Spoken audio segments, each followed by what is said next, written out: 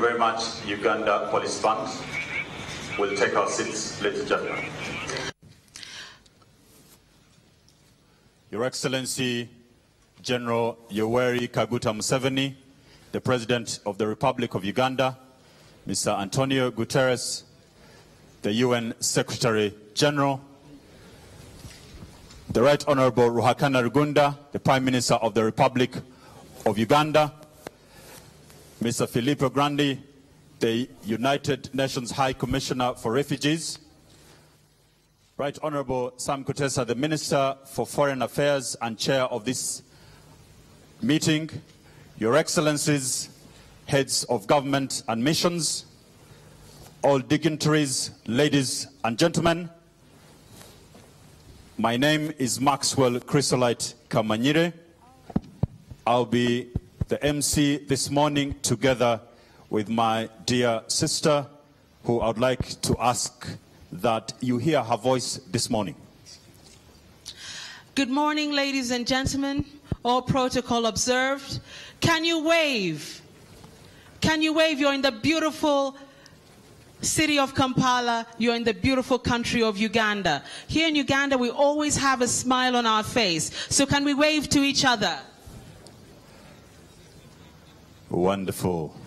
Ladies and gentlemen, you're most welcome to Uganda Solidarity Summit 2017 on refugees. And our theme this year is shoulder to shoulder.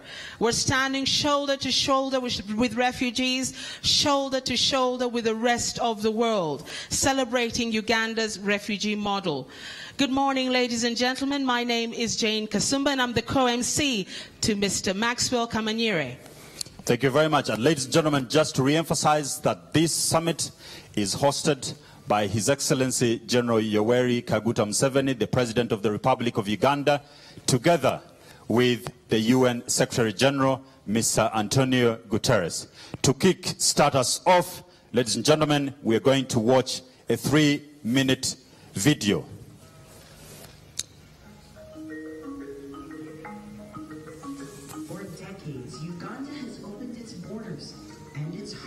To refugees. Here, refugees are given land, allowed to work. They are part of the fabric of Ugandan society. Uganda has had a responsibility to make sure that when they come, they feel at home, they are treated as human beings from the very beginning, and they become part of the community. Bosco is a refugee from Refugee, where he trained as a nurse. He works at the Nakia Valley Clinic, caring for his fellow refugees and Ugandans.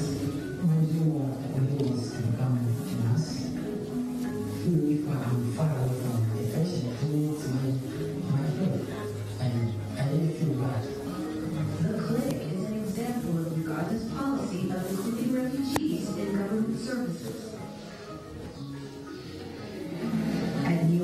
Primary school, refugee and Ugandan students learn together. Since the refugees came, we realized they cannot understand them.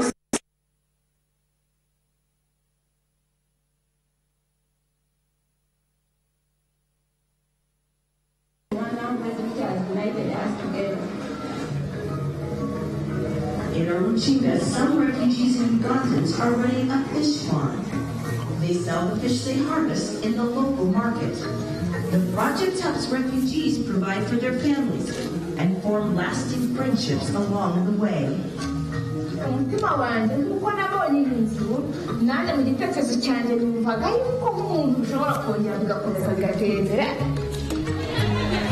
Despite an influx of over 500,000 South Sudanese refugees over the last year, Ugandans continue to show generosity.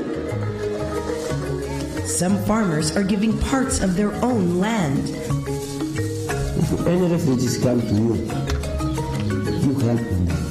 You give a small one for them. Let us stay together. They are our brothers and our sisters. But this generosity comes at a cost. Each new arrival strains already scarce resources like water, firewood, and food. South Sudan is the fastest growing refugee crisis in the world. with nearly 2 million refugees spread across 6 countries. Uganda and the region are at a breaking point. Humanitarian agencies and the government have received only a fraction of the funding required to provide even basic necessities for refugees and their hosts. The crisis needs member states to honor commitments made as part of last year's New York Declaration for Refugees and Migrants. It needs a comprehensive response, with humanitarians, development actors, and the private sector working together. Uganda is showing solidarity with refugees. It's time for the world to show solidarity with Uganda.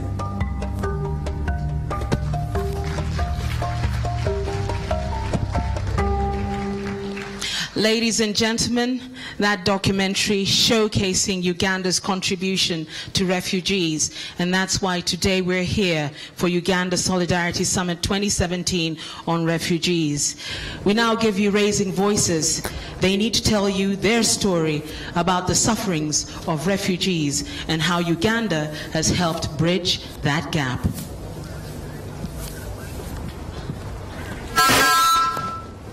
And as they take position, ladies and gentlemen, would like to inform you that we have translation services. And Jen, would you like to communicate the channels, please? We do have translation services in the following languages. Channel 1 in English, Channel 2 in French, Channel 3 in Arabic, and Channel 4 in Chinese. Thank you.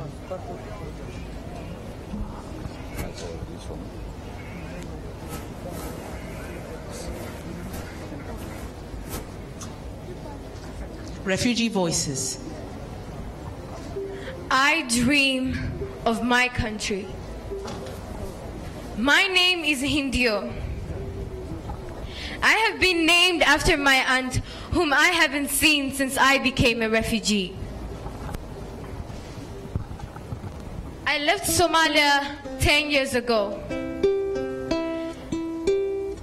I came to Uganda when I knew no language. We came from a dark and terrifying place, but Uganda took us and enveloped us in its warm and welcoming light.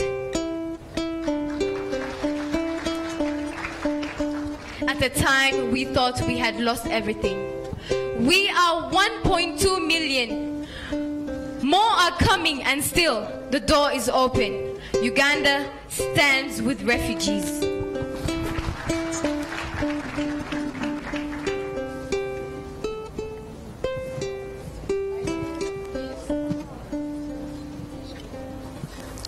My name is Renild. I come from Burundi. I am 63. I live in Uganda alone.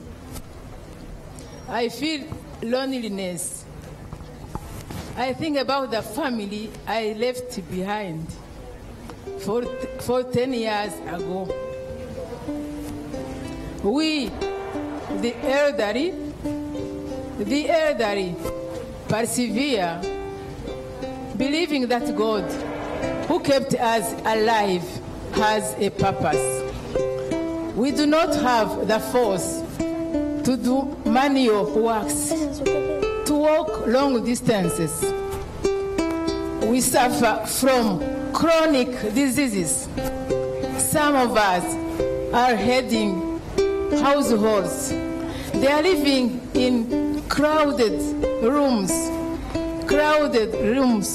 with their children and grandchildren. Thank you.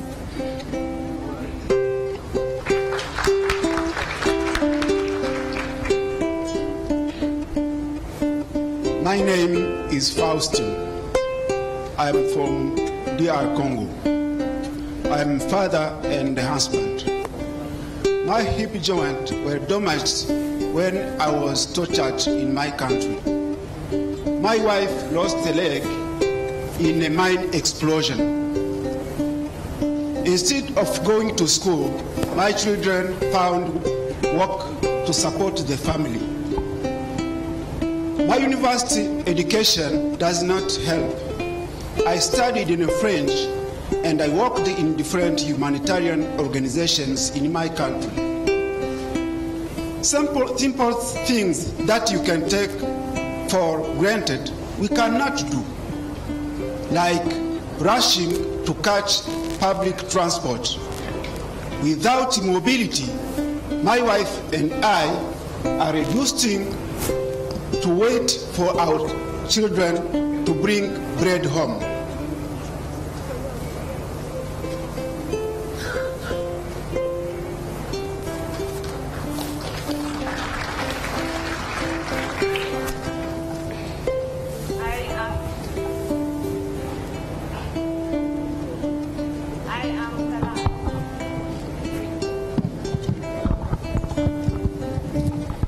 I am Salam.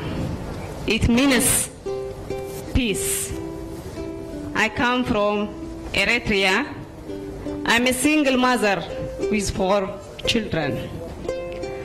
I lay awake at night. I'm afraid the criminals will break down my door. During the daytime, I'm fine, but at night, I'm scared. I wonder, the criminals that would try to break my door as I slept will come back again. I worried also about my children's education. I'm afraid they will be kicked out of school.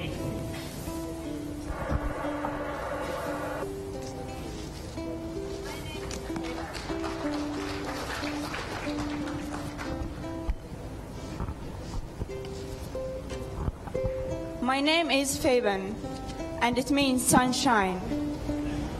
Salam is my mother. She is my hero. I've been in her shoes. I looked after my young sister for nearly 3 years alone because our mother had fled with our younger siblings. I was 17 years old, burdened with the responsibility until we can join to support my sister and myself, until we can join our mother in Uganda.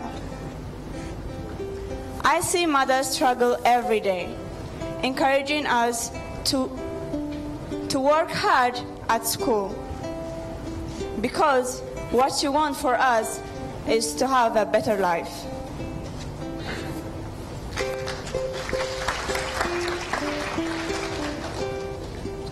My name is Matek. It means life, and I come from South Sudan. I have lived in a refugee settlement with my mother and my sisters.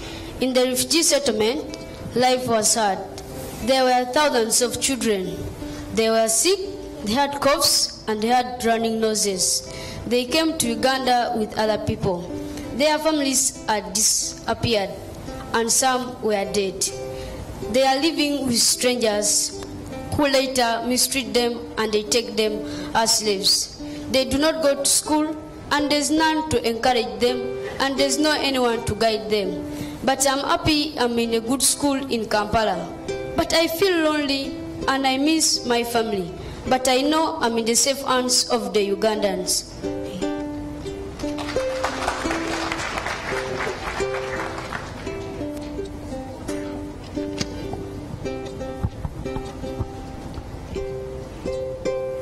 School fees, school fees, school fees. To give our children a chance in life. My name is Sophia Mirejimale. I'm Somalian. I'm a single mother raising 6 children and my 2 grandchildren. When I came to Uganda, I know only my local language. I came to Uganda 10 years ago. I spoke no English, no Luganda.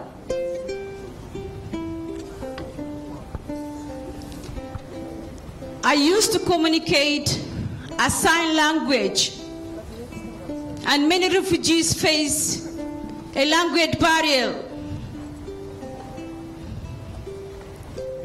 We are single mothers, struggle alone. We are carrying our family to provide food, clothes, rent, and school fees. We are carrying our children to raise without presence of the father. Thank you so much.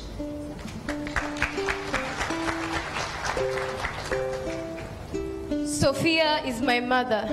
She's my hero, my role model. I was 8 years old when we came to Uganda. I learned how to speak Luganda.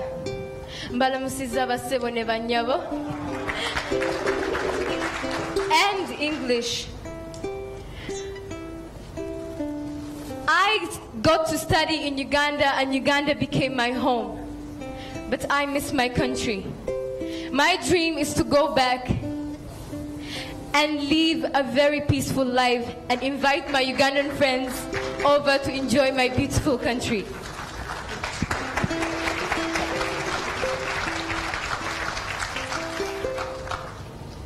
I cannot go back home as the war continues, because I may end up dying. But I believe that one day I will go back home.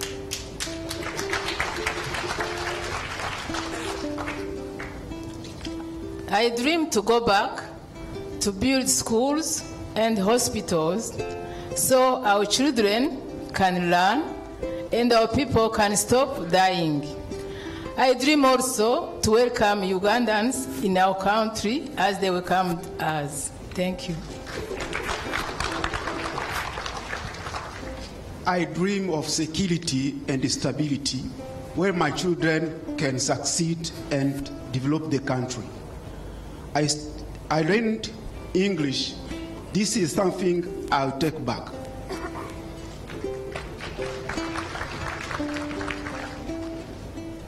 I dream of freedom, to enjoy the rights, and also to use our skills and talents to develop our country.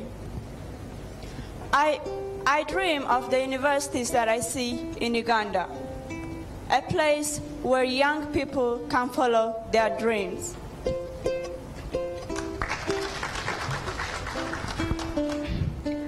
I dream that the generation, now they are refugees, will return home one day and to develop their own country. Uganda, mother country for refugees in East Africa.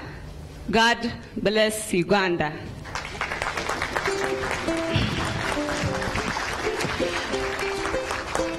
Your Excellencies, ladies and gentlemen, can we have a heartier round of applause, please, for Refugee Voices?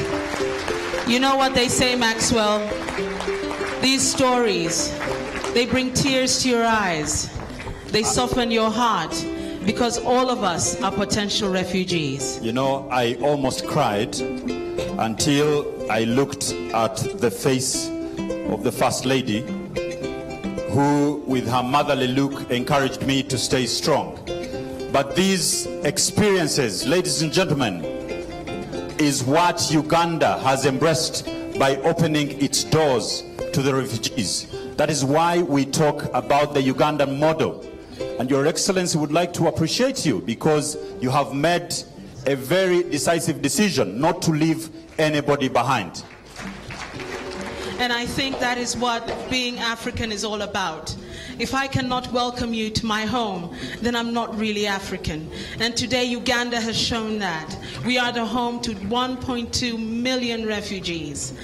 And can you also imagine, Jane, yes, that Uganda has not only opened its doors to these refugees, but it has also opened the doors to education, indeed, to health, indeed, to social needs. Indeed. What a country.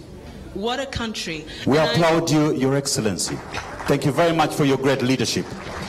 And now, ladies and gentlemen, another message which is well packaged in a cultural context from the Pearl of Africa, Nzizi.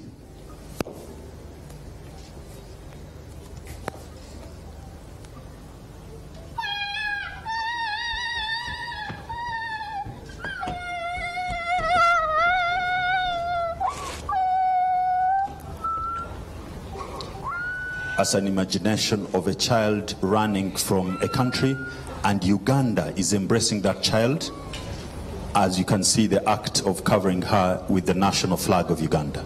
And Uganda is embracing the child with all openness, with all sincerity. The community pregnant with love, beauty and smiles. The society and family living in brotherhood, forgiveness and dialogue. And so is the world. Peace comes from within. Do not seek it without. The nations entangled in violence, destructions, and monologue. You rock-hearted and immoral, causing destructions, thriving on hatred rather than love, living societies in monologue rather than dialogue, creating bitterness to the survivor of the brutality. You rock-hearted. People's hope has been dashed. Families are displaced and innocent lives are claimed. In Congo, Kinshasa, Burundi and South Sudan. Imagine our neighbors in Somalia and others making fellow humans to become refugees. People fueling conflicts have rock hearts, hearts with no room for peace.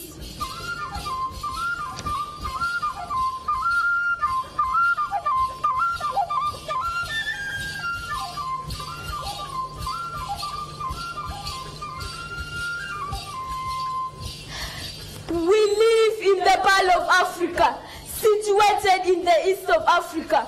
We dream and wish the best for Africa. Uganda, a peaceful nation, welcoming people from every nation, championing peace world over, with our dear government working with zeal to promote unity by fighting conflicts, welcoming refugees and keeping them with peace, preserving their dignity and keeping them in peace. Peace is sweet, life are sweet, so attractive as ice cream, so beautiful as a new dress. It's as bright as a midnight star, but the way to peace is dialogue. Time has come to take a step with the help of the UN, the African Union, the East African Community, and the government of Uganda. All these organizations come to save the world from this alarming situation. We shall put the people in hands of fear and tension. This is the situation of conflict.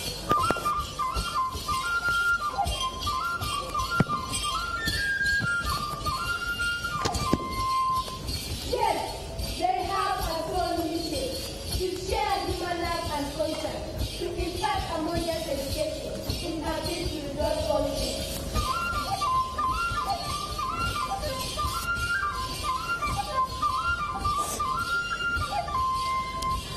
But the glow of peace is fading, the hope for peace evaporating, solidarity for peace diluting. Why?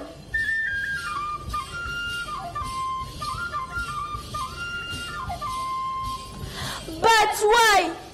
Why in pieces is peace, and peace in pieces? In pieces we have instead of peace. Is peace in pieces peace?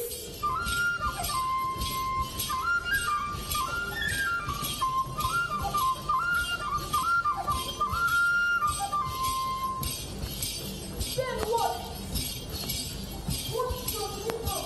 What don't we have? What went wrong?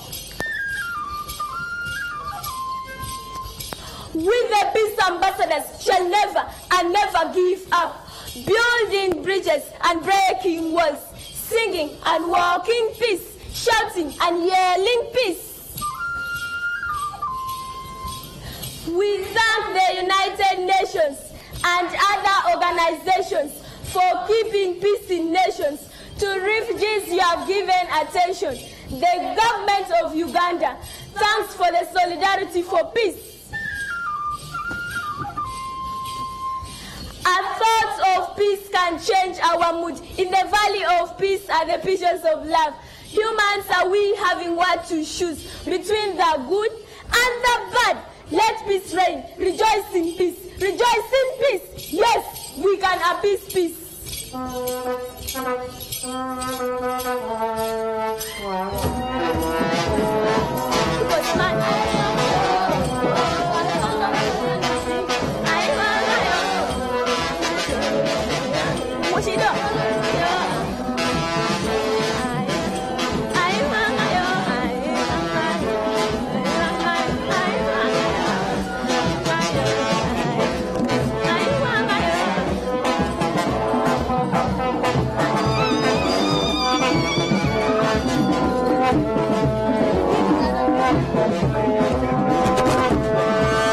Jane, I want you to try out that dance.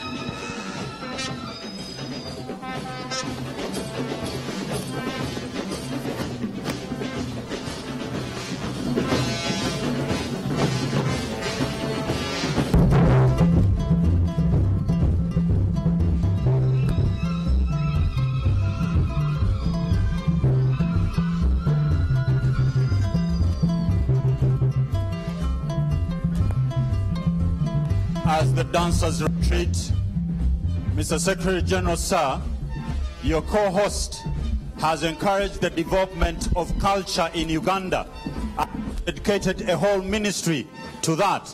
This is one of the testimonies. We would like to continue applauding you, Your Excellency, for the great work you have done to promote culture, which has also partly embraced the cause of refugees. Ladies and gentlemen, we continue to welcome you this morning. And Your Excellency, one of the things you have encouraged in this country is the private sector. Yesterday, Your Excellency and Mr. Secretary General, the private sector made a strong commitment to support the cause of refugees. And part of that, MTN Uganda is providing free Wi-Fi connectivity this morning. You'd like to tune in and tell the people at home that you are attending the Uganda Solidarity Summit 2017 here in Kampala. Jane, the translation? Yes, thank you very much, Maxwell. Can we have a hearty round of applause, please, for Mazizi? You won't see these dances anywhere else in the world. They're just here in Uganda. We build culture. For those with translation gadgets, we are providing the following languages: on Channel 1, English; on Channel 2, French; on Channel 3, Arabic; and on Channel 4, Chinese. Our sincere apologies that we are not translating more, but next time certainly we will do so. Yes, Maxwell. Jane, thank you very much. Would like to inform our guests that Uganda is a very hospitable country. At this summit, we will have coffee and tea well provided in the tents over there, courtesy of His Excellency the President and his co-host, the Secretary General. All the bills are paid for, ladies and gentlemen. Just sit back, relax, and enjoy this summit. Enjoy the summit indeed. And Maxwell, as you're enjoying their cup of coffee, of course, here in the beautiful, beautiful Uganda, the Pearl of Africa, they can think about their pledge. Yes. Today we're standing shoulder to shoulder, supporting refugees, supporting the Ugandan refugee model. We want to see you pledge towards that worthwhile cause. There's a Ugandan proverb that even the best dancer leaves the floor. Ladies and gentlemen, at this moment, we hand over to the Honorable Sam Kutesa, the Minister for Foreign Affairs. We thank you, Your Excellency, and Mr. Secretary General. Thank you very much. Thank you.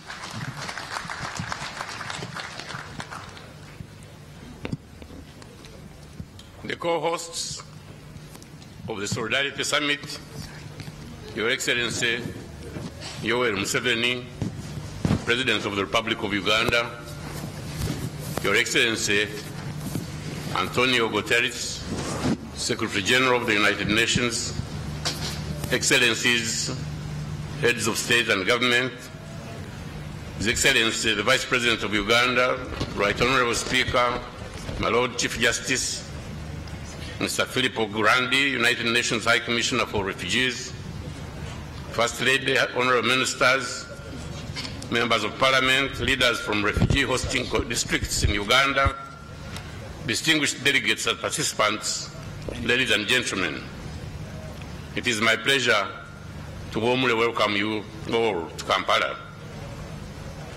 In September 2015, at the first ever summit meeting of refugees and migrants at the United Nations, world leaders in the New York Declaration expressed the political will to save lives, protect rights, and share responsibilities for refugees and migrants on a global scale.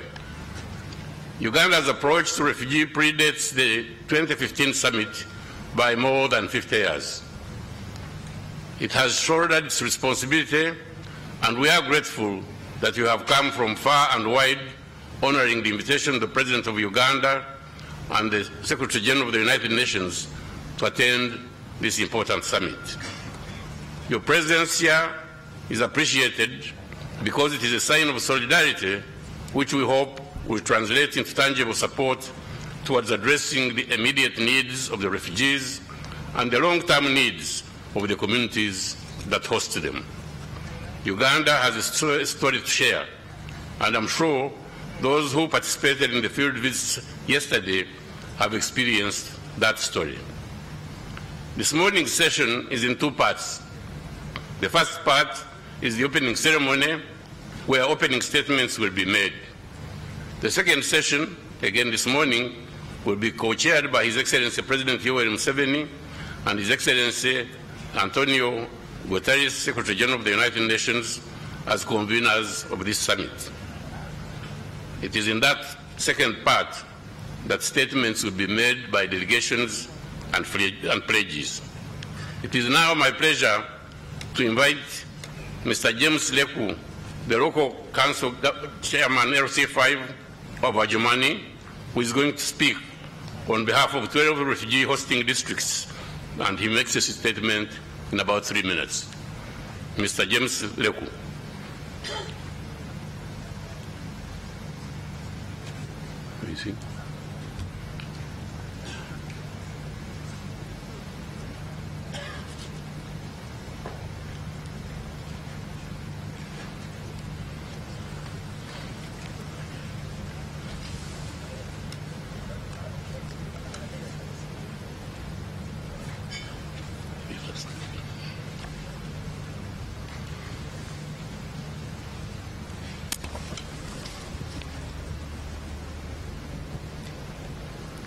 Your Excellency, the President of Uganda, Yoweri Museveni, Your Excellencies, Heads of State and Government, Your Excellency, Secretary General of the United Nations, distinguished guests and participants in your respective capacities. Ladies and gentlemen, Your Excellencies, before I make my statement, permit me to perform one simple function, and this is to request all the leaders from the refugee hosting districts to stand up for recognition. Please.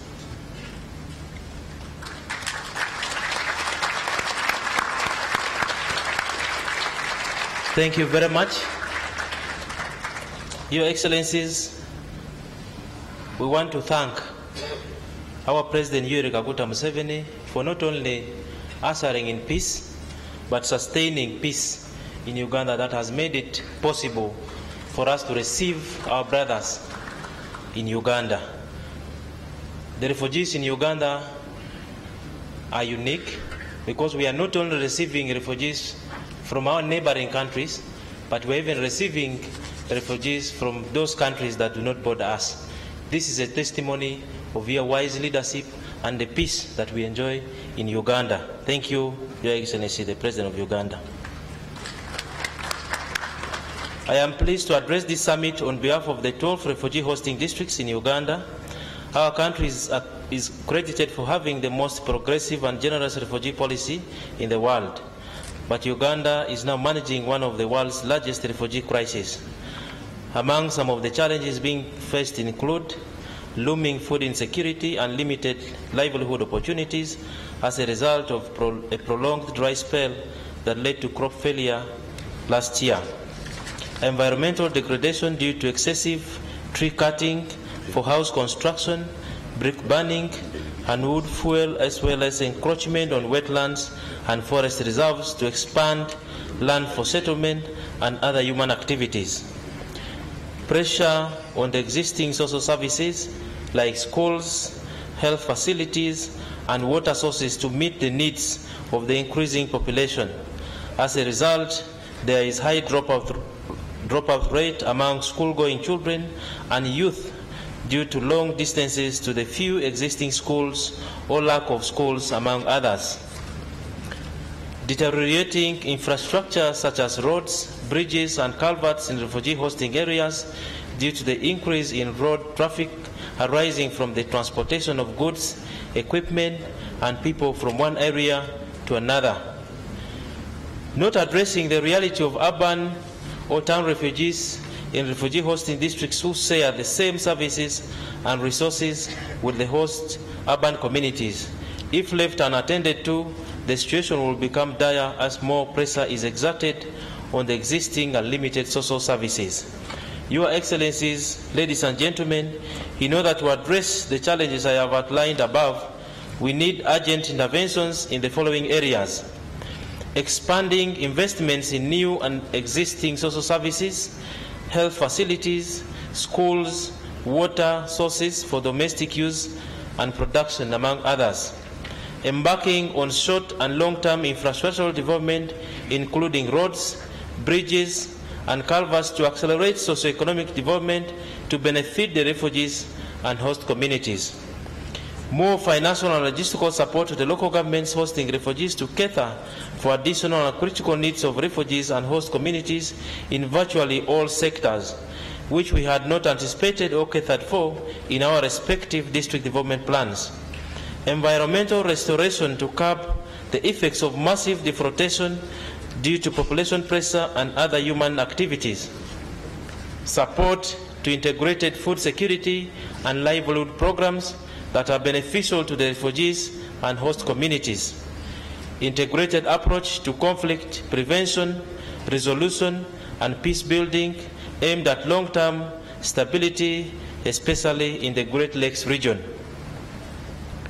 The international community and donors will support government, UNHCR, and other relevant agencies with resources to design and implement a sustainable food security and livelihoods program for refugees and host communities. In conclusion, without foreseeable certainty of when peace and stability will return to the countries of origin of the refugees, they are likely to live with us for some time. There is therefore need to consolidate the prevailing hospitality of Uganda and the people in the refugee hosting districts. We therefore appeal for more resources to match the growing emergency response needs, as well as long-term development beneficial to refugees and host communities on sustainable basis. When we sat here listening to the voices of the refugees, I want to pledge and commit on behalf of all the local governments hosting refugees that we shall continue to pledge and give more land to receive our brothers who are running away from torment And this we are doing because of the wise counsel of our president, who has always told us that the word refugee is alien.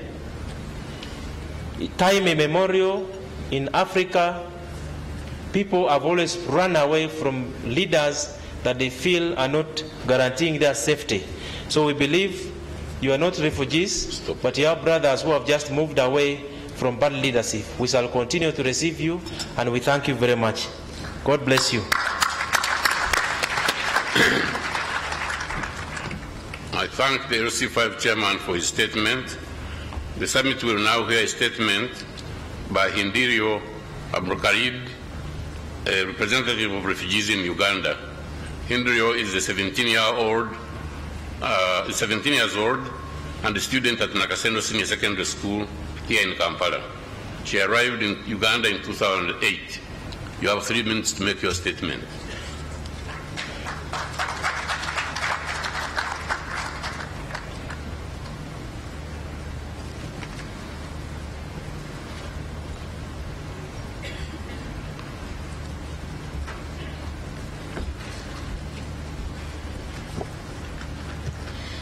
Good morning, ladies and gentlemen.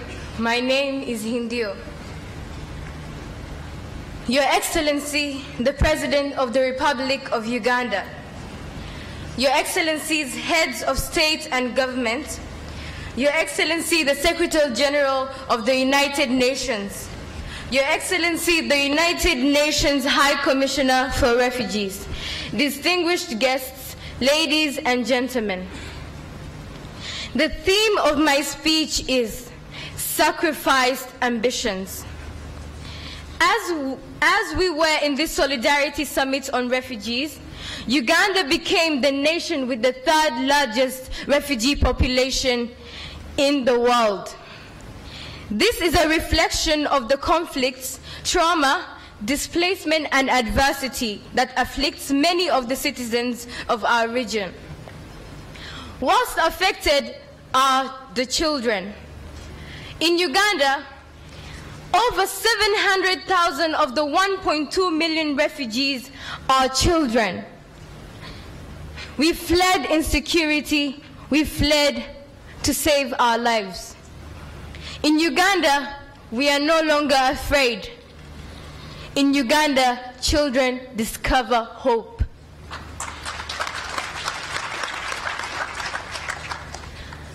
Uganda embraces children. Uganda allows us to go to school.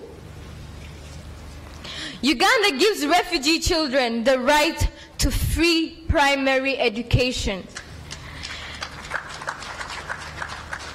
In Uganda, refugee children also have access to pre-primary and secondary education, vocational skills training, and tertiary institutions. However, not every child can enjoy these rights. Transforming them into reality comes at a cost.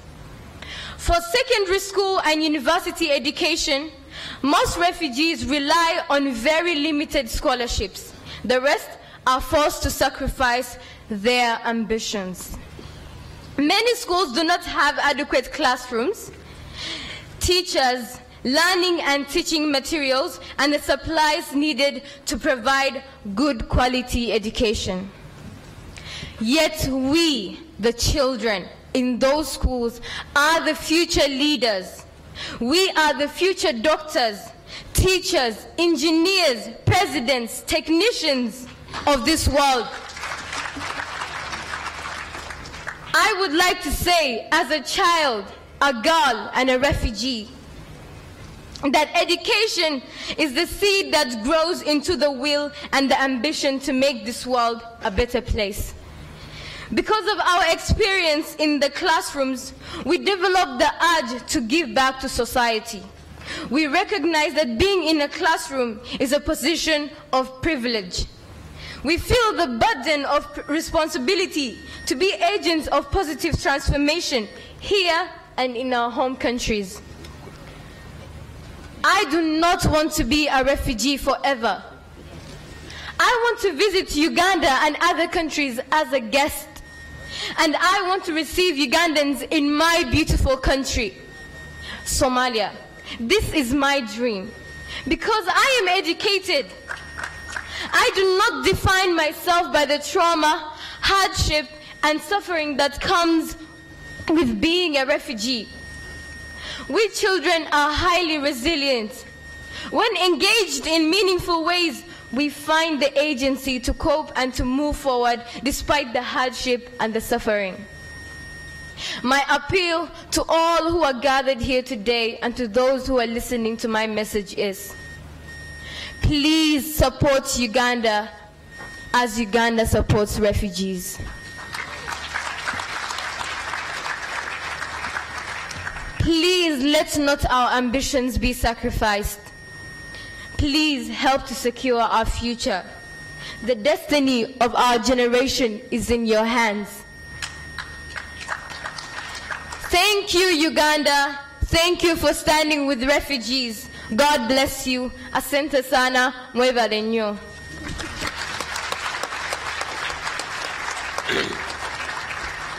I thank Ms. Abdul Kadir for her statement. The preparations of this summit have been spearheaded by the Right Honorable Dr. Hakana Rugunda, the Prime Minister of the Republic of Uganda, whom I am honored to invite to make his statement.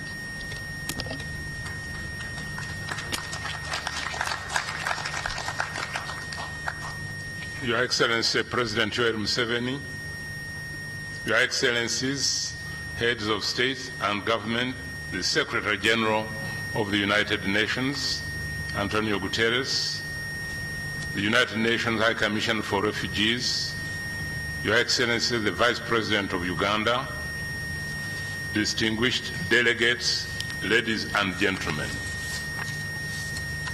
I am delighted to join my colleagues in welcoming you all to this memorable occasion in the history of our country, which has hosted refugees for many decades, dating way back to the early 1940s and 1950s.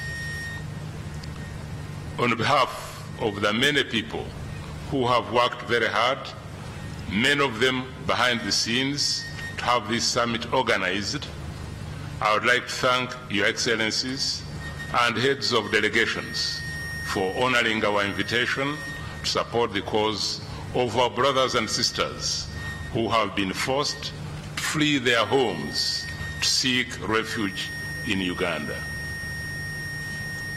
This Solidarity Summit on Refugees, co-hosted by Your Excellency President Museveni and the UN Secretary General Antonio Guterres, is coming at the time of increasing numbers of refugees coming into the country and declining resources to cater for their needs, and also to address increasing social economic pressures on the host communities. I would like to take this opportunity to thank you, Your Excellency, and Secretary General Summit. Refugees and host communities in this country will live to appreciate your efforts in mobilizing support to enable them in order to make sure that the Sustainable Development Goals are met. I thank the Secretary General of the United Nations for his statement and his impassioned plea to you all to respond generously. It is now my honor and privilege to invite His Excellency President Yoweri Museveni, President of the Republic of Uganda and co-host of this summit, to address the summit. Your Excellency, heads of state and heads of government who are here today, the master of ceremony, you should have introduced the presidents who are here. Maybe you should do that first. Yes. Let me introduce His Excellency Ali Bongo Ndimba, President of the Gabonese Republic. Right Honorable Godio Muhai Mesu, President of the Chamber of Deputies, Republic of Equatorial Guinea.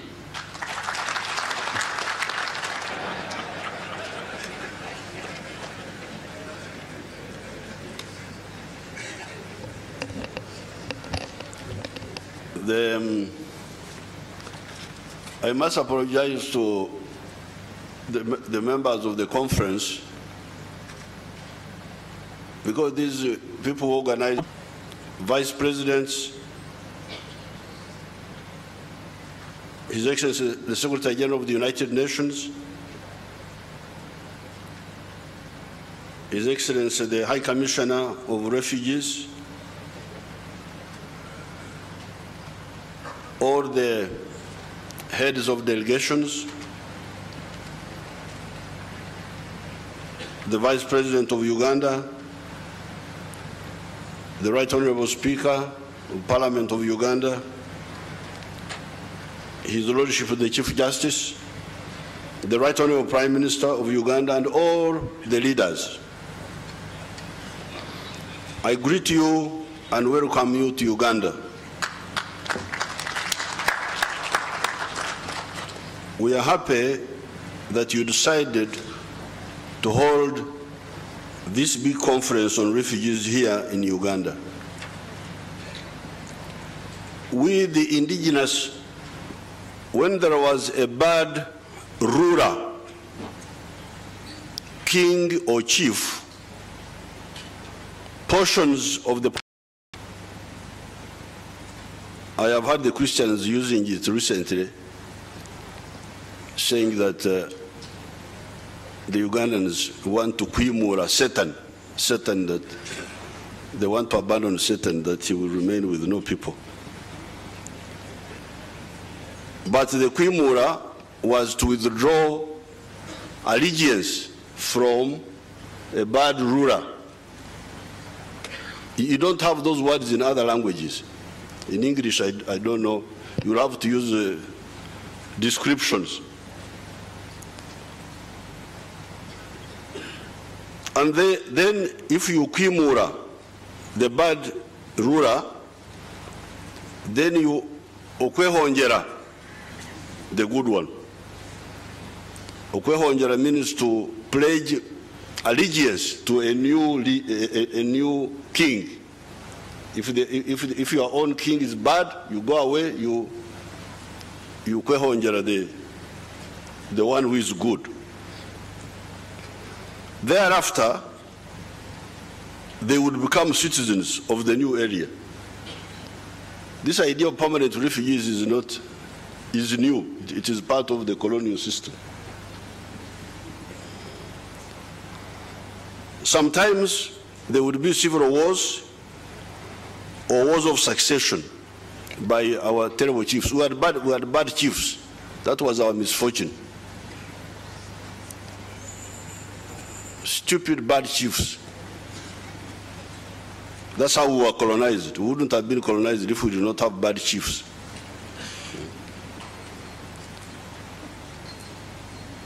Sometimes there would be civil wars or wars of succession.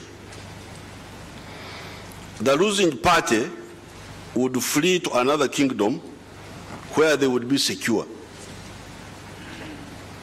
To give an example, in one of our kingdoms, Buganda, there was a succession war between two princes, Semakochiro and Junju, in 1797.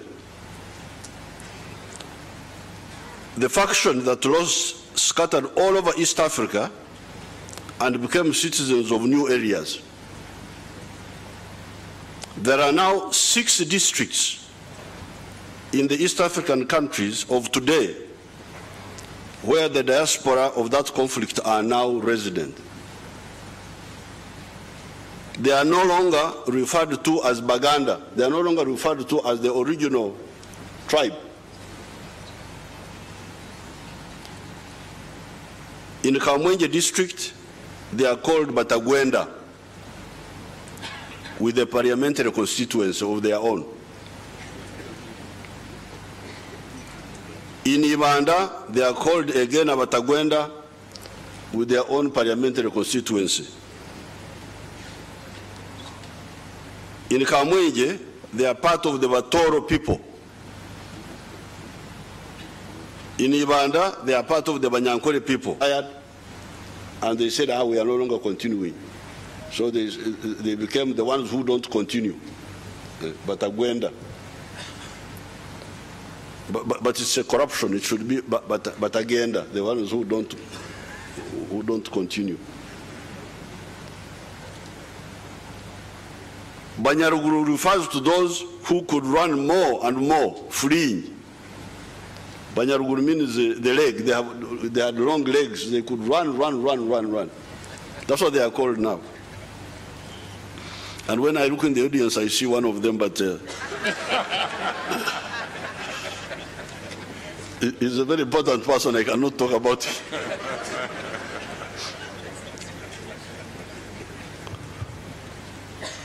The diaspora of Junju Semakochiro War, of the Junju Semakochiro War, did not end in Western Uganda only. Some are in Kayunga, which was not part of Buganda at that time. Others are in Palisa. In these two districts, they are called Bakenyi. Originally, Bagenyi, meaning visitors. So when they were called visitors, it's now their name. Even today, they are called visitors as a group. Two other branches went to Kenya and Tanzania. In Kenya, they have a whole district to themselves known as Suba district. So if the leader of Kenya delegation doesn't know, I'm now telling you. It's known as Suba district. In Tanzania, they are part of the Musoma Kuria groups. They are called Basuba in both countries. This is a corruption of the Luganda word Abasubwa. Abasubwa. Abasubwa. The ones who missed the throne. The ones who missed the throne, these are the people now. So out of this conflict of Semakochiro and Junju of 1797, we have now got 6 districts in East Africa where the losing party scattered. And when they scattered there, they become part of where they went.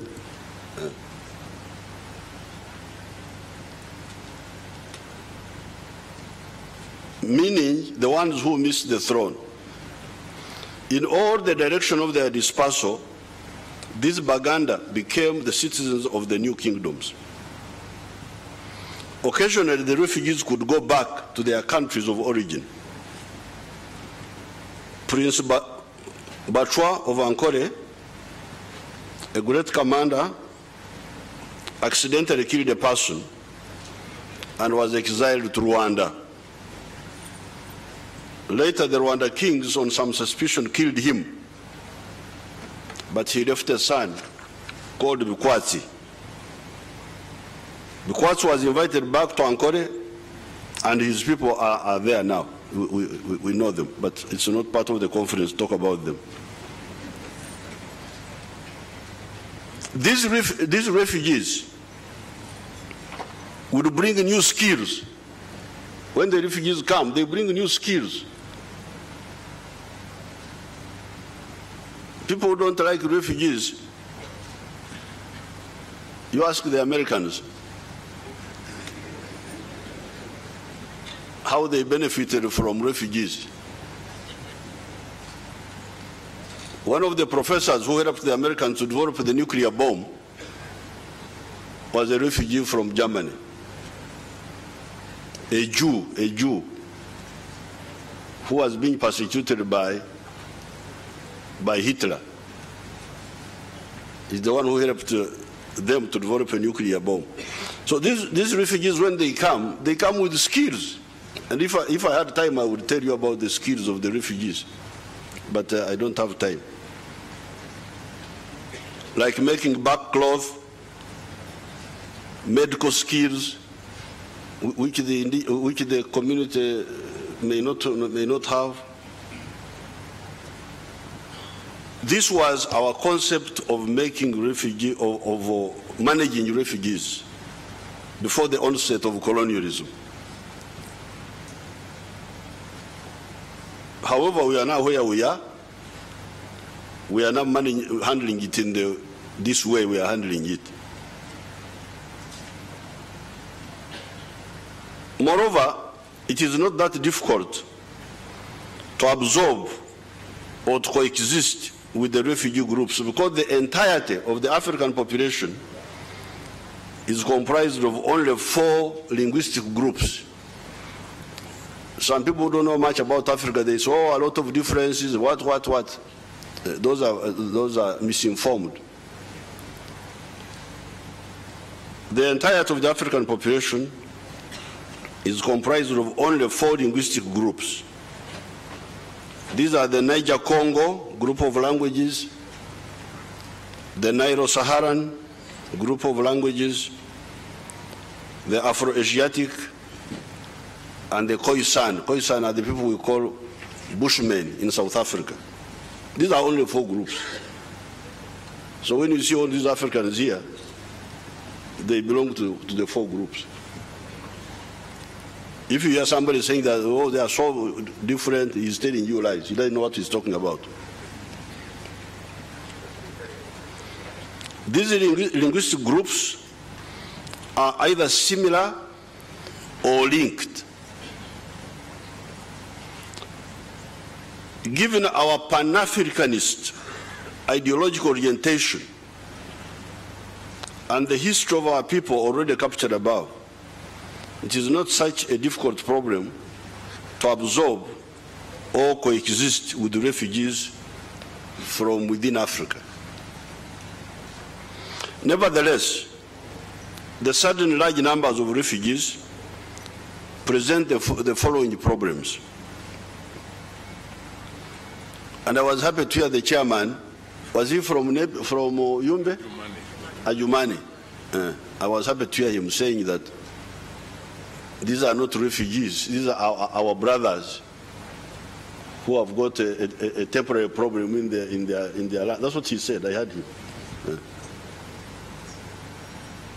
Because that man, that chairman, he must be a Mahdi. He is most likely to be a Mahdi. The refugees who are coming from South Sudan are Mahdis in that area. They are the same people.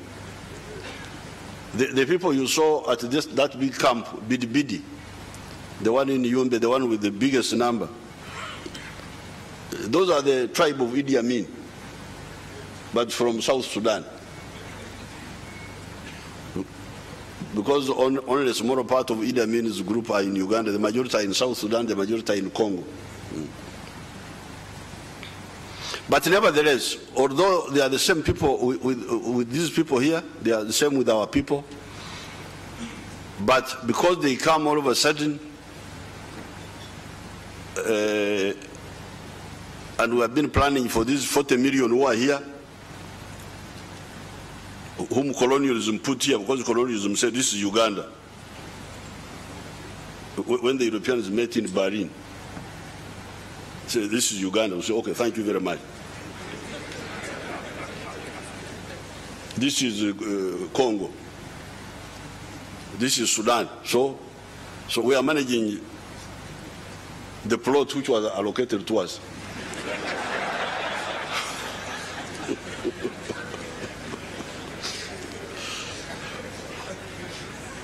Since that is the plot we have been planning for, when people come from the other plots, we have not planned for them. So what do we do now?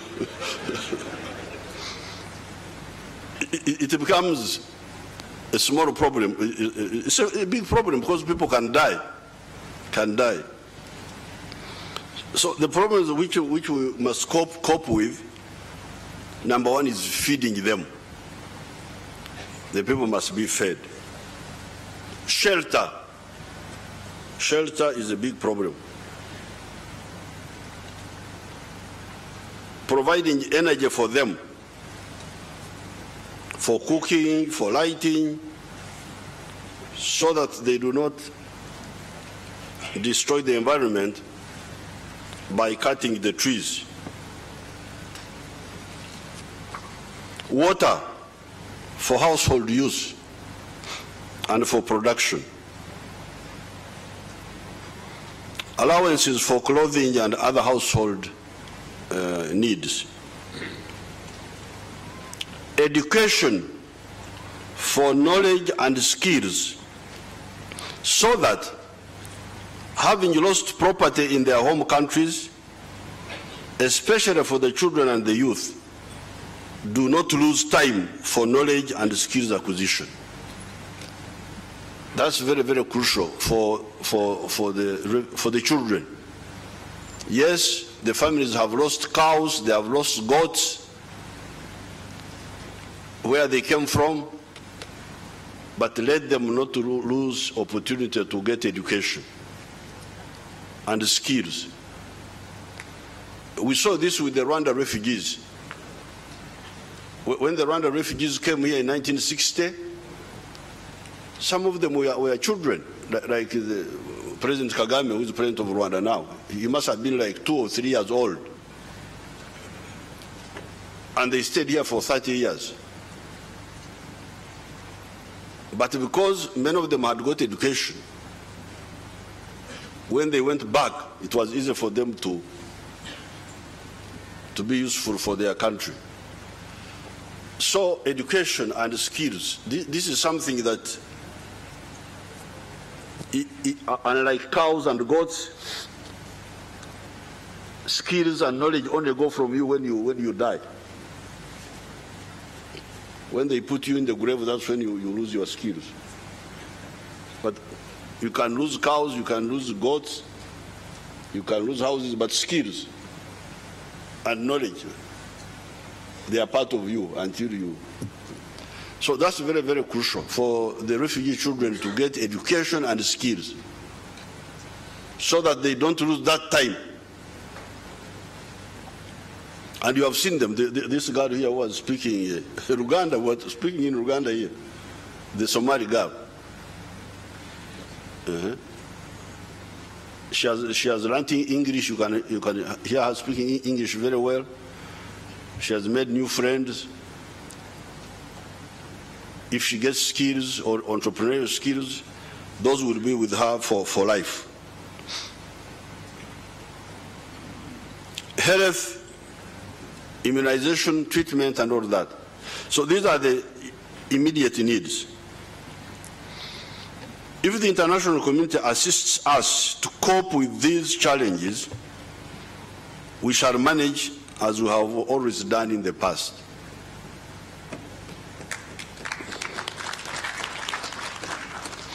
Currently, Uganda is hosting the following numbers of refugees: 950,000 refugees from South Sudan, 216,612 refugees from the Congo, Kinshasa, DRC, 3,294 refugees from Sudan, Khartoum, 36,278 refugees from Burundi, 35,941 refugees from Somalia, 14,899 from Rwanda, 12,654 refugees from Eritrea, 3,008 refugees from Ethiopia. Altogether, there are 1,271,000 refugees in Uganda.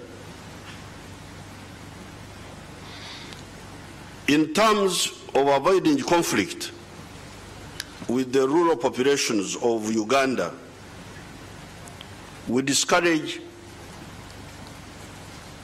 rural migration of refugees beyond the gazetted camps In terms of strategy, that's what we should be careful about.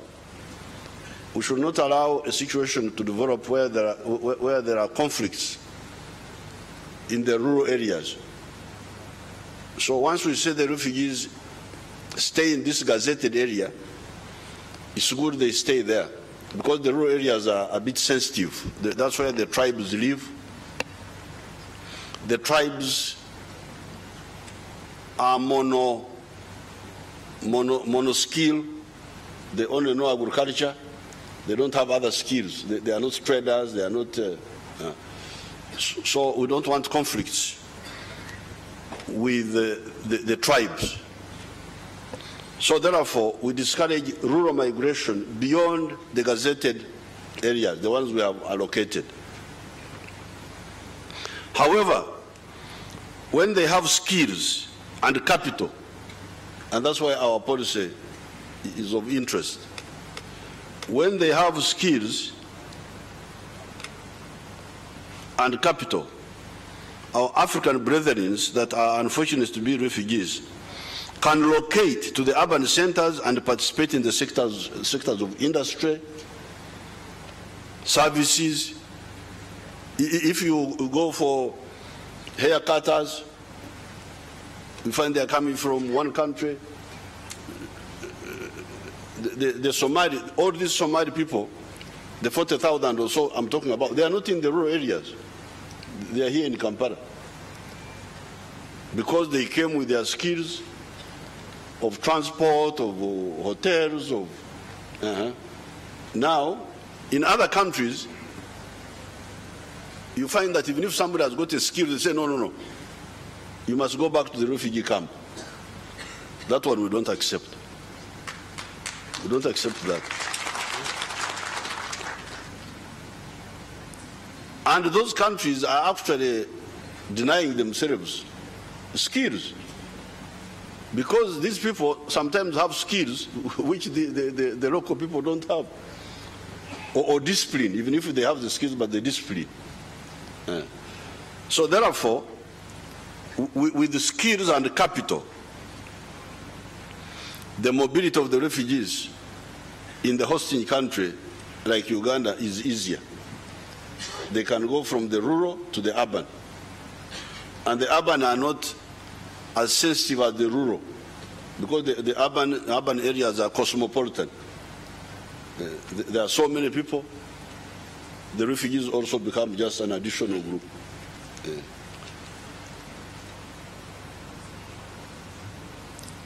So the sectors of industry meaning manufacturing, big or small, services, transport, hotels, shopkeeping, all those services, ICT, those are areas that are easier for them to move in without creating local conflict. The international community should assist those who are able to acquire that mobility. If the people can acquire that mobility, they should be assisted. The hosting districts of Uganda should also be rewarded.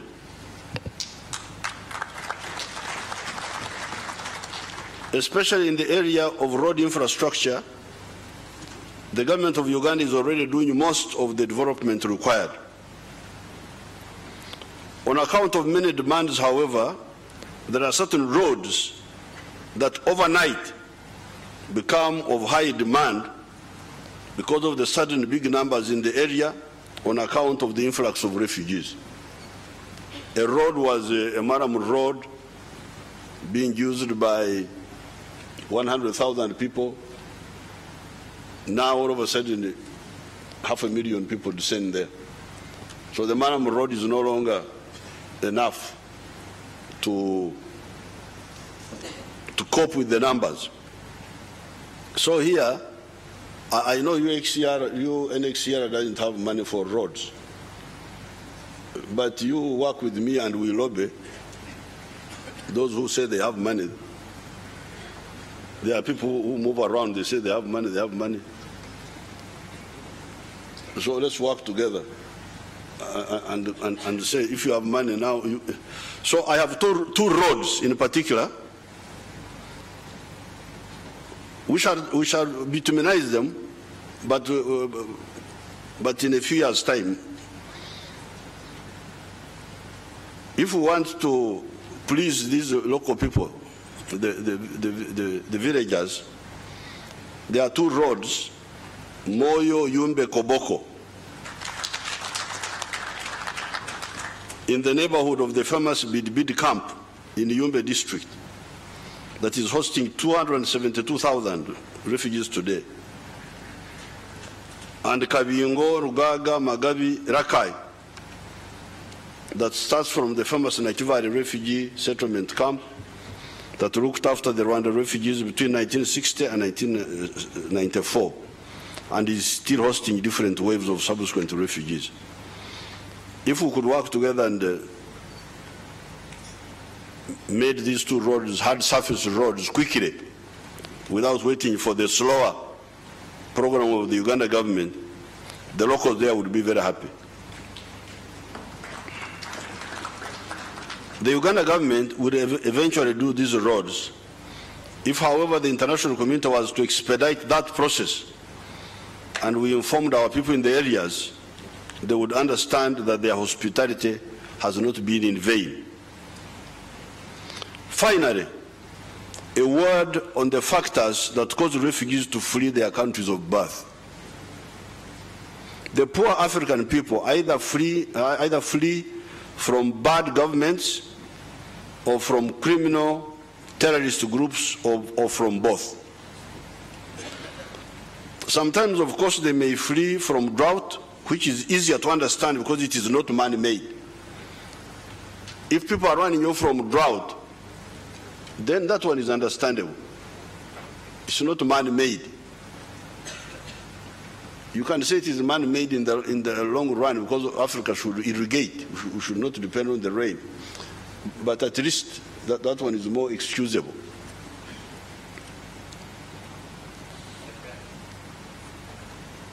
It is the man-made crises that are totally unnecessary and should be condemned. The regional mechanisms, if actively used, supported by the international community, can help resolve the man-made crisis. Hence, the Great Lakes and the United Nations are supposed to handle the endless man-made crisis in the Congo. My neighbor here, we are supposed to handle, including the occupation of Eastern Congo by terrorists from Uganda, other East African countries, Congo itself, and I hear now even from Somalia and from the Middle East. The IC, the International Conference of the Great Lakes, and the UN have been totally unuseful in this long-standing tragedy in that area. IGAD is trying to handle the problem in South Sudan. President Salva Kiir has additionally mandated me to deal with certain aspects of that crisis. The East African community is handling the problem of Burundi. I appeal to the government of Burundi to make our work easier than it has been up to now.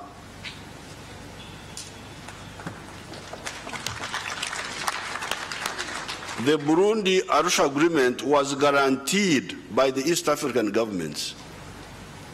That agreement was guaranteed by East Africa. We said this agreement will be maintained, and we guarantee it.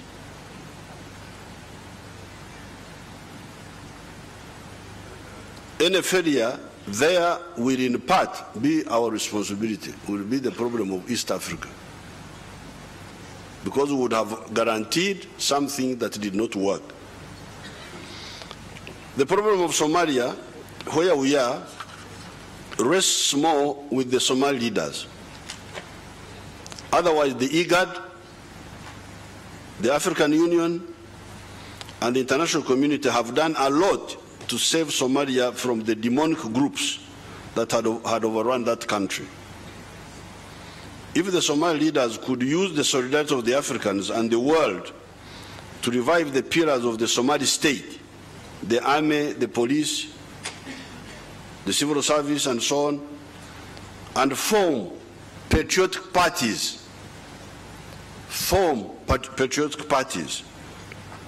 the terrorists could be defeated completely and Somalia's recovery would be irreversible.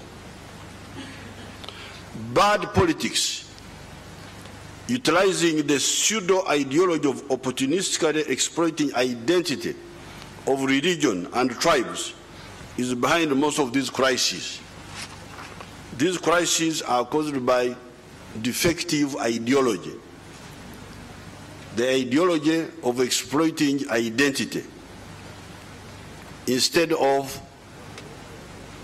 distilling people's interests and pushing them. The ideology of sectarianism in Africa must be condemned. Uganda suffered from those mistakes. Uganda suffered from those mistakes a great deal until we formed the student movement in the 1960s that rejected the pseudo-ideology of exploiting identity and emphasized the ideology of pushing for the legitimate interests of our people: development, peace, wealth creation, market access, education, health, etc. It is that movement of patriotism as opposed to sectarianism, and of Pan-Africanism as opposed to parochialism, that helped us to rescue Uganda. The leaders, both in government and opposition, of the suffering countries have a very serious historic responsibility to end this hemorrhage and the suffering of the poor African peoples affected. Sometimes people talk about the governments. Governments are making mistakes here, but you get a situation, if the government is bad, but there is a good opposition, then there is hope. But in some of these situations, you find the government is bad and the opposition is worse. So where will the hope come from? So those who want to study these issues, don't only look at the government, look also at the opposition. What are they? What are they talking about? Because here we were fighting Idi Amin for many years. From 1971,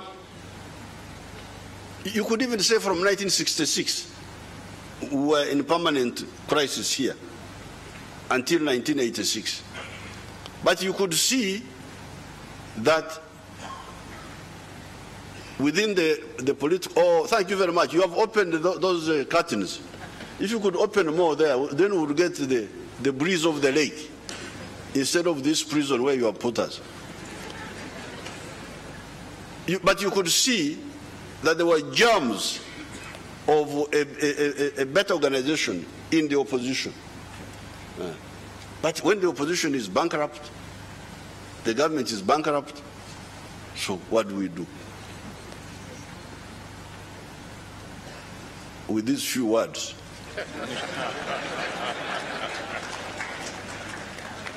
I thank the international community for this solidarity conference, and I wish the conference success. Merci beaucoup.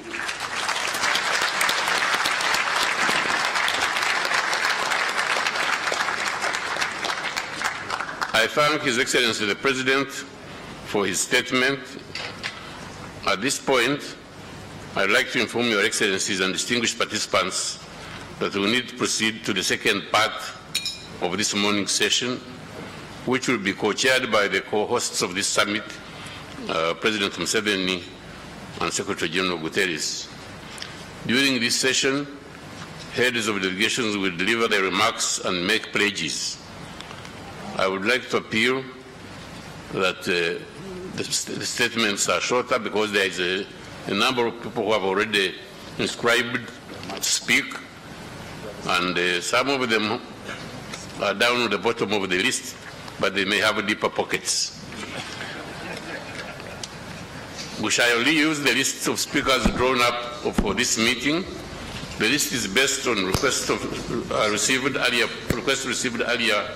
However, delegations that had not requested can inscribe on at the Secretariat on that side. So, Your Excellency, President Museveni and Secretary General Guterres, I invite you now to take over and chair the session.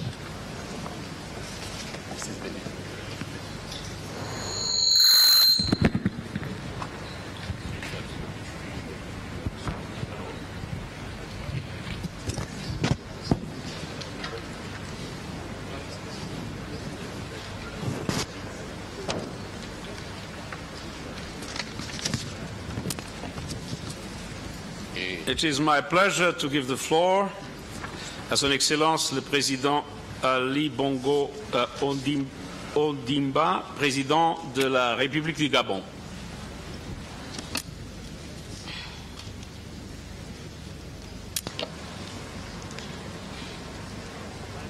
Monsieur le Président de la République d'Ouganda et chers frères, Mesdames et Messieurs les chefs d'État, Monsieur le Secrétaire général des Nations Unies, Mesdames et Messieurs les chefs de gouvernement, distingués invités, Mesdames et Messieurs, je voudrais, pour commencer, saluer l'initiative qui nous réunit ce jour. L'organisation de cette conférence de haut niveau est consacrée à la situation des réfugiés et des personnes déplacées, une problématique de grande importance pour l'Afrique en général et pour le Gabon en particulier. Je tiens à féliciter chaleureusement Son Excellence Monsieur le Président Yoweri Museveni, Président de la République d'Ouganda, pour cette excellente initiative et à exprimer ma profonde gratitude au gouvernement et au peuple ougandais pour les marques d'attention dont la délégation qui m'accompagne et moi-même sommes l'objet depuis notre arrivée. Qu'il me soit permis aussi de rendre un hommage particulier et vibrant à M. Antonio Guterres, secrétaire général des Nations Unies, qui ne ménage aucun effort depuis sa prise de fonction en vue de donner un contenu plus densifié à la question humanitaire. Excellences, Mesdames et Messieurs, la présente conférence se tient dans un contexte mondial marqué par une crise humanitaire sans précédent, notamment l'accroissement substantiel de la population des réfugiés et des personnes déplacées. L'Afrique, notre continent dont plusieurs pays font face aux conflits, aux crises internes, au terrorisme et à certaines épidémies telles que la fièvre hémorragique à virus Ebola, abrite les 3/4 de la population mondiale des réfugiés et des personnes déplacées. Les crises et les tragédies qui se sont succédées dans l'histoire de l'Afrique lui ont permis de forger une culture et une tradition solide de générosité à l'égard des réfugiés et des personnes déplacées sur notre continent. Les nations africaines ont toujours accueilli, protégé, encadré, administré des soins et trouvé des solutions durables aux problèmes des réfugiés et des personnes déplacées du continent. Je saisis d'ailleurs l'opportunité qui m'est offerte pour rendre un hommage mérité au peuple et au gouvernement d'Ouganda, tout en saluant l'excellent leadership du président Museveni pour toutes les mesures prises en vue de faciliter l'accès et le séjour d'une population de réfugiés et des personnes déplacées aussi importante sur son territoire. Mesdames et Messieurs, selon les estimations de l'ONU, 250 millions de personnes seront d'ici 2050 forcées de s'exiler à cause des bouleversements du climat. Les changements climatiques vont devenir de plus en plus l'un des principaux facteurs, sinon le principal, des migrations et déplacements de populations dans le monde. L'Afrique, déjà assez fragile, risque de voir sa situation se détériorer davantage au motif de l'impact économique et humain des catastrophes naturelles sur nos pays, et en particulier sur les pays d'Afrique subsaharienne. C'est donc le lieu de lancer un appel en vue de procéder à la formulation d'une stratégie continentale sur la problématique de la migration climatique. Les effets environnementaux des changements climatiques sur le continent sont déjà visibles. Sur les bords du lac Tchad, l'assèchement oblige les communautés d'éleveurs à s'expatrier loin de leur habitat traditionnel en vue de trouver eau et pâturage. Ces déplacements des populations pourraient se généraliser sous peu dans la plupart de nos sous-régions avec les risques de sécheresse, d'inondations et catastrophes naturelles. Le Gabon, mon pays, a toujours apporté sa modeste contribution dans les efforts visant à trouver des solutions aux défis humanitaires. En effet, mon pays est depuis plusieurs années une terre d'accueil pour les réfugiés avec plus de 23 nationalités et se distingue par son implication dans la résolution de crises en Afrique en général et dans la sous-région de l'Afrique centrale en particulier. Mon pays a toujours facilité l'accès de ses frontières à des personnes en quête d'une terre d'accueil. Cette volonté se traduit par un respect strict du principe de non-refoulement, quel que soit le pays d'origine du demandeur d'asile. Aujourd'hui, le Gabon offre une protection aux personnes qui présentent des demandes d'asile et prend également part aux initiatives internationales visant à prévenir l'émergence de situations créant des réfugiés. Comme l'a souligné le président Yoweri Museveni, la communauté internationale doit se montrer encore plus solidaire des pays qui continuent d'accueillir sur leur territoire des milliers de personnes en difficulté. La résolution des crises humanitaires passe nécessairement par la mise en place de mécanismes efficaces de prévention de conflits, des financements innovants et prévisibles, l'adaptation des législations nationales et l'implication des populations affectées dans les politiques humanitaires. Les mécanismes de prévention permettraient d'éviter la prolifération des conflits et de lutter efficacement contre les nouvelles menaces à la paix et à la sécurité internationale telles que la piraterie maritime, le terrorisme, le trafic illicite des espèces de la faune et de la flore et les changements climatiques. De même, de nouvelles formes de financement basées notamment sur des partenariats publics-privés aideraient à pallier les insuffisances des ressources naturelles et à répondre efficacement aux défis humanitaires. Il nous faut, au travers des Nations Unies, faciliter la mise en place d'un système humanitaire inclusif, transparent et durable qui garantisse une protection et une assistance optimale aux populations en situation de crise. Monsieur le Président de la République d'Ouganda, Excellences, Mesdames et Messieurs, je voudrais conclure en appelant de mon vœu l'établissement d'un système humanitaire plus équitable qui non seulement tiendra compte des préoccupations de l'Afrique, mais rétablira en outre le respect des principes qui définissent notre humanité. Je vous remercie. Merci, Monsieur le Président. It's now my pleasure to give the floor to His Excellency Edgar Chagwa Lungu, President of the Republic of Zambia. Your Excellency, President Yoweri Kaguta Museveni, President of the Republic of Uganda, Your Excellency, the United Nations Secretary General, Mr. Antonio Guterres, Mr. Filippo Grandi, UNHCR Commissioner, Excellencies, Heads of State and Government, distinguished delegates. It's an honor to be with you today at this Solidarity Summit on Refugees. On behalf of my delegation, I wish to express gratitude to the government of the Republic of Uganda, the Office of the United Nations Secretary General, and the United Nations High Commissioner for Refugees for organizing and inviting Zambia to this very important summit. This occasion presents a great opportunity for us to show solidarity amidst the refugees crisis in Uganda and to seek ways of supporting the Ugandan government and its people in undertaking this onerous responsibility. It is also a time to reflect and share experiences through this high-level dialogue on the implementation of the comprehensive refugees response framework in Uganda. Your Excellencies, Zambia recognizes the great sacrifice that the people and the government of the Republic of Uganda have made in providing sanctuary to people who have been displaced and forced to flee their homes due to conflict and violence in their countries. Coming from a country myself that has been home to more than 300,000 refugees in the past, we understand and appreciate the strain that comes with hosting large numbers of refugees.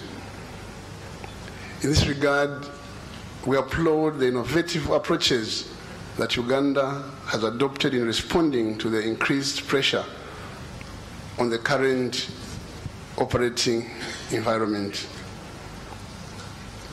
The rapid increase in the number of refugees, especially those from South Sudan, has put to a test the resilience of your government's open door policy and the hospitality of the people of Uganda.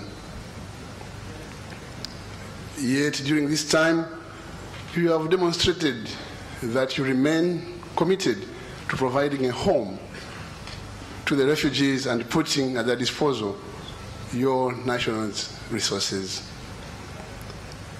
By calling for this summit to garner support for what you have already been doing in such an exemplary manner, it is clear that you are determined to continue with this good work. Our answer is that you must not do this alone, Mr. President. We must all join Uganda in supporting this noble undertaking in whatever little way we can.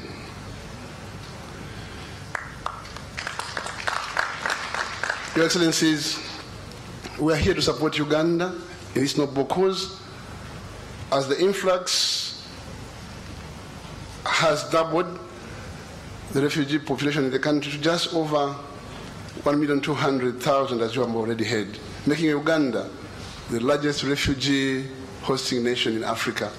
You have already heard that it's the third in the world.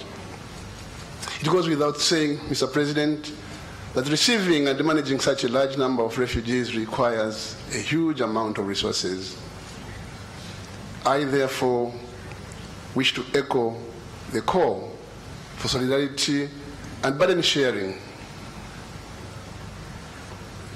We further implore the international community to throw its weight and commitment by increasing their support to Uganda. On our part, that is Zambia, we stand ready to share our experiences and expertise in the area of refugee protection, having ourselves been a long-standing home to refugees from neighboring countries in the region, as well as from the Horn of Africa for over 50 years now.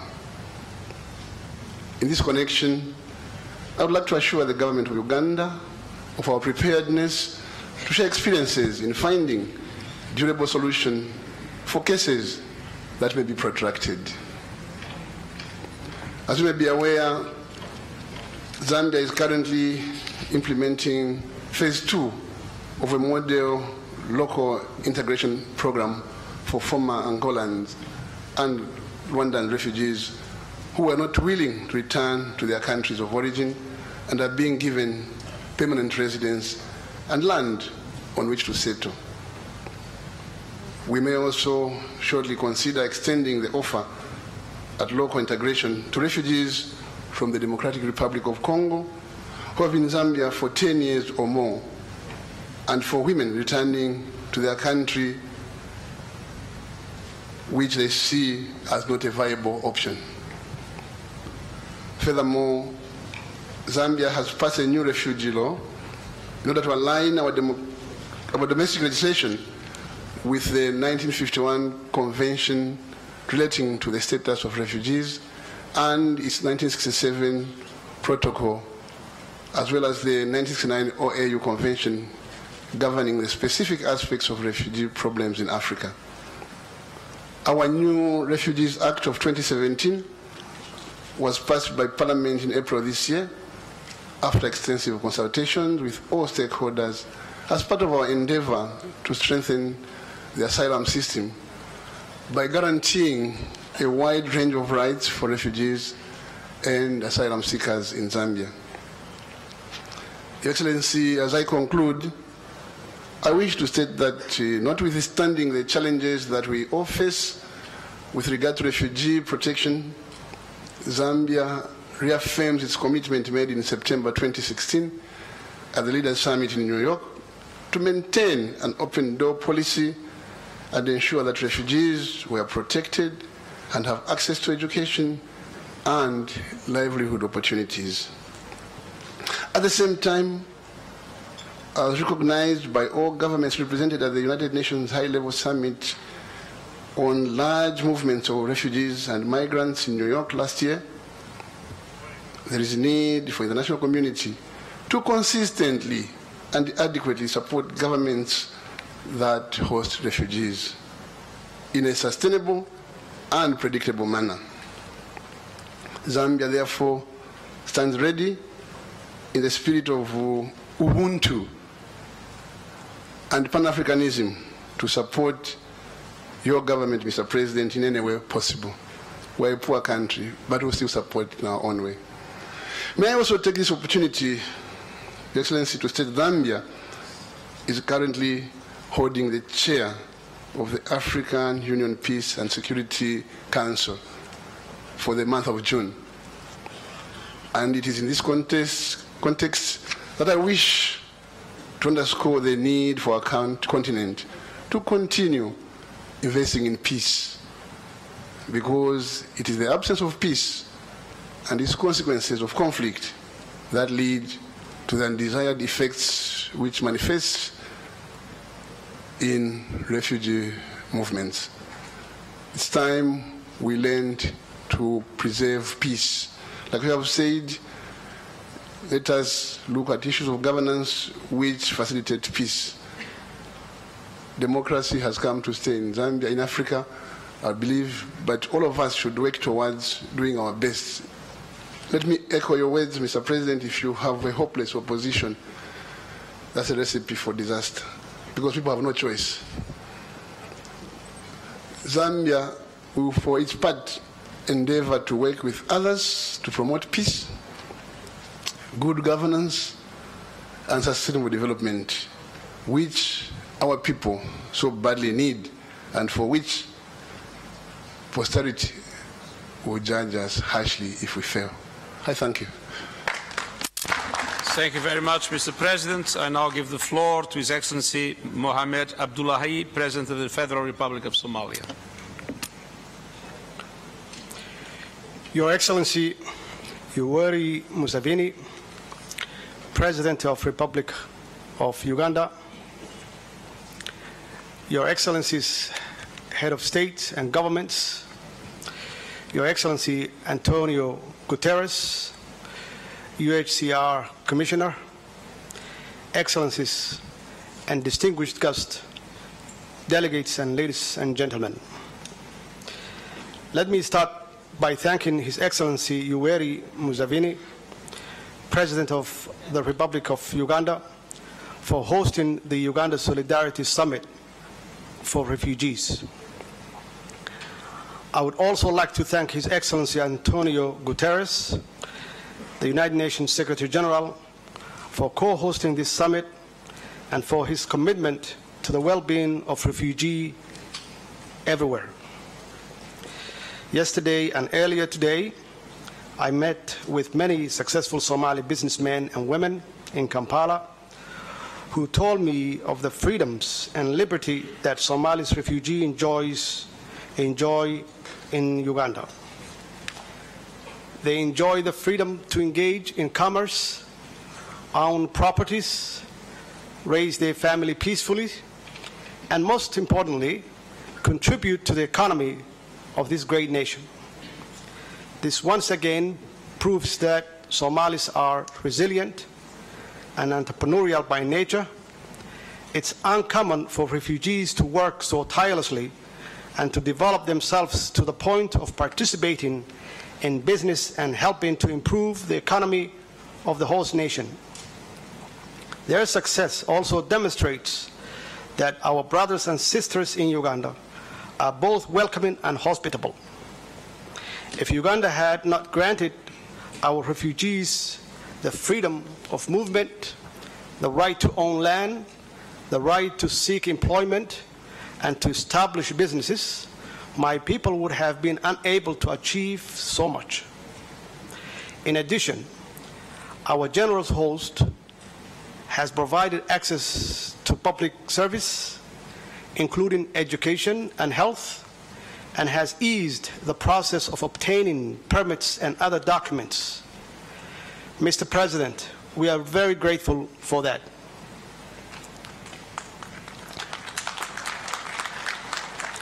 As we all know, Uganda is one of the countries contributing troops to AMISOM peacekeeping forces in Somalia. Uganda troops make daily sacrifice to bring peace and stability to Somalia. We are immensely indebted to the government of Uganda and its people for the unconditional support. Ladies and gentlemen, Uganda hosts over 1 million refugees. Among them are close to 40,000 Somalis. We acknowledge that accepting 1 million refugees while ensuring hosting communities are hospitable and friendly is not easy. However, Uganda is living up to its international obligations, even with ongoing influx of more refugees. We must also acknowledge that it will be difficult for Uganda to continue its progressive refugee policy without robust support from the international community.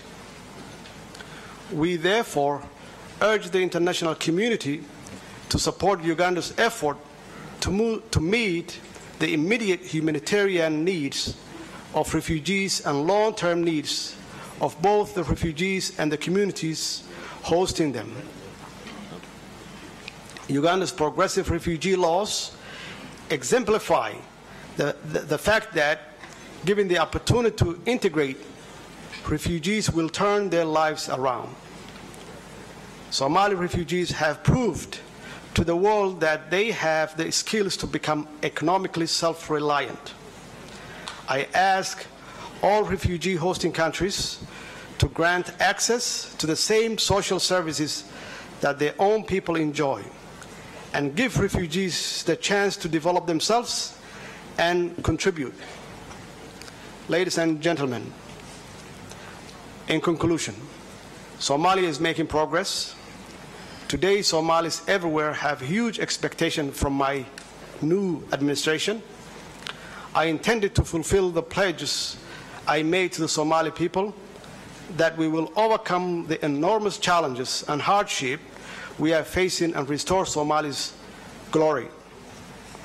I am convinced that Somalis have what it takes to make that happen, which is peaceful and prosperous nation again. I thank you. Thank you very much, Mr. President. I now have the pleasure of giving the floor to Mr. Alexander De Croo, Deputy Prime Minister of Belgium.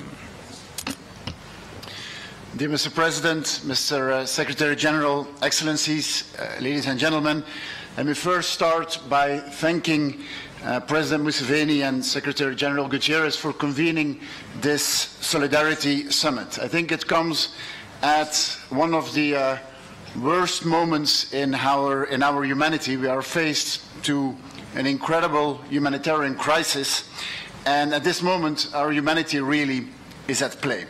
And I would like to use this floor to share three thoughts with you this morning. First of all, an element about solidarity.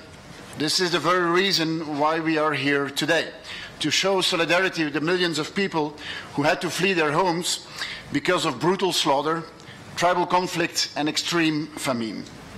But also solidarity with the Ugandan government and the Ugandan people. Belgium has increased its humanitarian budget to the highest budget it has ever had. We have seen that the Belgian citizens have been very generous through a fundraising campaign, which has led to a total budget which we already have committed over the last months of 44 million euros for the 4 famines combined. And we also know that the European Union has been stepping up its efforts as the most important humanitarian donor for this humanitarian catastrophe. But all these efforts can never go compared to what the neighboring countries, such as Uganda, are doing. Faced with the cry for help from their South Sudanese brothers and sisters, they did not look the other way. Uganda did not seek for excuses not to help. Uganda did not close its borders or build walls. Uganda did help. The Ugandese people did what humans should do. They opened their arms and welcomed the refugees, often in difficult and very challenging circumstances. A human yet remarkable gesture that should inspire all of us. Second, only delivering humanitarian relief is and cannot be the final answer. We have to tackle the root causes of this crisis. That means ending this horrendous conflict. That means getting around the table and making compromises. Peace does not come automatically. It requires leadership, hard work and courage, but above all, it requires commitment. In the first place, commitment from the South Sudanese political class, government and opposition. There really is no excuse for keeping an entire population in a murderous hold. This is the message which I have given to the South Sudanese leaders when I was there beginning of this week. But also the region has a role to play, to pressure, to facilitate, and to foster real peace. And of course, we have to tackle impunity and strengthen accountability. There will never be peace in South Sudan if there is still an atmosphere of impunity, and we have to make sure that we break that cycle of impunity. Finally, my last thought. Belgium has been a partner of development with Uganda since 1995. By focusing on education and on health, we're well placed to link emergency aid with long-term development. Humanitarian aid is important for the short term, but we have to look beyond tomorrow and keep building a future when human development can bring prosperity for all of us. I really would like to emphasize the very innovative and very generous attitude that Uganda has shown in this conflict. And I think the international community should continue to bring humanitarian relief, but everyone should be faced to its responsibility. And that responsibility is bringing help, but that responsibility is also bringing peace. And bringing peace can be facilitated by the international community, but it can only be brought by the South Sudanese themselves. I thank you for your attention. Thank you very much. I now have the pleasure to give the floor to His Excellency Hazabo Mohamed Abdelrahman, Vice President of the Republic of Sudan. فخامة السيد يوري كافورن موسيفيني رئيس جمهورية يوغندا الصديقة، أصحاب الفخامة، السادة الرؤساء ورؤساء الحكومات، معالي السادة الوزراء وممثلي الوفود، سعادة السيد الأمين العام للأمم المتحدة أنطوني غوترياس، سعادة السيد المفوض السامي للاجئين فايبرت غراندي، السيدات والسادة، اسمحوا لي في البدء أن أتقدم بأسمى آيات الشكر والتقدير لحكومة وشعب يوغندا، حكومة يوغندا الصديقة والشقيقة، على استضافة هذا المؤتمر، مؤتمر التضامن مع قضايا اللاجئين، والذي يعبر عن التضامن الدولي والأفريقي لمخاطبة قضايا اللاجئين. وهنا لا بد من الإشادة بالجهود التي تبذلها حكومة أوغندا الشقيقة في مجال استقبال وتقديم الخدمات للاجئين على أحسن نموذج في اندماج مع المجتمع وتقديم الحماية والكفالة لهم اللازمة. كما نعرب عن تقديرنا لمكتب الأمين العام للأمم المتحدة، وإنه من حسن الطالع أن السيد الأمين العام أنطوني غوتيريوس قبل سنين عديدة أو قليلة كان هو المفوض السامي للاجئين، فيدرك تماما أبعاد وتعقيدات قضايا اللاجئين الإنسانية والاجتماعية وغيرها. كما نعرب عن تقديرنا لمكتب أيضا مفوض السامي للاجئين على تنظيم هذا المؤتمر الكبير. تأتي هذه القمة في سياق القمة الإنسانية العالمية التي انعقدت في مايو 2016 باسطنبول، وتوجد بإعلان نيويورك حول اللاجئين والمهاجرين في سبتمبر 2016. كذلك لا يفوتني هنا أن نثمن الدور الذي تلعبه المفوضية السامية للاجئين ومجهوداتها السامية ووكالات الأمم المتحدة المختلفة، برنامج الغذاء العالمي واليونيسيف وكل المنظمات العاملة في هذا المجال. السيد الرئيس، تواجه القارة الأفريقية في الوقت الراهن واحدة من أكبر حالات الطوارئ الإنسانية على مستوى العالم وأكثرها تعقيدا، لا سيما وأن ظاهرة اللجوء قد أصبحت من أهم القضايا الإنسانية ذات الأبعاد السياسية والاقتصادية والاجتماعية والأمنية، وتنشأ هذه الظروف نتيجة للنزاعات والحروب والكوارث الطبيعية المرتبطة بالتغيرات المناخية. السيد الرئيس، إن مخاطبة الأسباب الجذرية والأساسية للنزاعات المسلحة منع التدخلات الخارجية تعد أولوية وخطوة هامة في هذا الاتجاه الصحيح لبناء السلام المستدام. تتحمل الدولة المسؤولية الأولى في حماية مواطنيها، خاصة عند اندلاع النزاعات، وهي الركيزة الأساسية لتحقيق الأمن الغذائي والخدمات وفق الأجندة الدولية 2030. إن مشاركة المجتمع الدولي وتفعيل مبدأ تقاسم الأعباء والمسؤوليات مع الدول المضيفة هو مبدأ إنساني نقر به، ولكننا ندعو المجتمع الدولي من هذا المنبر، منبر التضامن مع اللاجئين، أن يحول هذه الشعارات إلى حقيقة ماثلة على أرض الواقع، وأن ينهض بمسؤولياته تجاه دعم الدول الأكثر تأثرا بتواجد اللاجئين، وذلك بتقديم الدعم الاقتصادي والبيئي لتمكين الدول المستضيفة للاجئين من تنفيذ التزاماتها وفق الأعراف والمواثيق الدولية والإقليمية المتعلقة باللاجئين. وهنا نؤكد في هذا الصدد على أن الدور القيادي والتنسيقي الذي تطلع به المفوضية السامية للاجئين وندعم خطط المفوضية حول حماية اللاجئين من التهجير القسري، وندعو إلى المزيد من التعاون والتنسيق وتقاسم الأبعاد والأعباء والمسؤوليات في مجال معالجة الأزمات الإنسانية، لا سيما أن المجتمعات الأفريقية لا تزال تواصل استضافة اللاجئين من خارج الحدود بالرغم من الفجوة الهائلة في المجال التمويل الإنساني في ذلك الوقت التي تتفاقم فيه الأزمات السارية والجديدة. كما نؤمن على أهمية مساهمة المفوضية في عملية الربط بين المساهمة الإنسانية والتنموية في بلدان المنشأ التي تهدف لتسهيل العودة الطوعية للوطن كحل أمثل لمشكلة اللجوء، وتشجيع المفوضية للتوسع في مجالات استخدام فرص إعادة التوطين كوسيلة من الحماية الدولية لمعالجة قضايا اللاجئين. سيد الرئيس، السيدات والسادة، السيد الأمين العام، ظل السودان يستقبل أعداد كبيرة من اللاجئين من أكثر من 5 عقود من الزمان، وتجاوز تلك الأرقام 3,600,000 لاجئ من عدد من الدول، إريتريا وإثيوبيا وجنوب السودان وتشاد، حتى في السابق كانوا في لاجئين من الكونغو ومن أوغندا ومن غيرها. والسودان يرحب باستقبال اللاجئين بصدر رحب. وهنا تأكيد الالتزام الإنساني كدولة طرف في الاتفاقية 1951 المتعلقة بأوضاع اللاجئين والبروتوكولات الملحقة بها، استقبل السودان على أراضيه أكثر من هذا العدد.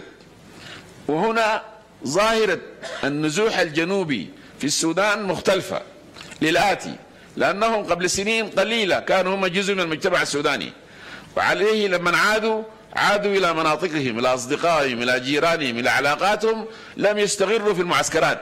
لذلك الآن يوجد لدينا أكثر من 2,600,000 جنوبي موجودين في السودان، في زي 1,300,000 عادوا خلال العام 2016، ولكن 1,100,000 ديل موجودين لم يعودوا أصلا حتى بعد الاتفاقية.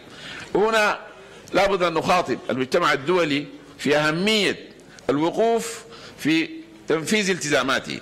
وهنا أشير لأن الدعم المنظمات الدولية في السودان أقل من 20% من احتياجات اللاجئين، والسودان أعلن استعداده وساهم في دعم اللاجئين وساهم في فتح المعابر لنقل الإغاثة من السودان إلى جنوب السودان، والسودان ساهم مساهمة عينية ومادية في دعم اللاجئين، وأعلن قيام لجنة عليا برئاسة نائب رئيس الجمهورية وعمل نداءات وقوافل لدعم الإخوة الجنوبيين المتأثرين بالحرب وبالمجاعة في بلادهم حتى نقلل أثر اللجوء. ولذلك السودان يرى أولا القضايا الجذرية لحل هذه الظاهرة وتعزيز السلام والاستقرار عبر الحوار، توفير الخدمات الأساسية والتنمية. ومن هنا هذا المؤتمر العالمي والدولي نناشد المجتمع الدولي لتعزيز عمليات السلام والحوار والاستقرار، ووقف دعم الحرب ووقف دعم تمويل الحركات المسلحة. والسودان يعلن دعمه وتضامنه مع يوغندا، والسودان يعلن دعمه وتضامنه مع قضايا اللاجئين. وشكرا جزيلا. سانتي سانا ميرسي بوكو. Thank you very much. Shukran. La palabra al señor presidente de la Cámara de Diputados de la República de la Guinea Ecuatorial, señor Gaudencio Mohaha Mesu. Muchas gracias. Son Excellence, Monsieur Yoweri Kaguta Museveni, président de l'Ouganda. Excellent Monsieur Antonio Gutiérrez, secrétaire général de l'ONU. Excellent Monsieur le haut-commissaire des Nations Unies aux réfugiés. Mesdames et Messieurs, chers invités, permettez-moi, Monsieur le Président, de présenter les excuses de Son Excellence Obiang Mambasogo, président de la République de Guinée équatoriale, chef d'État, et du gouvernement, qui, malgré son grand intérêt à participer personnellement à cette importante réunion pour soutenir les efforts louables déployés par le gouvernement et le peuple ougandais pour la mise en œuvre du programme national sans précédent qui répond au déficit de l'afflux des réfugiés, comme c'était prévu, n'a pas pu finalement participer pour des raisons involontaires de son agenda d'État. Il m'a chargé de vous transmettre ses salutations fraternelles à ses frères et amis ici présents. Monsieur le Président, nous sommes extrêmement heureux et satisfaits de l'hospitalité traditionnelle et la générosité du peuple ougandais à l'endroit de la délégation de Guinée équatoriale dans cette belle ville de Kampala. C'est pourquoi nous exprimons notre salutation la plus fraternelle au peuple ougandais. Nous saisissons cette occasion pour exprimer notre solidarité et soutenir aux efforts aux réfugiés et aux personnes déplacées fuyant leur foyer pour quelque raison que ce soit, en particulier la crise humanitaire, l'instabilité, les catastrophes naturelles, la famine, le terrorisme, l'insécurité et la violence, entre autres. Excellences, Mesdames et Messieurs, nous déprécions les efforts des gouvernements africains et la communauté internationale comme il a été depuis un engagement au changement climatique mondial COP21. Il est l'heure que la question des réfugiés et des personnes déplacées ont aussi un engagement universel dans le sens de la protection et la promotion de la sécurité alimentaire dans un effort collectif et mondial. Nous sommes tous interpellés à adopter des engagements plus forts pour éradiquer la triste réalité pour que dans le monde d'aujourd'hui, la plupart des gens ne vivent plus dans une situation d'insécurité. La sécurité de se sentir à l'abri d'être tué, de la violence, la sécurité de se sentir à l'abri de la pauvreté et du désespoir qui encourage les menaces pour le bien-être humain, la sécurité d'être libre du terrorisme et de l'extrémisme. La nécessité d'une solution urgente aux situations de déplacement en Afrique doit être une priorité pour la communauté internationale, car elle coïncide avec le moment où il y a plusieurs crises et les catastrophes humanitaires. Pour ces raisons, nous souhaitons la bienvenue et saluer l'initiative du gouvernement de l'Ouganda, ce qui est un bon exemple pour d'autres acteurs internationaux pour faire en sorte que tous les réfugiés puissent avoir un endroit sûr pour vivre, l'accès à l'éducation et ils peuvent travailler pour soutenir leur famille. Excellences, Mesdames et Messieurs, le succès que nous pouvons attendre de cette réunion est que cette réunion puisse servir à aider l'Ouganda, permettant d'améliorer la vie des milliers d'enfants réfugiés et rappeler les communautés.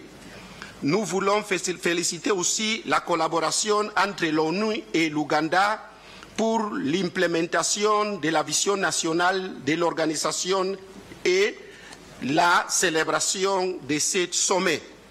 En conclusion, je tiens à exprimer l'engagement de son Excellence Obiang Mbasogo dans le domaine de la sécurité humaine, dont je suis heureux d'annoncer une contribution modeste de $100 000 USA comme contribution de la République de Guinée équatoriale.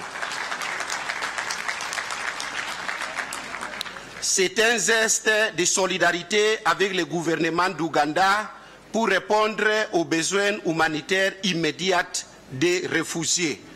Nous voulons rappeler aussi que le gouvernement de la République de Guinée équatoriale avait fait une donation de $30 millions USA à la FAO pour la sécurité alimentaire.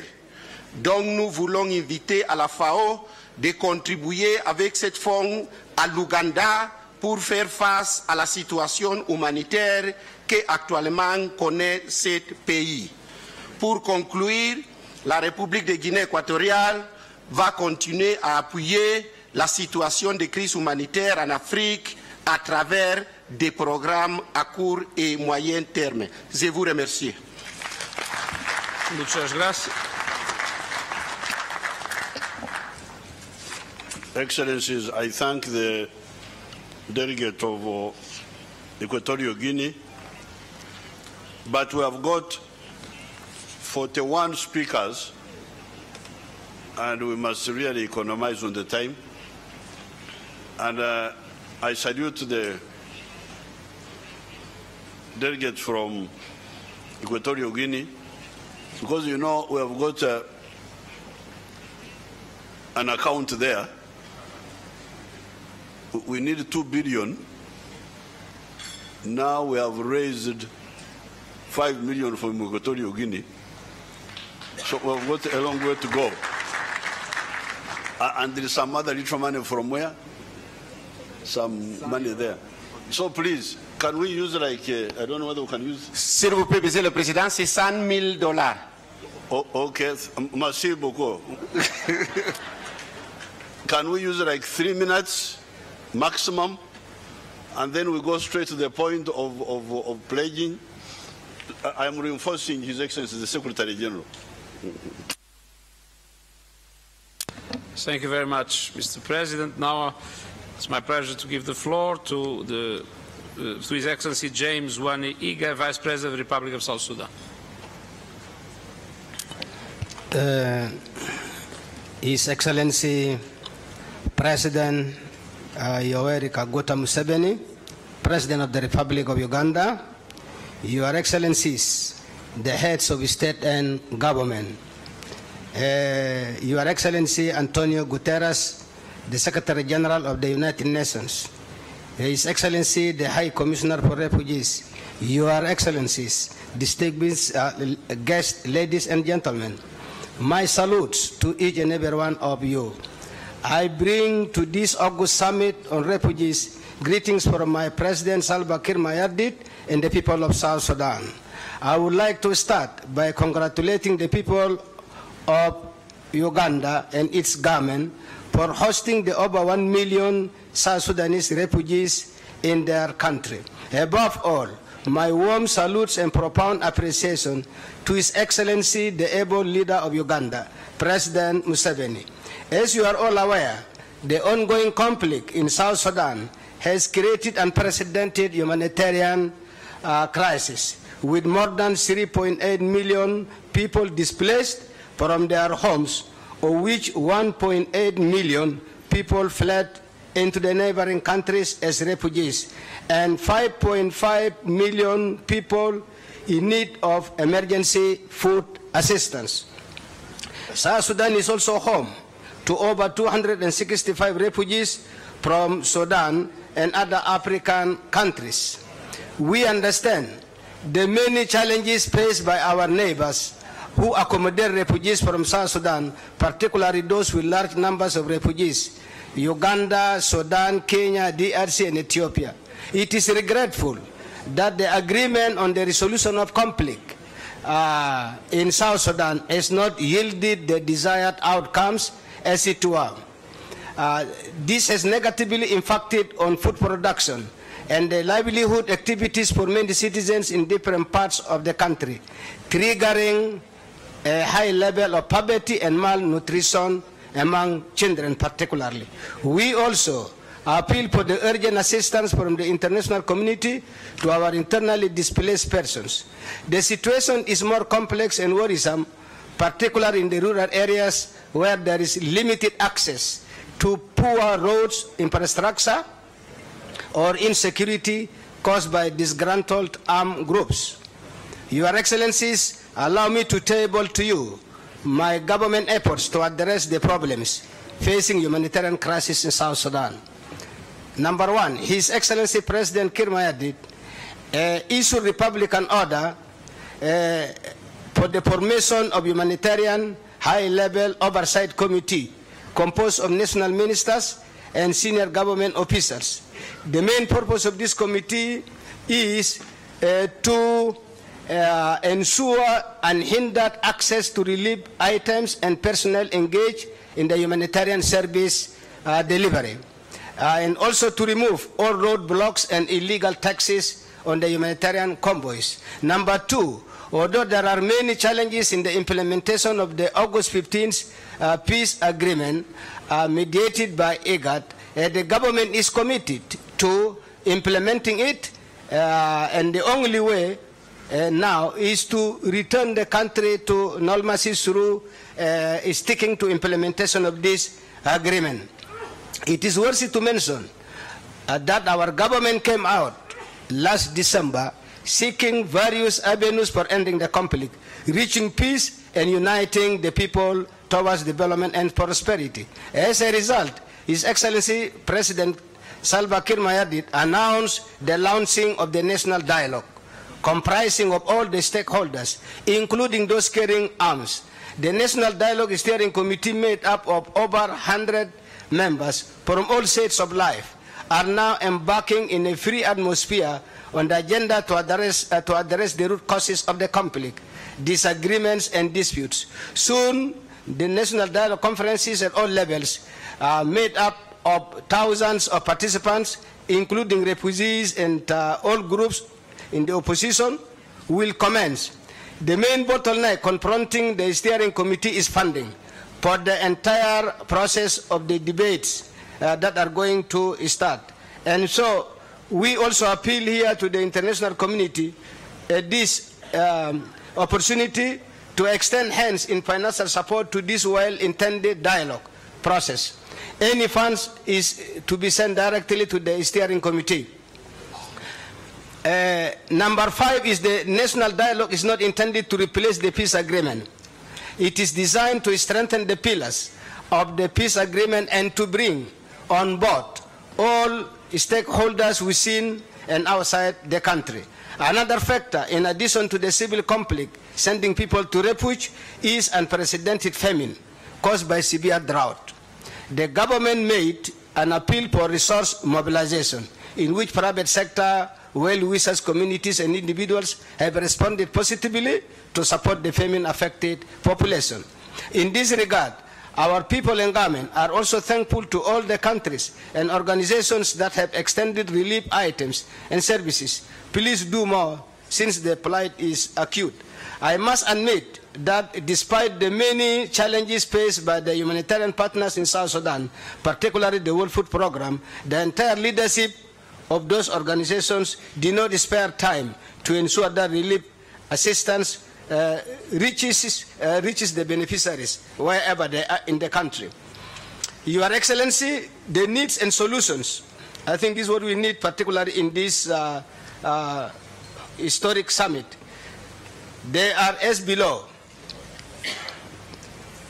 poverty prevalence, limitations of freedom, unemployment, the issue of education, stifle capacity to become productive.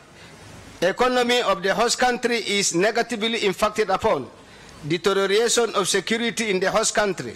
The deterioration of insecurity to the country of origin by becoming centers also of recruitment. I conclude, Your Excellencies, with the following solutions. Need to build skills for the refugees to attain self-reliance. Provision of necessary tools such as loans, land, and income-generating projects for refugees and host communities. Removal of obstacles to refugee productivity.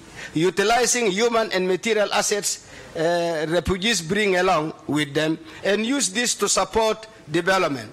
Improving quality of life for host community, that is social services and development agenda ownership. Increasing consultation between the host community and refugees, endeavoring to create a peaceful atmosphere for refugees to return, granting wider range of rights for entitlements by the host country commensurate with those enjoyed by the citizens. Voluntary repatriation in safety and dignity should be encouraged. Donors, governments,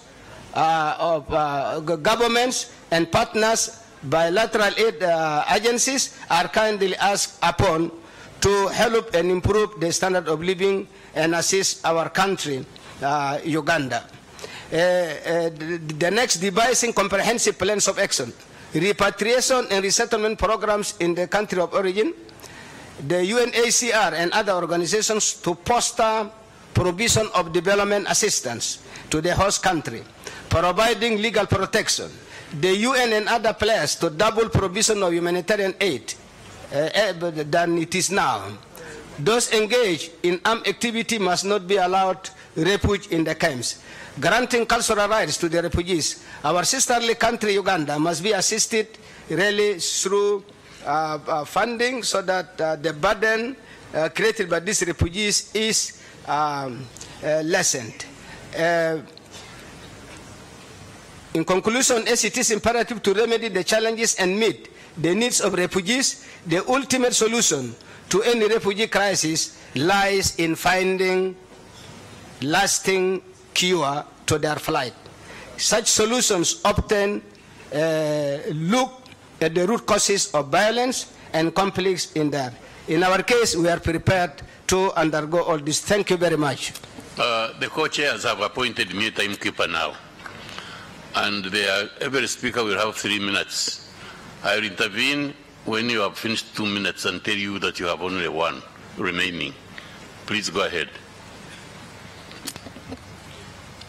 Je donne la parole à son Excellence Joseph Batore, deuxième vice-président de la République du Burundi. Excellence Monsieur Kaguta Yoweri Museveni, président de la République de l'Ouganda, distingués invités en vos titres et qualités, mesdames, messieurs, tout protocole observé. L'honneur m'est choix de prendre la parole à l'occasion de ce sommet sur les réfugiés qui se tient à Kampala pour exprimer les remerciements du gouvernement et du peuple burundais à son Excellence M. Yoweri Kaguta Museveni, président de la République ougandaise, qui nous accueille aujourd'hui, et M. Antonio Guterres, le secrétaire général des Nations Unies, pour avoir initié et organisé cette importante rencontre. Je profite de cette occasion pour vous transmettre les meilleures salutations du peuple burundais et de son président, Excellence Pierre Nkurunziza, président de la République Burundi et qui m'a mandaté pour le représenter dans ce sommet. En ce moment où se tient cet important rendez-vous,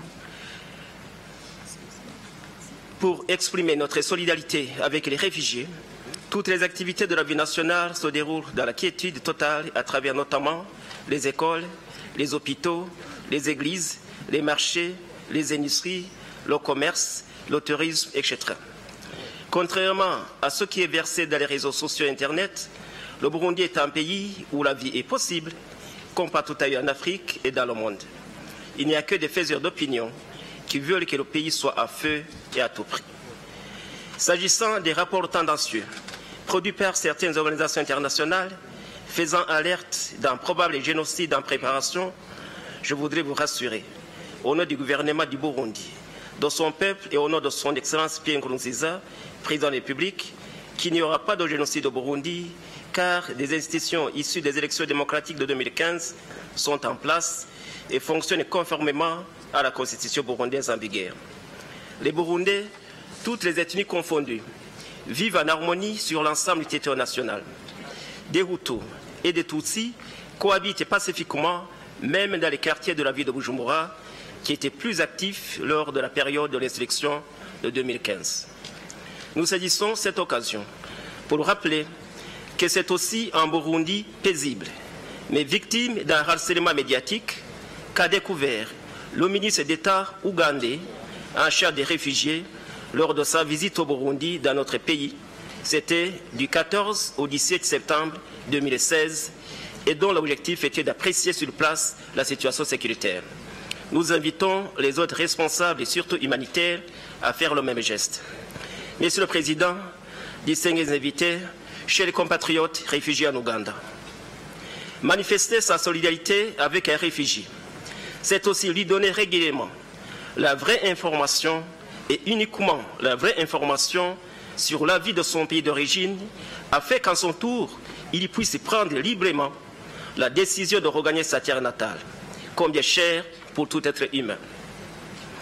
Nous avons entendu ce matin des réfugiés, presque tous nous dire que leur grand espoir est de rentrer chez eux et nous avons été très touchés par ce témoignage vivant. C'est pourquoi le Burundi lance encore une fois un appel vibrant à ses fils et filles réfugiés, partout où ils se trouvent, de rentrer au bercail pour donner les contributions au développement du pays, car les biens ont été protégés et le gouvernement est prêt à les accueillir et les rétablir dans les droits de citoyens burundais à part entière. Sur le chapitre politique, le gouvernement du Burundi poursuit l'analyse du rapport produit par la Commission nationale de dialogue interburundais. Dans la même logique, le Burundi salue les efforts et le pas franchi dans le dialogue externe sous la médiation de son Excellence M. Yoweri Kaguta Museveni, président de la République ougandaise, appuyé par le facilitateur, son Excellence Benjamin William Mkapa, ancien président de la République unie de Tanzanie. Nous sommes confiants que les résultats et la complémentarité de ces deux processus, qui en réalité constituent ce dialogue, permettront la mise en place d'une base politique solide et rassurante et combien nécessaire pour le bon déroulement des élections 2020. Excellence Monsieur le Président, le gouvernement vous confirme encore une fois sa disponibilité, sa volonté de rendre la tâche de l'équipe de médiation plus facile et dans le respect de la souveraineté, de la Constitution du Burundi et des accords de paix d'Arusha. Je ne saurais terminer sans remercier au nom du gouvernement du Burundi tous les pays qui ont accueilli les réfugiés suite aux crises répétitives qui ont endeuillé le Burundi depuis 1961. Les remerciements du gouvernement vont également à l'endroit des Nations Unies, plus particulièrement le Haut Commissariat pour les réfugiés, les pays donateurs des fonds qui aident le Haut Commissariat pour les réfugiés à accomplir sa noble mission humanitaire. Ce matin, nous avons écouté une jeune somalienne réfugiée ici nous dire qu'elle rêvait à son pays. Et moi, je vous dis, je rêve à un monde sans réfugiés. Merci pour votre aimable attention. Merci. I give the floor to the Honorable Abdelkader Messahay, Minister of Foreign Affairs of the People's Democratic Republic of Algeria. Je vous remercie, Excellence, Monsieur Yoweri Museveni, Président de la République d'Ouganda, Excellences, Mesdames et Messieurs les chefs d'État et de gouvernement, Excellences, Monsieur Antonio Guterres, Secrétaire général des Nations Unies. Permettez-moi tout d'abord de vous transmettre les fraternelles salutations du président Abdelaziz Bouteflika, qui m'a chargé de le représenter à ce sommet, et de vous dire tout l'intérêt qu'il porte personnellement aux travaux de cette rencontre et aux résultats auxquels il ne manquera pas, sous votre haute impulsion, d'aboutir et qui seront, nous l'espérons, à la hauteur de vos légitimes attentes. Il m'est en cette occasion particulièrement agréable de rappeler que l'Algérie s'honore d'avoir été représentée au premier sommet sur les réfugiés qui s'est tenu à Kampala en 2009 par le président Abdelaziz Bouteflika lui-même. La participation de l'Algérie à ce deuxième sommet, qui se tient si opportunément dans cette même capitale, se veut un nouveau témoignage de solidarité et de soutien à la République sœur de l'Ouganda, à ses dirigeants et à son peuple, qui supportent plus qu'aucun autre pays en Afrique, et je crois dans le reste du monde, le poids d'un nombre toujours croissant de réfugiés de toute nationalité. De ce fait, l'Ouganda peut légitimement s'enorgueillir d'être devenu un pays où viennent trouver refuge de nombreux migrants africains contraints par la misère ou l'insécurité de prendre les chemins de l'exil. C'est cet afflux de réfugiés, facilité par une politique d'ouverture des frontières, a pris des dimensions qui sont actuellement les siennes. C'est aussi en raison de la liberté de mouvement qu'il leur est reconnue, de la politique d'autonomisation dont ils bénéficient et de la possibilité qu'il leur est offerte d'accéder au marché du travail ainsi qu'à l'éducation et aux soins. Devant une telle situation, il est plus qu'urgent de faire bénéficier l'Ouganda d'un soutien actif et solidaire de toute la communauté internationale qui devra se matérialiser à travers l'adoption d'un plan d'aide conséquent. Pour sa part, l'Algérie, qui n'a eu par le passé à témoigner sa solidarité au peuple ougandais lors du premier sommet de 2009, ne manquera pas de s'associer, une fois encore, à l'effort de la communauté internationale compte mobiliser en faveur des réfugiés sur le sol ougandais. Monsieur le Président, confronté à l'instar de la plupart des pays du monde au phénomène migratoire, l'Algérie, traditionnellement pays d'origine, devenu au fil du temps pays de transit et surtout de destination, accueille ces dernières années plusieurs milliers de migrants originaires de pays subsahariens, de son voisinage, ainsi que plus de 40 000 réfugiés syriens et offrent la crise dans leur pays. Conscient de son devoir de solidarité vis-à-vis de l'ensemble de ces migrants, quelle qu'en soit la nationalité, et fidèle à ses traditions d'hospitalité, l'Algérie a consenti, en dépit de moyens limités, des efforts notables pour leur assurer un hébergement décent, pourvoir gratuitement à leurs soins de santé et à l'éducation de leurs enfants, et ouvrir pour un nombre important d'entre eux son marché de travail. Sensible au drame qui vivent ces émigrés, l'Algérie continue à mobiliser ses moyens propres pour leur exprimer au quotidien sa solidarité et son entraide. C'est dans cet même esprit de solidarité que l'Algérie accueille sur son sol plusieurs dizaines de milliers de réfugiés sahraouis contraints à l'exil du fait de l'occupation de leur territoire et assure dans une large mesure, avec ses moyens propres, la prise en charge de leurs besoins essentiels. Cette situation qui dure, Monsieur le Président, Monsieur le Secrétaire général des Nations Unies, depuis des décennies, rappelle l'urgence du règlement de ce conflit dans le cadre des résolutions des Nations Unies et à travers la tenue d'un référendum d'autodétermination libre et régulier sous les auspices des Nations Unies.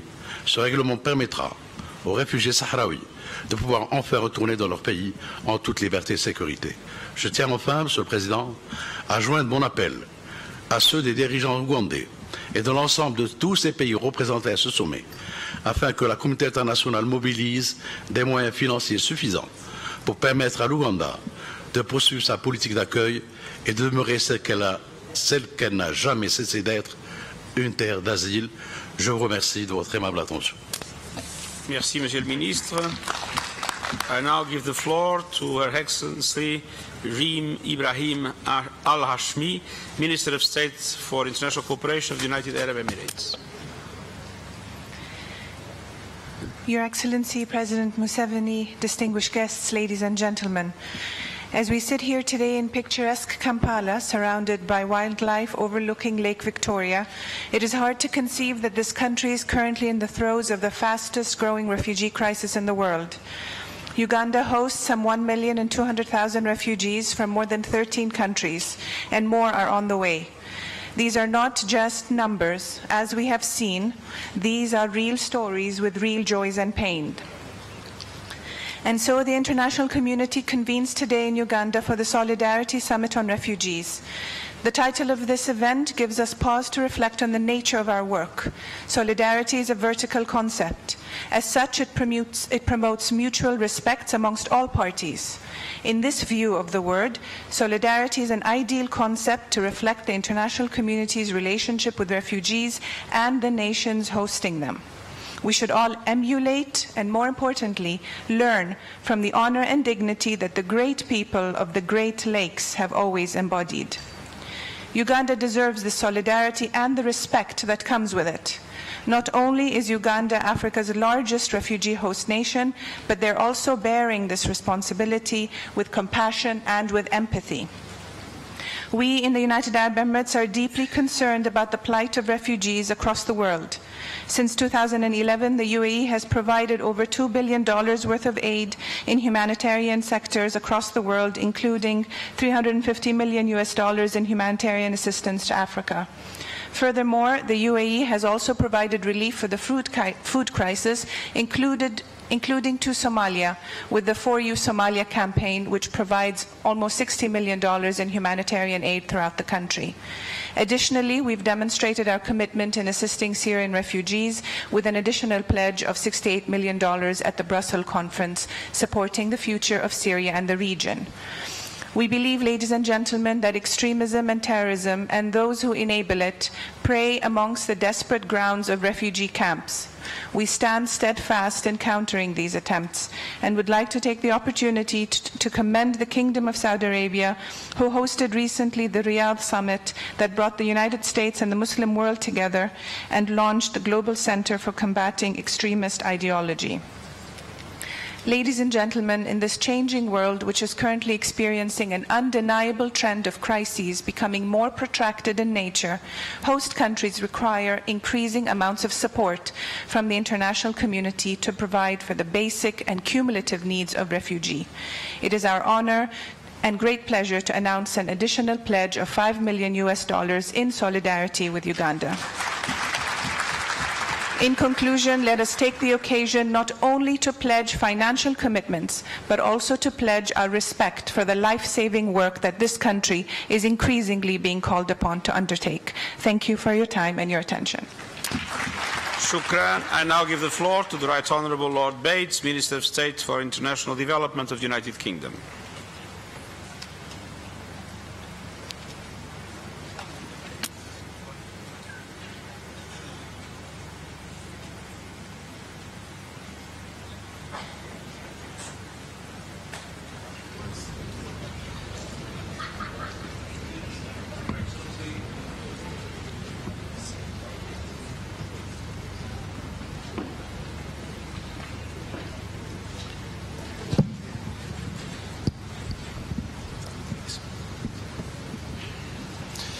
Your Excellency President Museveni, UN Secretary General Antonio Guterres, respected co-chairs, ladies and gentlemen, the UK recognises Ugandan leadership of its leaders and also its people in the support to over 1.2 million refugees, 750,000 of whom have arrived in the last 11 months alone. We thank you particularly as organising this conference. You led off this morning with the voices of those refugees to remind us that they are not just numbers, but they are people with stories and hopes and dreams. The UK is standing shoulder to shoulder with the challenge of supporting this protracted refugee crisis. Since 2014, the UK has provided $122 million to support emergency life-saving needs of refugees and to improve their lives. The UK is continuing to support. In 2017, we have committed $50 million to the refugee response here in Uganda. The United Kingdom stands ready to do more to support the Ugandan Comprehensive Refugee Response Framework and is designing a multi-year programme to that effect. The UK believes it is essential to address the root causes of this crisis. There is not the capacity in the international community to go on treating the symptoms. We must start addressing the causes, and therefore we strongly encourage regional leaders to redouble coordinated efforts to bring an end to the violence and encourage a genuinely inclusive political process in South Sudan. And as such, the UK strongly agrees with the IGAD communique of the 12th of June, which states in paragraph 7 and 8, it condemns in the strongest terms the violence and armed conflict that continues to perpetrate by government forces as well as other armed groups in South Sudan, targeting defenseless civilians and causing huge loss of lives, destruction of property, and uprooting millions of South Sudanese from their homes to take refuge in the neighbouring states or suffer as internally displaced persons within their community and country. Mr. President, you reminded us that this is a man-made crisis, and yet once again it is a man-made crisis in which overwhelmingly the victims are women and children. High Commissioner Filippo Grandi reminded us of the clear message from the refugee camps in the north of this country just yesterday, that their overwhelming desire was that we should make peace. We stand shoulder to shoulder with you. We stand in solidarity with you in pursuing that end. Thank you.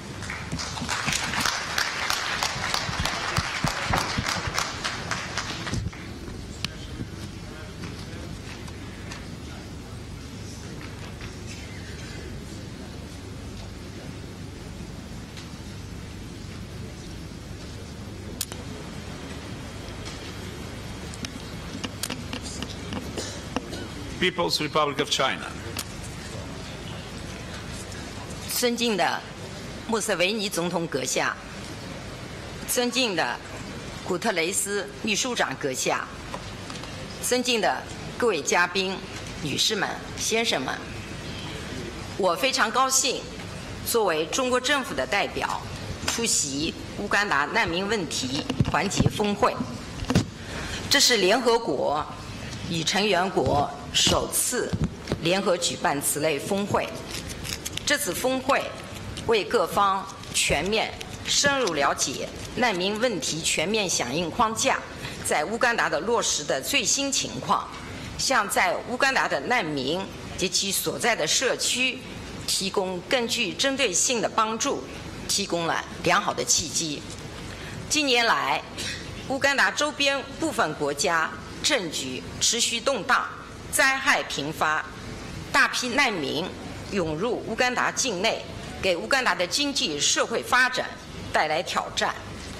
在包括联合国在内的国际社会支持下，乌干达政府和人民秉持积极开放、包容的难民政策，克服自身发展、资金等方面的困难，尽力地为境内的难民居留、生活、实现自力更生提供了有利的环境，为践行难民问题全面响应框架做出了积极的努力，赢得了国际社会的广泛赞誉。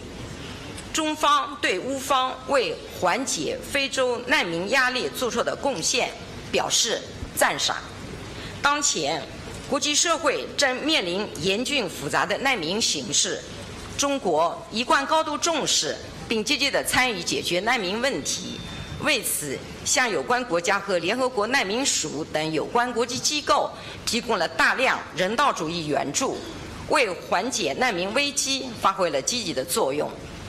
中方认为，解决难民问题关键在于综合施策、标本兼治，当务之急是加大应急处置的力度，确保难民有基本的生活保障，避免发生人道主义危机。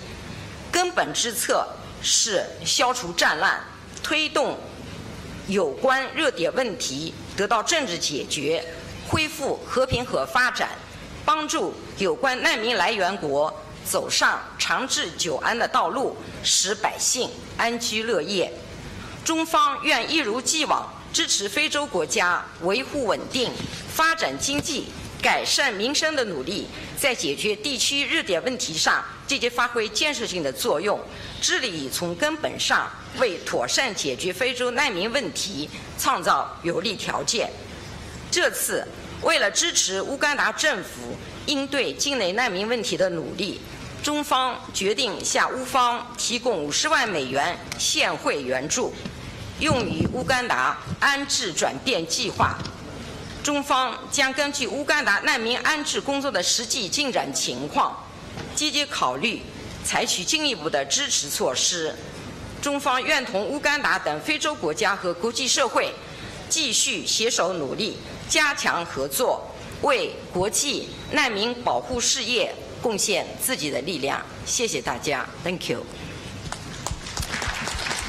Thank you very much. I now give the floor to the Honorable Nobuo Kishi, State Minister for Foreign Affairs of Japan.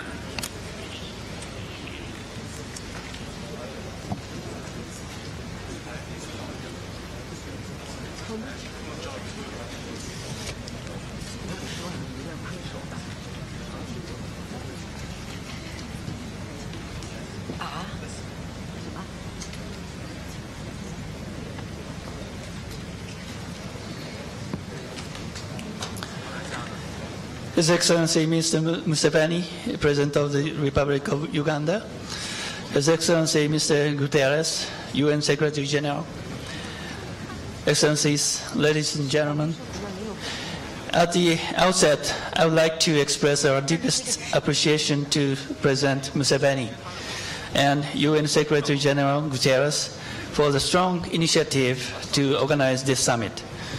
Japan is fully committed to contributing to the success of this summit. I would like to extend Japan's highest appreciation to the government of Uganda, which hosts a great number of refugees from neighboring countries. Also, Japan supports the UN organizations addressing the unprecedented humanitarian crisis. For tackling the current humanitarian crisis, Japan places importance on humanitarian development nexus that provide both emergency humanitarian assistance and development cooperation in parallel for refugees and host communities. Based on this philosophy, Japan will advance the following 3 points. First, Japan places importance on self-reliance on refugees. This enables us to make contribution to not only the swift return and repatriation of refugees, but also reducing the mid- and long-term costs of humanitarian assistance. In this regard, Japan has supported capacity building for refugees, including rice farming training and vocational training in Uganda. Secondly, Japan places emphasis on development of basic infrastructures. It is increasingly essential for both refugees and host communities to coexist peacefully. To this end, Japan has implemented road improvement, construction of water supply facilities, and expansion of primary schools and hospitals in Uganda. We are currently conducting needs assessment for further assistance. Japan also supports capacity building of local government officers. On this issue, JICA co-hosted a side event yesterday with the government of Uganda and the UNDP. Thirdly, Japan places emphasis on providing humanitarian assistance through international organizations, as well as strengthening synergies between those projects and our bilateral development cooperation. Japan will continue to respond to urgent humanitarian needs through its financial contribution. In addition, JICA has achieved significant results in collaboration with UNHCR and WFP through the promotion of rice development projects. Japan has provided assistance of around $40 million in total for refugees and host communities in Uganda this year. Furthermore, Japan has newly decided to extend emergency grant aid amounting $10 million and will also provide additional grant aid in the field of medical and food assistance.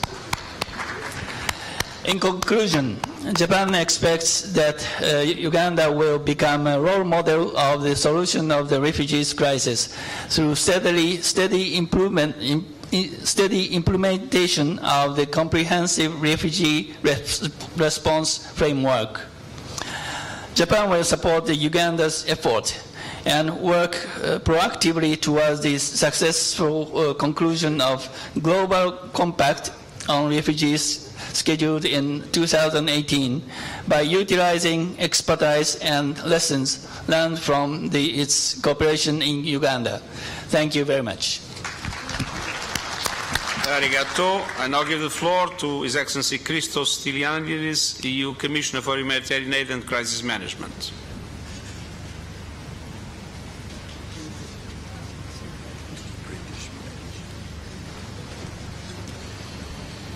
His Excellency, the Secretary General of the United Nations, His Excellency, the President of the Republic of Uganda, and the High Commissioner for Refugees, my dear friend Filippo Grandi. Mr. President, I stand here before you today in humble admiration. You have received refugees like friends and neighbors from 13 countries. Thank you so much for this. And of course, as European Union, we are here today to reaffirm our solidarity with a nation that keeps its doors open for those seeking sanctuary from violence, hatred, and hunger. We applaud you for being inspired by your past. Only a few decades ago, it was Ugandans who sought refugees across the world from violence and fear. You have not forgotten. Your Excellencies, the European Union stands firmly behind the goals set in New York last September. We are actively supporting the development of the new CRRF for Uganda and pledges to support its implementation. Solidarity requires action. The European Union is Uganda's most generous development partner, with current combined commitments over 2014 until 2020 period standing at over 800 million euros. We immediately reacted to the onset of the new influx of refugees from South Sudan. I was here, we met, dear President, myself, last November, to underscore the need to continue to support the humanitarian response to the regional South Sudanese crisis as a whole. Although Europe is facing an unprecedented migration and refugees crisis on our doorstep, our commitment towards Uganda has not diminished. So far, in the current year, 2017, the European Union and its member states have covered about half of the overall humanitarian efforts in Uganda. Today, in agreement with the with my dear colleague Commissioner Mimica, and of course on behalf of the people of Europe, I'm pleased to announce that the European Union steps up its support to the refugees' response in Uganda with an amount of 85 million euros. 85.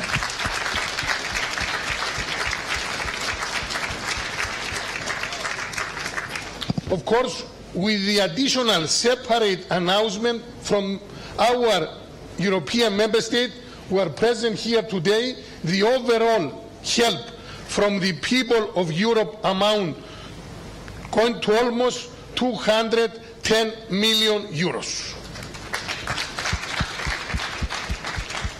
So we aim to support the most pressing humanitarian needs.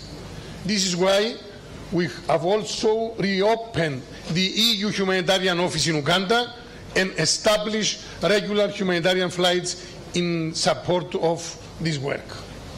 Your Excellencies, yesterday, along with the UN, my dear colleague Filippo Grandi and international partners, we visited the Mvebi settlement. I was impressed by the government's professional coordination and the dedicated work of the UN agencies in collaboration with local and international NGOs. We witnessed a good registration process with further possibilities for improvement. We saw efficient food distribution, post and medical services. We visited classrooms full of smiling children.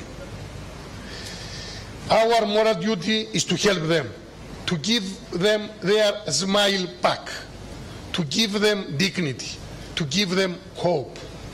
The government of Uganda, the host communities and the humanitarian staff in Mvebi are doing exactly that. This is why we are proud as Europeans to support their efforts. At the same time, as the CRF model prescribes, we must address long-term development needs. Next month, the government of Uganda and the European Union will launch our flagship development initiative for northern Uganda. The European Union contribution amounts to 132 million euros. I thank, as European Commissioner, our member states for their generosity and vision in supporting these commitments. But as Secretary General, and thank you for his leadership, now we have to address the root causes. And we cannot pledge our support today without stressing the need for a lasting solution to the root causes of displacement, notably in South Sudan.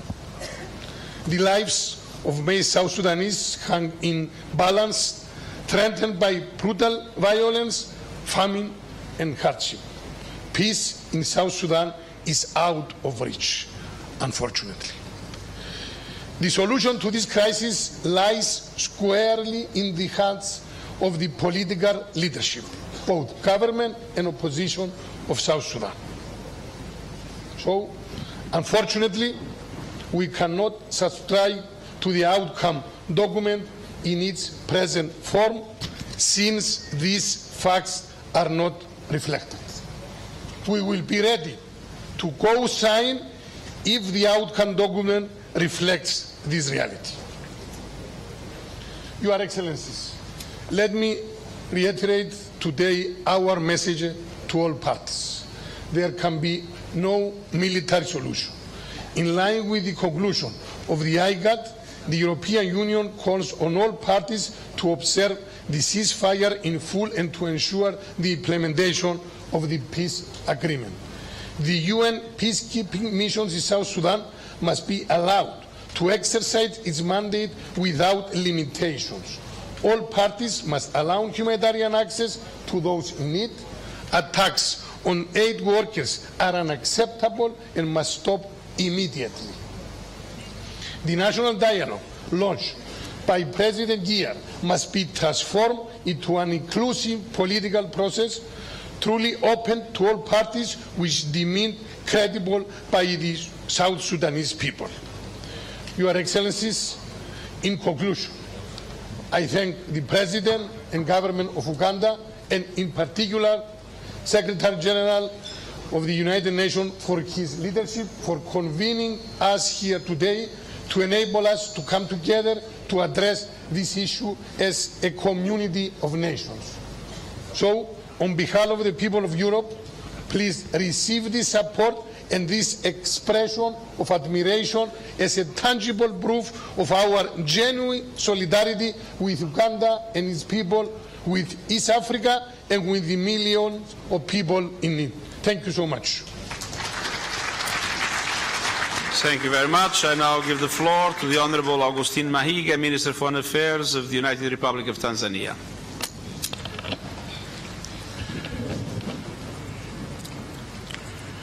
Your Excellency Yoweri Kaguta Museveni, President of the Republic of Uganda, Honorable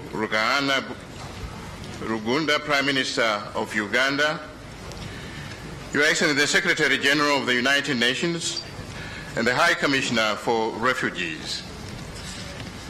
I am greatly honored to be given this opportunity to participate in this unique summit of expressing solidarity with Uganda and indeed expressing solidarity with the refugee cause. I'm doing this on behalf of President John Pombe Magufuli, who couldn't come here because of pressing needs at home. I want to thank the organizers of this summit because in response to the refugee challenge in the world, we have moved a step further from responsibility sharing to solidarity. Solidarity is a notion and a concept which expresses a common understanding and a common response to the refugee problem. It should have universal application and universal relevance, as other concepts before have had, like burden sharing and responsibility sharing. This is a higher notion of response to the refugee problem. As we attend this summit, I want to express solidarity with Uganda and also borrow a leaf from Uganda in the manner in which we in Tanzania, who for years have been hosting refugees, more or less in the same numbers as Uganda is hosting now, and as Filippo Grandi mentioned, in the wake of the genocide in Rwanda, Tanzania was one of the countries that hosted refugees. In fact, in numbers of influx, we hosted 250,000 refugees in 24 hours to add up to about 1 million refugees who are already there. From Uganda, we shall continue to borrow a leaf so that we perfect and improve on the comprehensive refugee response framework to which Tanzania is a member. I would like to take this opportunity to share with the international community Tanzania's commitment not only to providing asylum, but also to providing solutions. We have been part of an ongoing exercise to which President Yoweri Museveni is a member and a leader of providing lasting solutions to the root causes of the refugee problem in Eastern Africa. We would want at this juncture to express our sincerity to President Museveni for his leadership in the resolving of problems that are associated with the crises that generate refugees in this part of the world. We also want to tell the world the extent to which Tanzania is not only hosting refugees, but is also contributing to the solutions beyond the resolution of root conflicts, and that is in the form of local settlement. We have, unprecedented in Africa, settled 160,000 Burundi refugees in Tanzania. While I'm saying this and express the request for solidarity in settling them, I want to register my appreciation to the United States of America, Australia, the Scandinavian countries, and other European countries for expressing solidarity in providing solution to the refugee problem in the form of third world resettlement. This is a solidarity which must not be overlooked, and we encourage other countries to pursue it. In the interest of time, I want to thank the Secretary General for being here among us.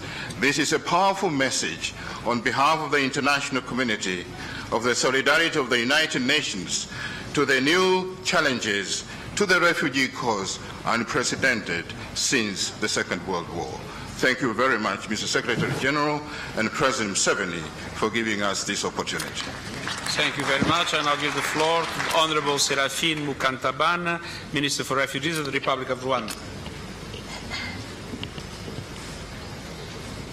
Your Excellency Yoweri Kaguta Museveni, President of the Republic of Uganda, Excellencies, Head of State and the Government here present, Excellency Antonio Guterres, UN Secretary General, Excellency Filippo Grandi, UNHCR High Commissioner, Right Honorable Prime Minister of Uganda, Honorable Ministers, distinguished delegates, ladies and gentlemen, allow me, Your Excellency, to convey on behalf of the President of the Republic of Rwanda, His Excellency Paul Kagame, who graciously gave me the honor of participating in this important summit on his behalf, my sincere gratitude to you, sir, to the government and the people of Uganda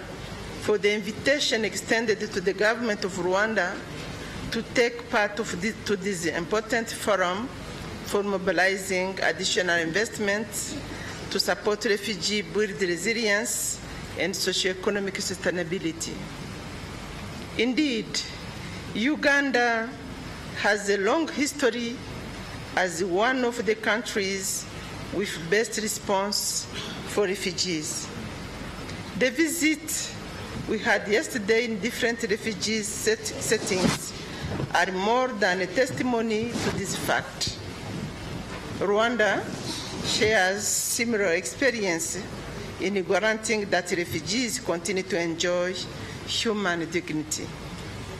Allow me also to salute with deep appreciation and once again congratulate on behalf of my country, Rwanda, and on my personal behalf, His Excellency Antonio Guterres for his appointment as the UN Secretary General.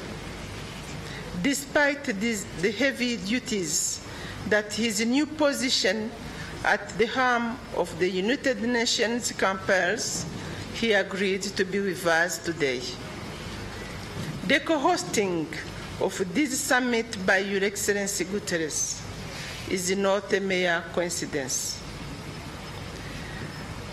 The cause for protecting humanity, Your Excellency, has for so many years been a life calling to you, first as the UN High Commissioner for Refugees, and now as the UN Secretary General. Special accolade at this juncture goes to the good work that the United Nations High Commission for Refugees, presently led by His Excellency Filippo Grandi, here present, has been doing for decades in protecting refugees world over. Indeed, much has been achieved through your hard work at the UNHCR and with strong collaboration with refugee hosting states and donors. Excellencies, it is important to point out that more remains to be done depending on the priorities, context, and the mode of protection in each country. Rwanda's commitment as the New York Leaders Summit, most of which were work in progress back then, will be achieved by end of this year. One of the major commitments The livelihood program for refugees and host community is underway with the engagement of the private sector and the civil society. The program aims to enhance self-reliance and dignity while eradicating the culture of dependency. Excellencies, ladies and gentlemen, Rwanda, as a signatory to the 1951 Convention, has kept its border open to allow our dear brothers and sisters who choose to seek safe haven on our territory. To us, the principle of non-refoulement is not an obligation, but a duty to humanity, and despite the size of the country, Rwanda to date is home to more than 169,000 refugees, including those residing in urban setup that form 20% of the total number of the refugee population. Moreover, as a nation that has on top of its agenda the eradication of the root causes of the Rwandan refugee situation, have always sought to address the issue of our very own sons and daughters who still live in exile. Since 1994, more than 3.4 million Rwandans have returned. Based on the strong strides that Rwanda has made in the areas of restoration of peace and security, unity and reconciliation among Rwandans, the rule of law, and the overall socio-economic development, the UNHCR, under the stewardship of His Excellency Guterres in 2012, declared the cessation clause for Rwandan refugees.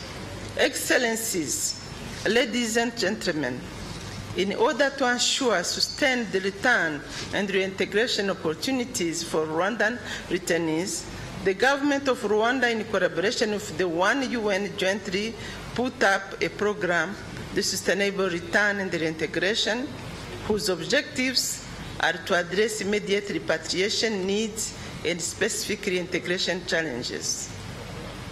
In the same vein, since October 2016, the UNHCR has increased the return package to enable returning Rwandan cope with the new life, while in their communities they are absorbed into the existing social program, protection program scheme.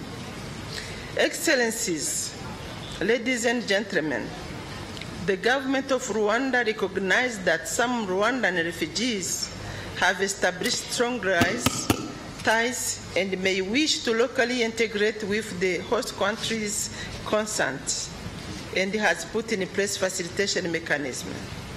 That said, I wish to remind all Rwandans who are still living in exile that by the end of this year, 2017, the refugee chapter for Rwandans will be closed.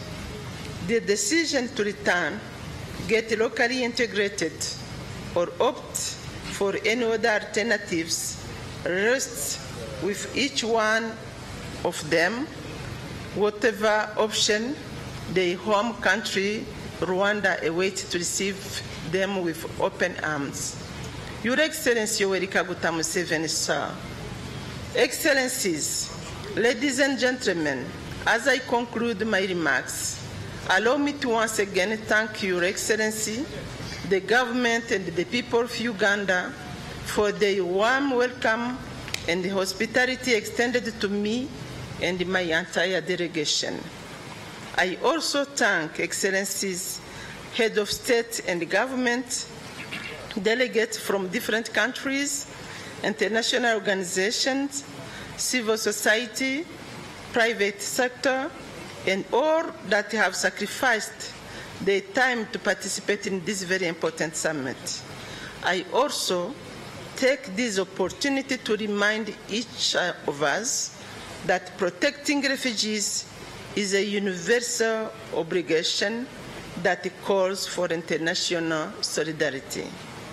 Last, but very important, it is said, East West, home is best. Let us in unison advocate for peace to return in the countries of origin of the refugees we host, so that they may voluntarily return to their countries in dignity. I thank you. Mwebare merci beaucoup. Asante sana. I apologize, but we still have 30 speakers. So with the interventions that are so large, we will have to stay for tomorrow, which I don't think is an idea that we have in our planning. So I would very strongly urge all delegations to limit their interventions to the essential message they want to convey. It's now my pleasure to give the floor to the Honorable Eugene Wamalwa, Cabinet Secretary for Water and Environment of the Republic of Kenya. Thank you, Excellencies, Heads of State and Government, Secretary General of the United States, Antonio Guterres, United Nations High Commissioner for Refugees, Filippo Grandi, colleague ministers, heads of delegations, distinguished guests, ladies and gentlemen. May I at the outset commend the government of the Republic of Uganda for taking this bold step towards realization of the New York Declaration for Refugees and Migrants that was adopted in September 2016. Your Excellencies, the initiative is a clear demonstration of your unwavering commitment to translating commitments under the Declaration into action. Excellencies, ladies and gentlemen, our gathering here today could not be more timely. Our region is faced with the fastest growing refugee crisis in the world. As we speak, close to 2 million refugees who are victims of the raging conflict in southern Sudan are in need of protection. The United Nations High Commissioner for Refugees indicates that the situation in southern Sudan has quickly escalated into a full-blown humanitarian crisis. We appreciate the work of the United Nations High Commissioner for Refugees and the United Nations agencies for the critical humanitarian assistance accorded to the refugees. On our part, as a region, we are committed to dealing with the root causes of the refugee crisis. Only recently, the IGAD heads of state and government held the 31st Extraordinary Summit in Addis Ababa in effort to seek a political solution to the situation in southern Sudan. The summit decided to urgently convene a high-level meeting to discuss and inter concrete measures to restore permanent ceasefire. We will follow up this and other decisions so that they are implemented. May I note that the decisions of the 31st Extraordinary Summit are in tandem with the New York Declaration's call for action to support regional initiatives that will address the root causes of the conflicts and create conducive conditions for large-scale voluntary returns in safety and dignity. Excellencies, on 20th June, we commemorated the World Refugee Day. The reality of the situation facing humanity in terms of forced displacement cannot be overstated. Our solidarity with refugees worldwide must therefore be unequivocal. We must, in particular, be cognizant of the fact that the majority of these fleeing are women and children. Their special needs must therefore be central in their protection. I salute the government and the people of Uganda for stretching their open arms in the spirit of African brotherhood and hospitality to receive and host more than 1 million refugees. This increasing number of refugees has far-reaching ramifications, including environmental degradation, infrastructure overload, and competition for resources with host communities, as President Museveni has said. Certainly, Uganda cannot shoulder this enormous burden alone. I therefore sincerely hope that this Solidarity Summit will result in tangible support to the government of Uganda to enable it to continue with the good work of expanding and maintaining the space for the millions of refugees being hosted in this beautiful country. I wish to affirm that in solidarity with the people and government of Uganda, and in the spirit of the New York Declaration, the people and government of Kenya extend their generosity to hosting the refugees from Southern Sudan. These are a demonstration of our long-standing commitment to the principles enshrined in the 1951 Refugee Convention. I also urge the international community to recognize the incredible efforts and sacrifice of the government of the people of Uganda and those of other countries like Kenya, Ethiopia that are equally shouldering such an enormous burden. In this regard, I call upon the partners to redouble their efforts in ensuring the equitable burden and responsibility sharing and provide the much-needed assistance to the South Sudanese refugees. I want to thank you for giving us this opportunity, and as I have said, Kenya is in a similar position as Uganda. Uganda having over 1.2 million refugees, Kenya has over 500, but in spite of the burden that we are sharing and shouldering, we are here to stand shoulder to shoulder with Uganda and in solidarity bring a gesture, brotherly gesture of $200,000 towards the support. But I'm also very pleased to learn this morning from His Excellency President Museveni something I did not. I must confess that we had thought Uganda has the longest history of hosting refugees, as the Prime Minister said, dating back to 1940. But from what President Museveni said, we have the Basuba in Kenya, who actually came from Uganda. And you're talking of the 16th century, when they migrated as descendants of Semogorere, which actually makes Kenya have a longer history of hosting refugees than Uganda. So even as we celebrate Uganda, we must also celebrate Kenya. Thank you and God bless you. Asante sana. I now give the floor to the Honorable Hamdi Sanad Loza, Deputy Minister for Foreign Affairs of the Arab Republic of Egypt.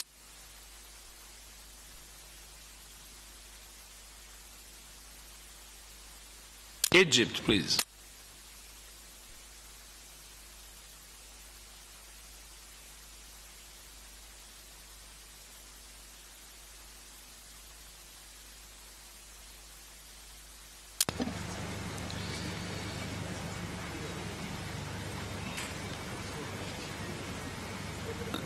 I give the floor to His Excellency Deborah Malak, Ambassador of the United States to Uganda.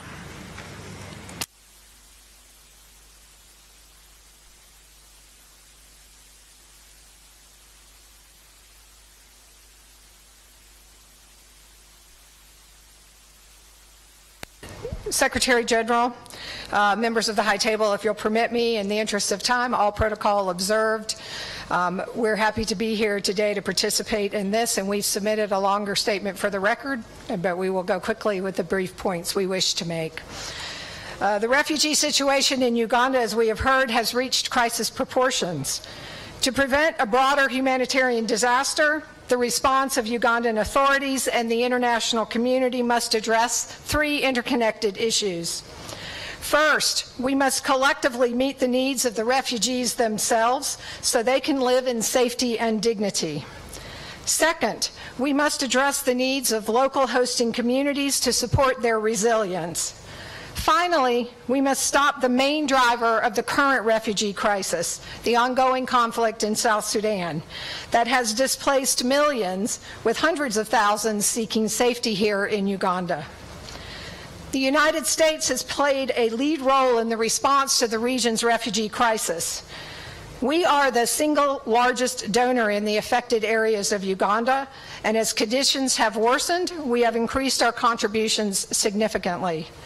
Since October of 2016, the United States has provided nearly $154 million for humanitarian assistance, including $57.4 million announced by President Trump on May 24th.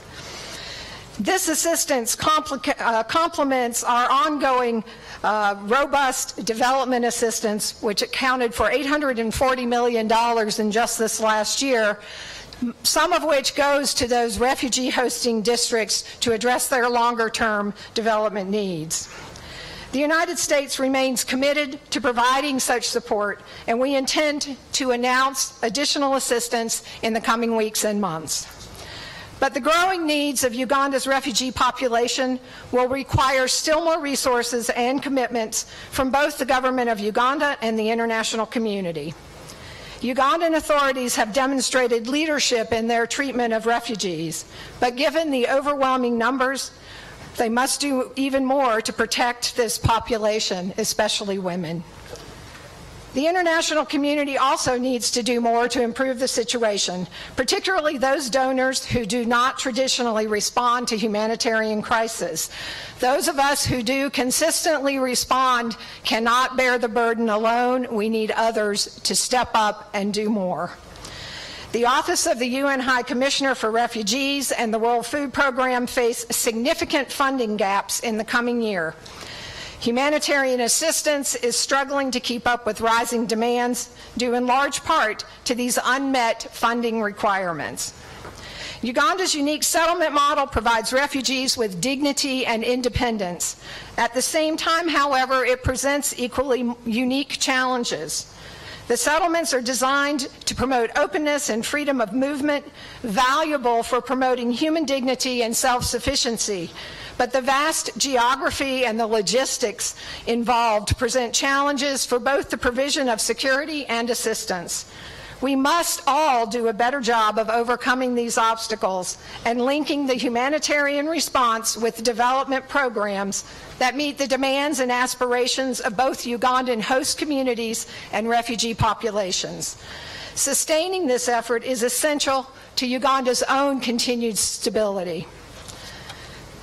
Finally, there can be no beginning to a resolution of Uganda's refugee crisis without a lasting and durable political solution to the conflict in South Sudan.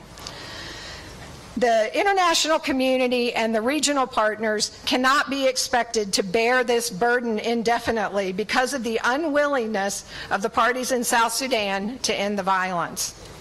We support action from South Sudan's influential neighbors to unite behind a common position that demands a ceasefire and a return to an inclusive political process, applying pressure to those parties, including the government of South Sudan, that have been driving the violence.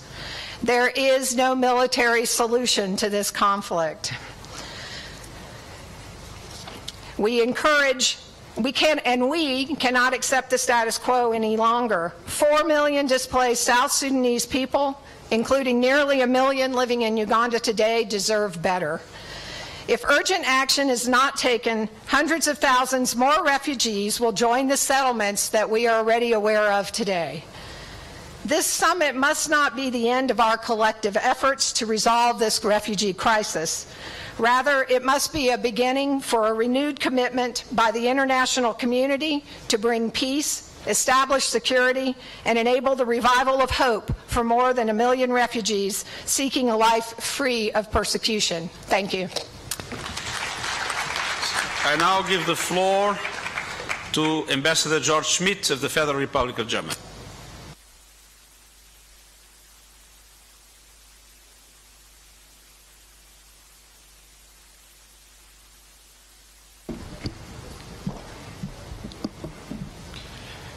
Excellencies, heads of states, Your Excellency, Secretary General, distinguished guests, other leaders of the delegation, heads of delegations, ladies and gentlemen, I cannot spare you another vote of thanks for what Uganda has done.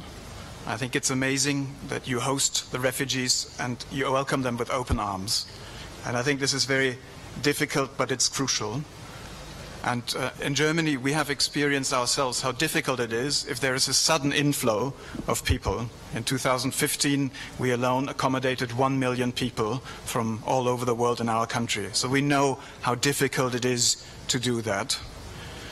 It's a huge burden and responsibility when the South Sudanese all come very quickly and rapidly. And this on a country like Uganda, which itself has limited resources and enormous challenges, as you said, particularly in regard to the high population growth. So we warmly welcome the interest of Uganda to be among the first countries to embrace the innovative approach of the comprehensive refugee response framework. This framework is a potential game changer. It's important because it assists both refugees and hosts, and it allows the refugees to be self-reliant very soon. I think it's very important to underline that also in other situations. With that, it could contribute to a more effective and faster solution of large-scale and protected refugee situation. And ideally, it would enable us to even prevent protected refugee situations. Therefore, we support the process towards the Global Compact on refugees politically, financially, and conceptually. And with conceptually, I mean we also have to think development assistance and humanitarian aid as one, and humanitarian assistance as one. But some people talked about Syria and other countries. This is much larger. We have to think globally, refugees and migration and flows. We're very proud that next week Germany will host the Global Forum on Migration and Development in Berlin to come to a better solution and better ideas of all this. Let me come back to Uganda, because this is where we're all here. Germany has been a partner since independence. We have provided humanitarian support and development assistance for refugees and host communities in this country. This year alone, around 90 million euros of humanitarian assistance to the South Sudanese crisis, including the support for neighboring countries, because we have to see it as a whole. We cannot just isolate one country. We have to see the situation in totality. And this, you add also our development cooperation, about 80 million euros in South Sudan and for the situation. So whatever we do there to prevent people from coming here also relieves your burden. Now to the future for the summit. In the framework of development cooperation, we have prepared targeted projects amounting to 21 million euros in the areas of water, healthcare, food security and education to be implemented in 2017 to achieve exactly the objectives of the CRRF in Uganda. We're pleased that this contribution will be increased by 14 million this year, so that makes a complete of 35 million. These projects will be implemented both by the UN agencies, NGOs, but also by our own implementation partners. In addition, in the run-up to this summit, we have allocated 13 million euros additionally for humanitarian assistance for South Sudanese refugees in Uganda. We also launched a project amounting to 1.1 million that enables the UNHCR to beef up its capacity to implement the CRRFs, because all these nice projects are nothing if you don't have the capacity to really deal with it and know what's happening there. And we will also, this includes also support for this summit, by the way. And we're ready to also second an expert to the CRRF Secretariat. So to make things easier for the people who are doing these contributions in total, we're happy to announce a total amount of 50 million euros in solidarity with Uganda. But all money of the world is not enough unless we address the root causes. Other people, other speakers before me have addressed it. And let me tell you, when I go to Parliament and we lobby for additional funds, our MPs will also ask us, we were happy to commit German taxpayers' money, but is there enough that's being done to stop the crisis? So I plead for your understanding for that. And I think this has to be done also in the region. There's a much greater regional effort is required to stop the violence in South Sudan, to support the political process towards peace and reconciliation, including to halt the shipment of weapons into South Sudan. We welcome the important and constructive role of Uganda played in this, with the IGAD Special Summit for Somali refugees, for instance. Again, something that looks at the crisis in the totalitarian, from a total point of view. And Uganda's contribution to AMISOM, which is very important. We appeal here to the Ugandan and to the President, His Excellency President Museveni, and to the other leaders assembled here to continue their efforts in that direction. My British colleague has quoted strong language from the IGAD, so there is a strong recognition from IGAD what needs to be done and what can be done. We strongly urge President Salva Kiir of South Sudan to enact a negotiated ceasefire to stop the violence and fighting. And under the auspices of the African Union and IGAD, a permanent solution to the crisis can be found. We started with testimonials from refugees themselves. They're very strong. It's civilians who are suffering and who are bearing the brunt of everything. But if the region is united, it can be stopped. The people deserve better. Thank you very much. Dankeschön, and I'll give the floor to His Excellency John Fix, High Commissioner of Australia to Uganda.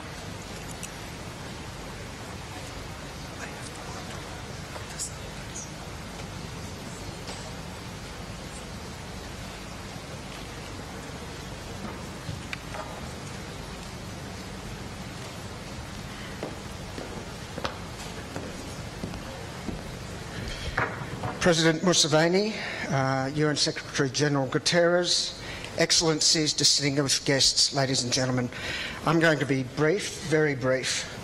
Australia salutes the Ugandan government and the Ugandan people in hosting over 1.2 million refugees.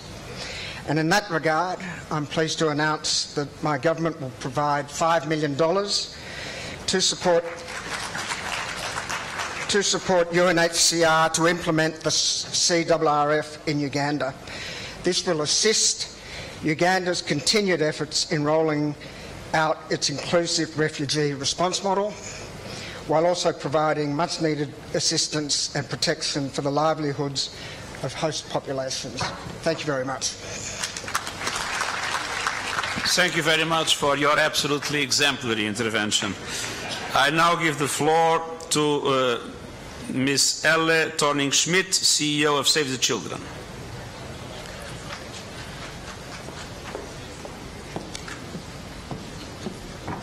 Hello, everyone. Mr. President, First Lady, Secretary General, High Commissioner, Your Excellencies, Prime Minister, it's a thrill to be here today. To the people of Uganda, your story of development and progress is truly extraordinary. Yet, we know that all this progress is actually placed at real risk by the conflict and uncertainty that lies just beyond your borders. You could have chosen Uganda to turn away, to put up walls to the problems of others. But no, Uganda had the courage to step up. Even as more than 500,000 South Sudanese children have fled terror across the border and the refugee settlement of Bidi Bidi has swelled to become the biggest and fastest growing in the world, you still hold on to a deeply compassionate policy.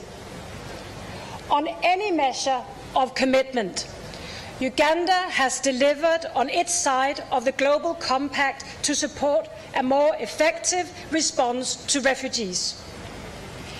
The same, however, cannot be said about the international community. As little as 16% of the appeal for South Sudan refugee response in Uganda is funded. The response to the education emergency here has actually bordered on ridiculous. Only a small fraction of the grossly inadequate appeal for education has actually been delivered. And to make those matters worse, the funding provided has been short-term and unpredictable, with no link between humanitarian action and long-term development. But friends, if we can't get it right here in Uganda, a country that has agreed to be at the vanguard of developing a new and comprehensive approach for the world to support refugees, we will not get it right anywhere. The fate of the entire global compact process for refugees is actually at stake. That is why Save the Children is here to say to the international community that we must and that we can do better. We have put together our challenge in a detailed plan to restore hope and rebuild futures for refugee children of South Sudan in Uganda.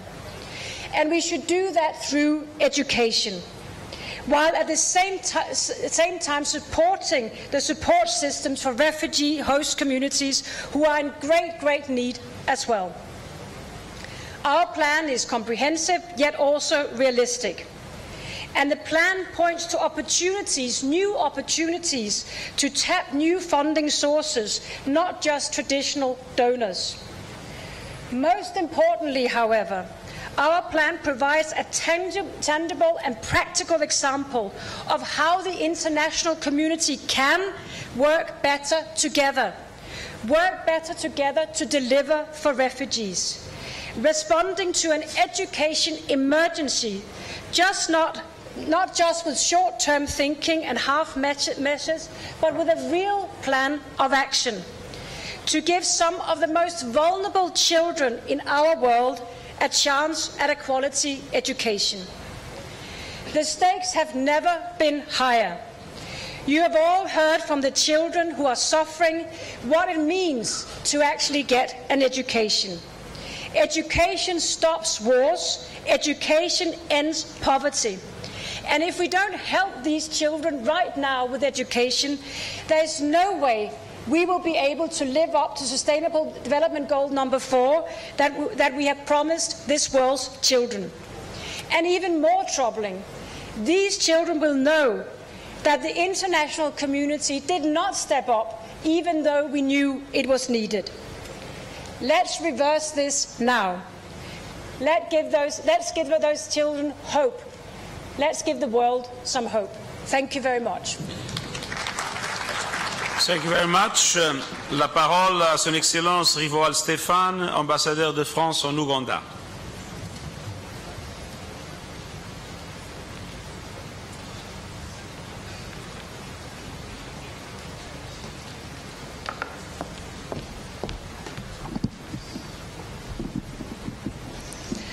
Your Excellency, President of the Republic of Uganda, Yoweri Museveni, Your Excellency, Secretary General of the United Nations, Antonio Guterres, all protocol observed.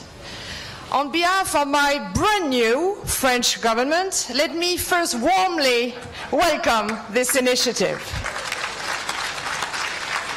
In this time of uncertainty and growing and lasting situation of crisis, the Solidarity Summit represents a real opportunity to join our forces for the refugees in Uganda and to start a new way of taking of refugees all over the world.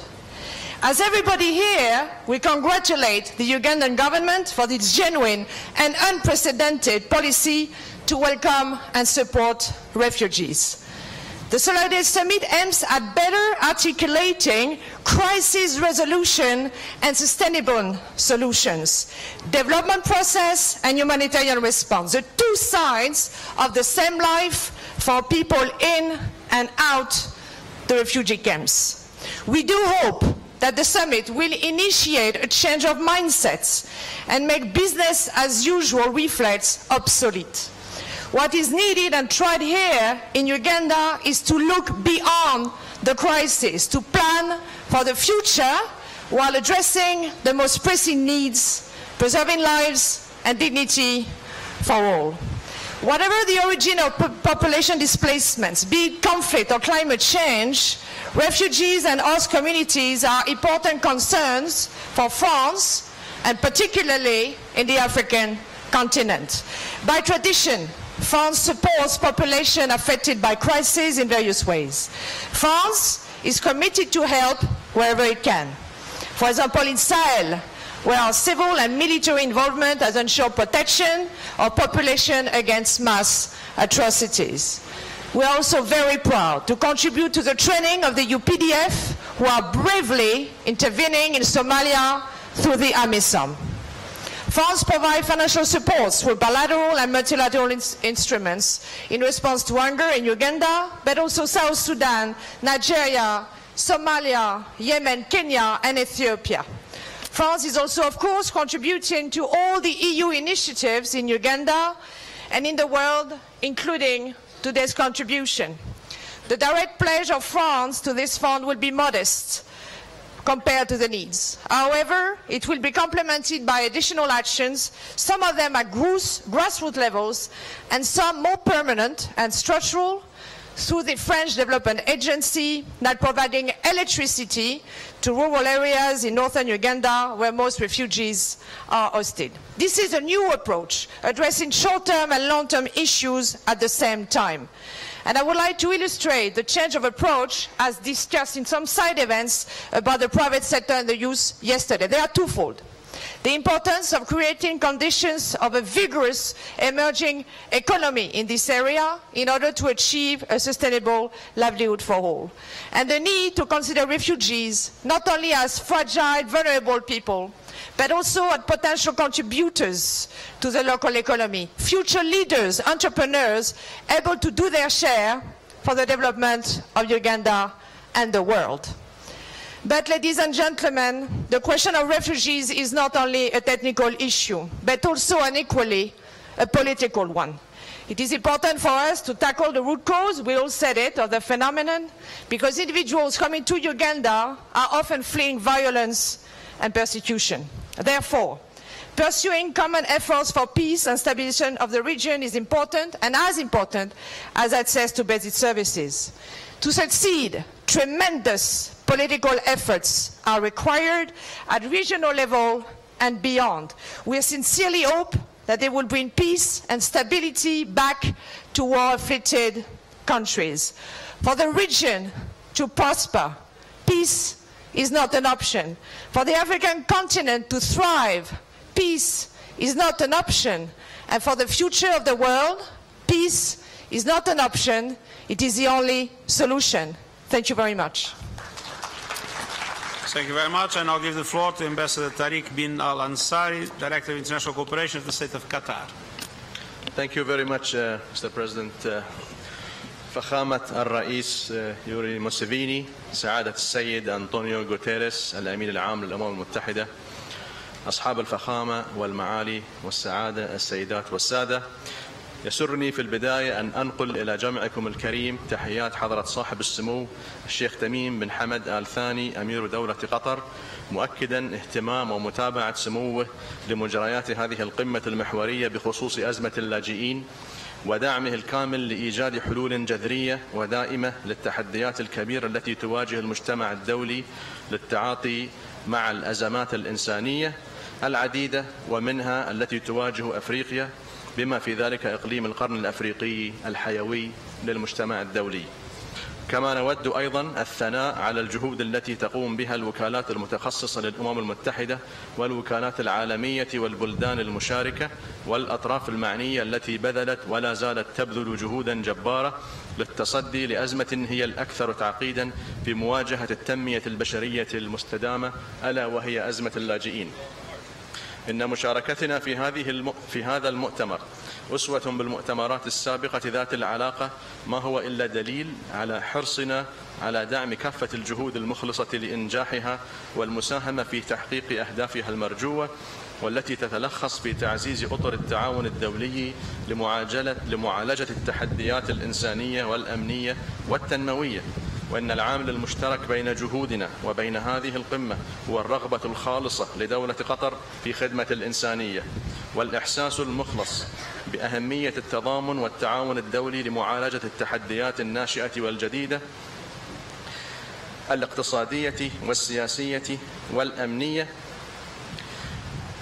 كما أن القيادة المسؤولة لدولة قطر تتعاطى مع هذه الأزمة وغيرها باقتدار وحكمة يقدرها العقلاء وكافة الدول المحبة للسلام التي تشارك معنا اليوم.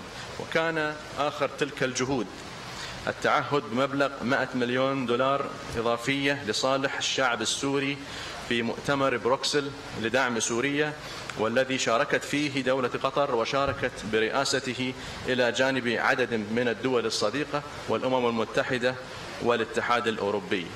كما وتستضيف دولة قطر على أراضيها قرابة 2 مليون من الوافدين من كافة الدول الشقيقة والصديقة، يمثلون روح هذا المحفل من كافة البلدان والأديان والأعراق، يساهمون في مسيرة التنمية في دوحة الجميع. الحضور الكرام، تدعم دولة قطر كافة الجهود المفضية لحل الأسباب الجذرية للجوء وحل الخلافات بالحوار والوساطة ووفقا للقانون الدولي، كما تقدر الجهود الكبيرة التي تبذلها حكومة أوغندا والأعباء الملقاة على اقتصادها جراء استضافة 1,300,000 من اللاجئين في أراضيها. وبالتالي تتفقون معي أن أوغندا تستحق الدعم بالموارد اللازمة لدفع المسار التنموي وبناء المؤسسات الاقتصادية في ظل حفظ الملكية الوطنية لهذا البلد. ويمثل إعلان نيويورك حول اللاجئين والمهاجرين فرصة لتعاون دولي فاعل للتعاطي مع أزمات اللاجئين. وفي هذا السياق فلطالما أيدت دولة قطر الجهود التي تقوم بها أوغندا لحفظ السلام في القرن الأفريقي، وخاصة تلك التي تقوم بها تحت مظلة الاتحاد الأفريقي. وانطلاقا من إيمان دولة قطر بأجندة التنمية الدولية وأهمية الشراكة العالمية لتحقيقها وأهمية التعاون فيما بين بلدان الجنوب لتمويل التنمية في الدول النامية والأقل نموا وتلك غير الساحلية. استمرت دولة قطر في دعم أوغندا منذ السبعينات من القرن الماضي ومن منطلق العلاقات الأخوية الممتازة في عدة مجالات، حيث بلغ حجم الدعم والتعاون المقدم قرابة 20 مليون دولار كمثال على التعاون بين بلدان الجنوب ودعم التنمية في البلدان الصديقة والشقيقة. ويسرني كذلك إعلامكم بأنه اعتبارا من هذا العام تقوم دولة قطر بتنفيذ مشاريع هامة لتنمية التعليم في أوغندا مع الشركاء الدوليين والوكالات المتخصصة بمبلغ 10 ملايين دولار لدعم مشاريع تطوير التعليم والبنية التحتية للخطة التعليمية، انطلاقا من إيماننا بأن دعم التعليم ضمن الأهداف الدولية للتنمية يمثل خير وسيلة لتحقيق مجتمعات آمنة ومسالمة ومتكاملة تحظى بالعدالة وتقودها المؤسسات القادرة على حفظ الاستقرار لخدمة كافة أطياف المجتمع، كما أن غرس ثقافة السلام في أجيال اليوم بما في ذلك الأطفال القابعين في المخيمات سيضمن لنا مستقبلا قيادات مسؤولة تؤمن بثقافة الحوار ونبذ العرف ونبذ الإرهاب، وهذا الهدف هو محور تركيز للسياسة الخارجية لدولة قطر. وفي الختام سوف تستمر دولة قطر في أداء دورها النشط لتفعيل الشراكة العالمية من أجل التنمية في طليعة الدول المحبة للسلام وفق ما نص عليه ميثاق الأمم المتحدة والقانون الدولي، ولن تألو جهدا في مد يد العون لخدمة الإنسانية. وشكرا لكم. Shukran. I have both bad news and good news. The good news is that half of the speakers have already done it. The bad news is that there is another half. So please be as short as possible in your interventions and avoid as much as possible the repetition of the same arguments that, of course, we all share. The floor now is to Mrs. Jesuma Minata, Commissioner for Political Affairs of the African Union Commission, representing the African Union Commission chairperson.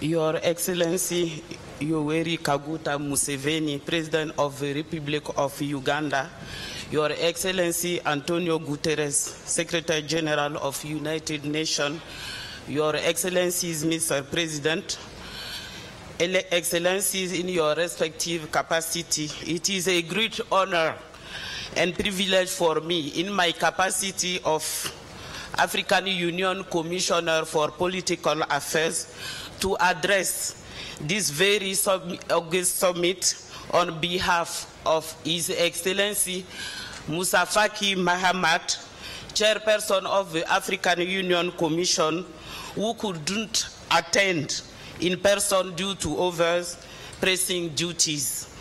Thank you, Your Excellency, for the invitation and the warm hospitality extended to me and my delegation in this beautiful city and Pearl of Africa, Kampala. Mr. President, His Excellency, Mr. Secretary General, thank you indeed for this noble initiative to hold this summit, which is timely.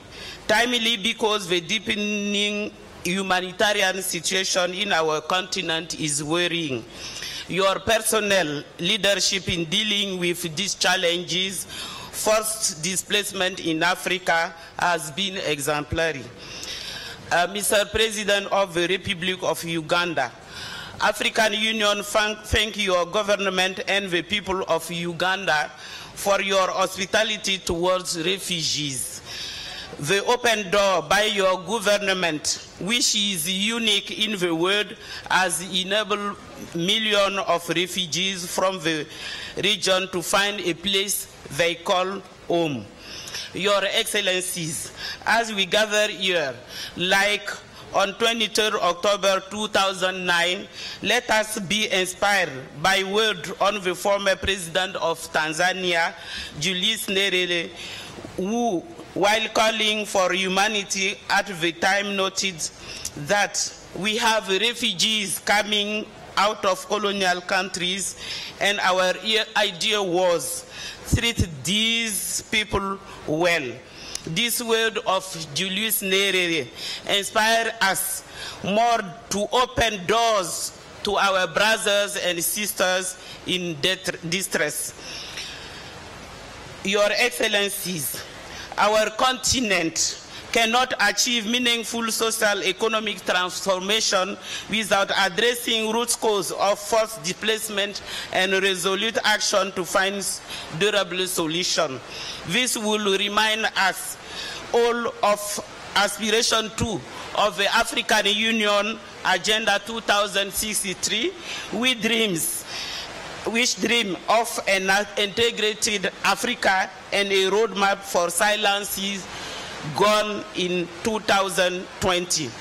Durable solutions to humanitarian crises on the continent lie in our political commitment to address root cause.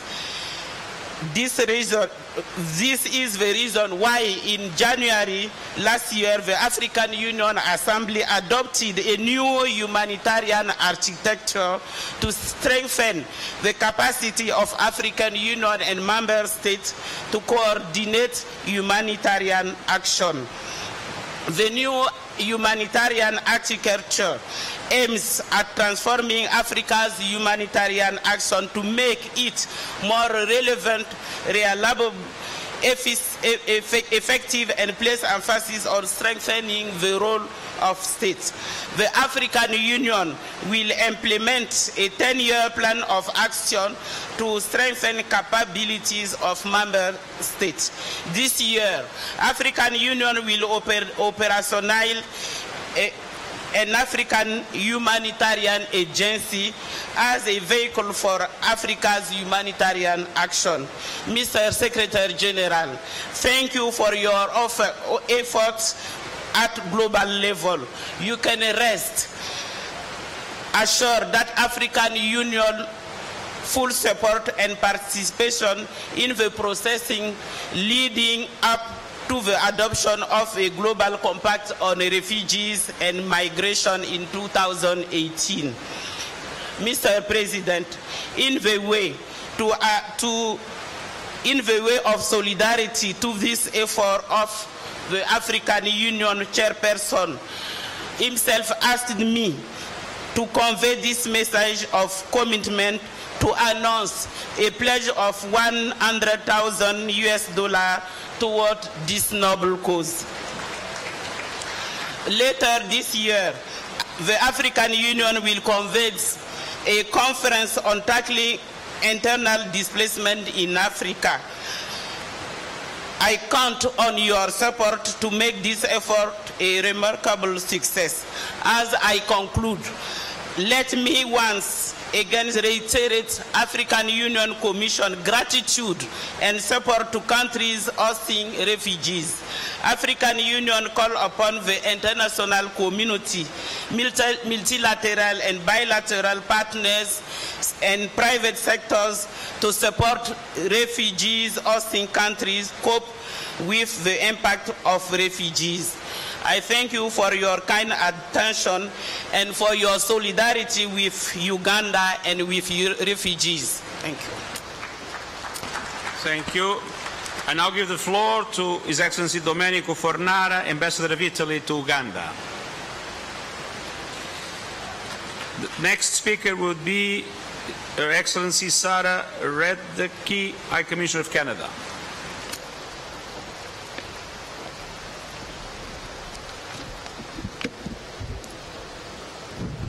Your Excellency, President Museveni, Your Excellency Secretary General, High Commissioner, Prime Minister, Minister of Foreign Affairs, all protocol observed.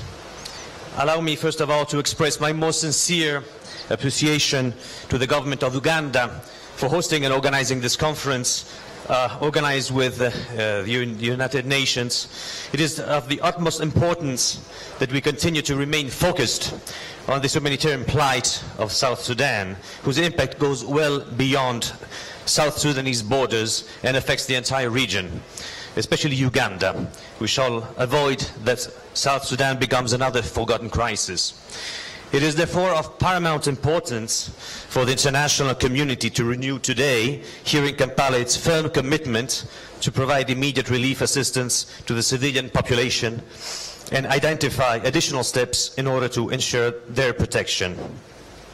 This is a humanitarian imperative.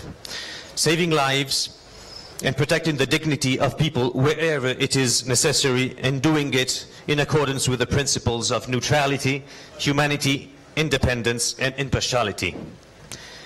Italy also hopes that this conference will serve to widen the donor base and appeals to all parties here to join in collective efforts. We commend the efforts of the neighboring countries, in particular Uganda, which hosts by now over 1 million South Sudanese refugees, 1.3 million overall refugees in the country. We acknowledge the enormous strain of this country caused by hosting a large refugee population over a long period of time. The Ugandan model in responding to refugee crisis is exemplary, as we have witnessed with our eyes yesterday. In view of the protracted nature of the conflict, we stress the need for a new approach to the international response involving bolstered support to the refugees and host countries and communities. We commend, therefore, the strategic and long-term focus of the Ugandan government, continuing to provide humanitarian aid to cover the immediate needs, but also increasingly addressing the longer-term needs of both refugees and host communities, for example, through improving access for refugees to land and labor market. Mr. Secretary General, Italian people have always been close to Ugandans, especially in difficult moments. Therefore, Italy spares no effort to work side by side with Uganda in this extraordinary endeavor. At the beginning of 2016, we have allocated 3.9 million euros of humanitarian aid in response to the South Sudanese crisis, of which 1 million was disbursed to support crucial humanitarian intervention carried out by NGOs and the refugees camps of Uganda. I am glad to inform that Italy pledges today further 5 million euros of humanitarian aid, and that 2 million of this amount will be specifically earmarked for activities to be carried out in Uganda by UNHCR and NGOs. In addition, we have just carried out, in cooperation with the UN humanitarian logistic base in Brindisi, an airlifted humanitarian delivery of various relief items in favor of the Rhino refugee camp in the Arua region. This is, of course, our initial response to the refugee crisis. Furthermore, and beyond ongoing development programs, Italy will continue to provide critical support through a soft loan to improve Uganda's national health system, particularly in the northern part of the country. This effort is in line with the long-standing bilateral cooperation with the government of Uganda, aiming at improving, also through partnership with various UN agencies, its capacity to deliver basic services in the field of health. Ladies and gentlemen, allow me to conclude by saying that despite our effort, there cannot be a humanitarian solution to the crisis in South Sudan. Only politics, diplomacy and continuous dialogue can put an end to the inhumane suffering of thousands of innocent civilians and bring a durable solution to the conflict. Italy calls upon the leaders in the region for a renewed political effort.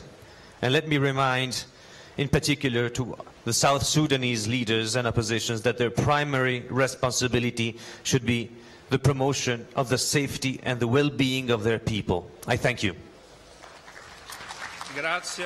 I now give the floor to Her Excellency Sarah Radke, High Commissioner of Canada, and the next speaker will be the Ambassador of Saudi Arabia. Excellencies, all protocols observed in the interest of brevity. Canada commends the government of Uganda for its years of generosity and solidarity in hosting so many people fleeing conflict and persecution from neighboring countries. We recognize the immense strains placed on your country and the importance of international cooperation in finding durable solution for these refugees. Canada is supporting the newly launched World Refugee Council, chaired by former Canadian Foreign Minister Lloyd Axworthy, and with councillors from all over the world, including from Uganda. Ms. Devota Nue is Uganda's representative. This council will make recommendations for improved refugee response based on the principles of international cooperation and responsibility sharing. Canada has been a significant donor to humanitarian crises in East Africa, including for refugees and host communities. This includes Canada's recently announced support of $36.9 million for humanitarian assistance in South Sudan. In that spirit, today, I'm pleased to announce that in 2017, Canada will be providing 15 million Canadian dollars to organizations in Uganda who are responding to the needs of South Sudanese refugees in Uganda and to the needs of host communities. In a time of increasing anti-refugee and migrant sentiment, I want to recognize the warmth and hospitality of the government and people of Uganda, who have opened their communities to people who have fled theirs. Canada firmly believes that this recognition of our common humanity and of the importance of inclusion should be at the forefront of our discourse as we move ahead in this situation and in the development of the Global Compact of Refugees. Thank you very much. Thank you very much. And I'll give the floor to His Excellency Abdullah Fahd Ali Al-Qahtani, Ambassador of Saudi Arabia in Uganda, and I ask the Ambassador of Sweden to prepare.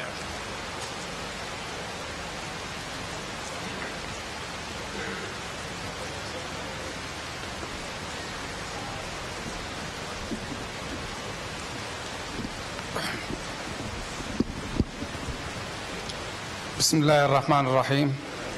صاحب الفخامة الرئيس يوري موسيفيني رئيس جمهورية أوغندا، أصحاب الفخامة معالي أنطونيو غوتيريس الأمين العام للأمم المتحدة، أصحاب المعالي والسعادة، الأخوات والإخوان الحضور، السلام عليكم ورحمة الله وبركاته. اسمحوا لي في البداية أن أعرب لكم عن خالص تقديري وشكري لحكومة جمهورية أوغندا الشقيقة وفخامة الرئيس على هذه الدعوة الكريمة للمشاركة في قمة تضامن أوغندا بشأن اللاجئين. أيها الحضور الكريم، انطلاقا من تعاليم ديننا الإسلامي الحنيف التي توجب إغاثة الملهوفين ومساعدة المحتاجين، فقد دأبت المملكة العربية السعودية منذ توحيدها على يد الملك المؤسس رحمه الله على مد الجسور والدعم والمساعدة للمجتمعات والدول المحتاجة، وانطلاقا من دورها الإنساني والريادي واستشعارها في دفع المعاناة عن الإنسان ليعيش حياة كريمة، فهي تقوم بتقديم المساعدات بعيدا عن أي دوافع غير إنسانية، ولذلك فقد حظي بجزء وافر من هذا الدعم على مر التاريخ، وأصبحت في مقدمة الداعمين للعمل الإنساني وبالذات اللاجئين. ولقد حرصت المملكة العربية السعودية على دعم نداءات الأمم المتحدة في شتى المجالات، وبالذات في حالات الطوارئ ووقوع الكوارث. ومن هذا المنطلق فقد أنشأت المملكة العربية السعودية مركز الملك سلمان للإغاثة والأعمال الإنسانية، ليكون مركزا دوليا متخصصا للأعمال الإغاثية والإنسانية، وذلك في عام 2015 ميلادي. ويعمل هذا المركز على التنسيق والتشاور مع المنظمات والهيئات العالمية الموثوقة، ويطبق جميع المعايير الدولية المتبعة في البرامج الإغاثية لضمان وصول المساعدات لمستحقيها وبالجودة العالية، وذلك وصولا لغايتها وهي العمل الإنساني بلا حدود.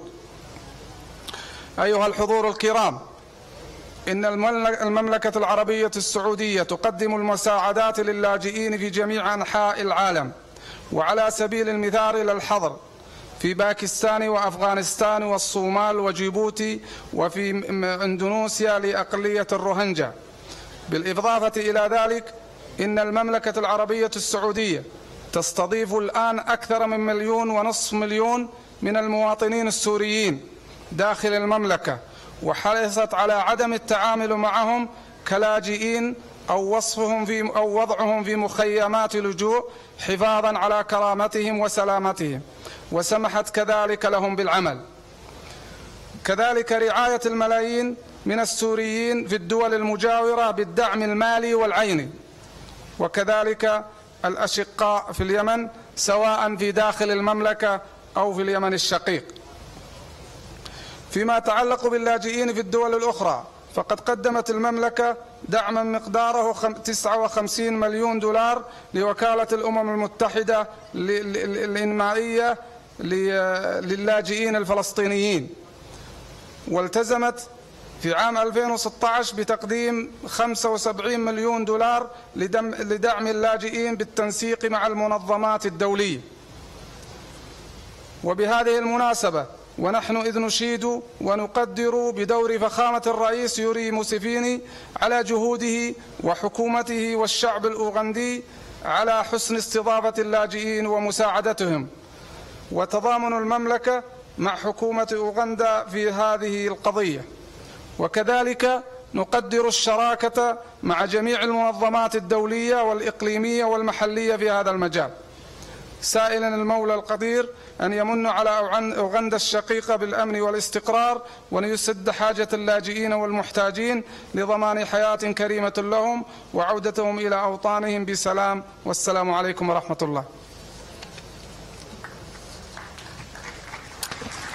I now give the floor to His Excellency Per Lingande, Ambassador of Sweden in Uganda, and I ask the Ambassador of the Kingdom of Bahrain to prepare himself.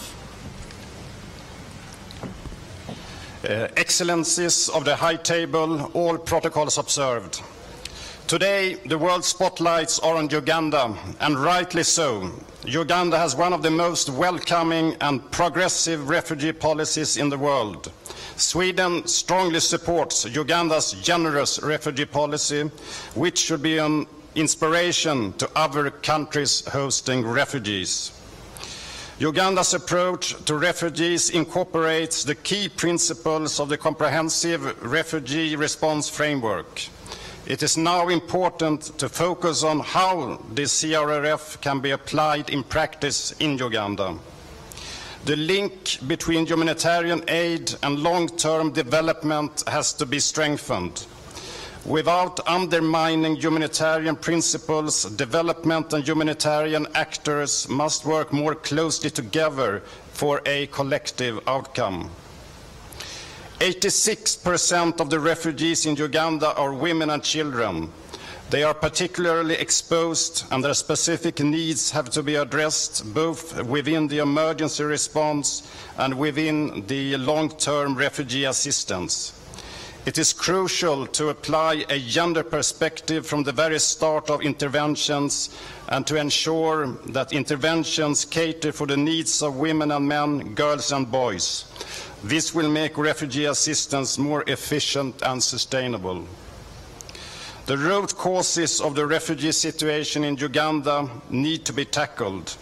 There is a need for a long-term political solution to the conflict in South Sudan. Sweden welcomes the decision by the IGAD summit on 12 June to revitalize its effort. Urgent action is needed to prevent further escalation of violence and continued displacement. In this respect, the region has a key role to play in taking a holistic approach in assisting in finding a political solution. Sweden remains a committed humanitarian and development partner to Uganda. During 2016, Sweden provided $9.3 million in humanitarian assistance, an additional $4 million to long-term development of maternal and child health in West Nile. So far this year, $8.1 million has been approved for humanitarian assistance, and further $5.7 million will be committed for long-term multi-sector development assistance in the refugee-affected areas. In total, Sweden will contribute with $27.1 million for the period 2016 and 2017. And most likely, additional humanitarian support will be made available later this year. We will also finance the secondment of one personnel to UNHCR for the CRRF from August this year. Thank you very much for your attention. Thank you very much. I now give the floor to His Excellency Sheikh Rashid bin Abdul Rahman Al Khalifa, Ambassador of the Kingdom of Bahrain, and I ask the Director General of Norway to prepare himself.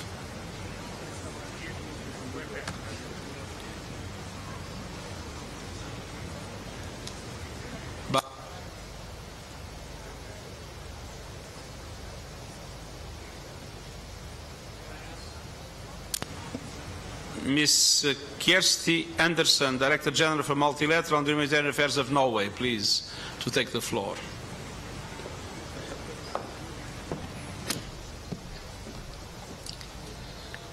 Thank you. Excellencies behind the table, all protocols observed. I would like to thank the government of Uganda and the United Nations for hosting this conference. Uganda's refugee response is an excellent example to others. As we witnessed in Mbepi yesterday, Uganda remains committed to providing refugees with education, health care and opportunities for work. We commend Uganda for being at the forefront of the global effort to reshape refugee response. We are impressed and inspired by the response of local government and host communities. The growing number of refugees, combined with the prolonged duration of displacement, calls for a twofold approach. First, we must maintain focus on the most crucial factor, addressing the root causes of the refugee flows, notably armed conflicts. They are man-made and require political solutions. The best help South Sudanese refugees can receive is an end to hostilities and the prospect of returning to their country with the hope of a better future. A ceasefire and a viable political process must rapidly be put in place in order to find a peaceful solution to the conflict. There is no military solution. Second, we need to enhance our support to strengthening the resilience of the displaced and host communities. Refugees who are given the tools they need to shape their future, such as education, health care and opportunities for work, are more likely to contribute to the host society's economy and to the rebuilding of their own society. Norway has made education, and especially girls' education, a top priority. We have doubled aid for education over the past 4 years, and we're also the second largest donor to the Global Education Cannot Wait program, from which Uganda will soon benefit. In Uganda, Norway's support to UNICEF, UNHCR, the World Bank, the Norwegian Refugee Council, amongst others, has enabled them to provide education to refugee and host community children. Norway has increased its humanitarian allocations dedicated to South Sudan, Somalia, Yemen, Northeast Nigeria, and the Lake Chad region significantly this year, to well above $100 million. We also contribute through our core funding to the UN system, enabling operational flexibility and predictability for the UN. And Uganda and the region are important recipients. Locally, we will also support the ReHope program and implementation of the CERF through UN Women, UNHCR and various civil society organizations working with partners on the ground. We have already contributed $5 million additional humanitarian funding to the response to the South Sudanese refugees. Today, we are committing a further $4 million earmarked for refugees in Uganda. And as we witnessed in Mbepi yesterday, there is a need for long-term and predictable support. Norway will remain a strong supporter of Uganda and the region. Thank you. Thank you very much. I give the floor to His Excellency Andreas Melan, Ambassador of Austria, and I ask the distinguished representative of Denmark to prepare himself.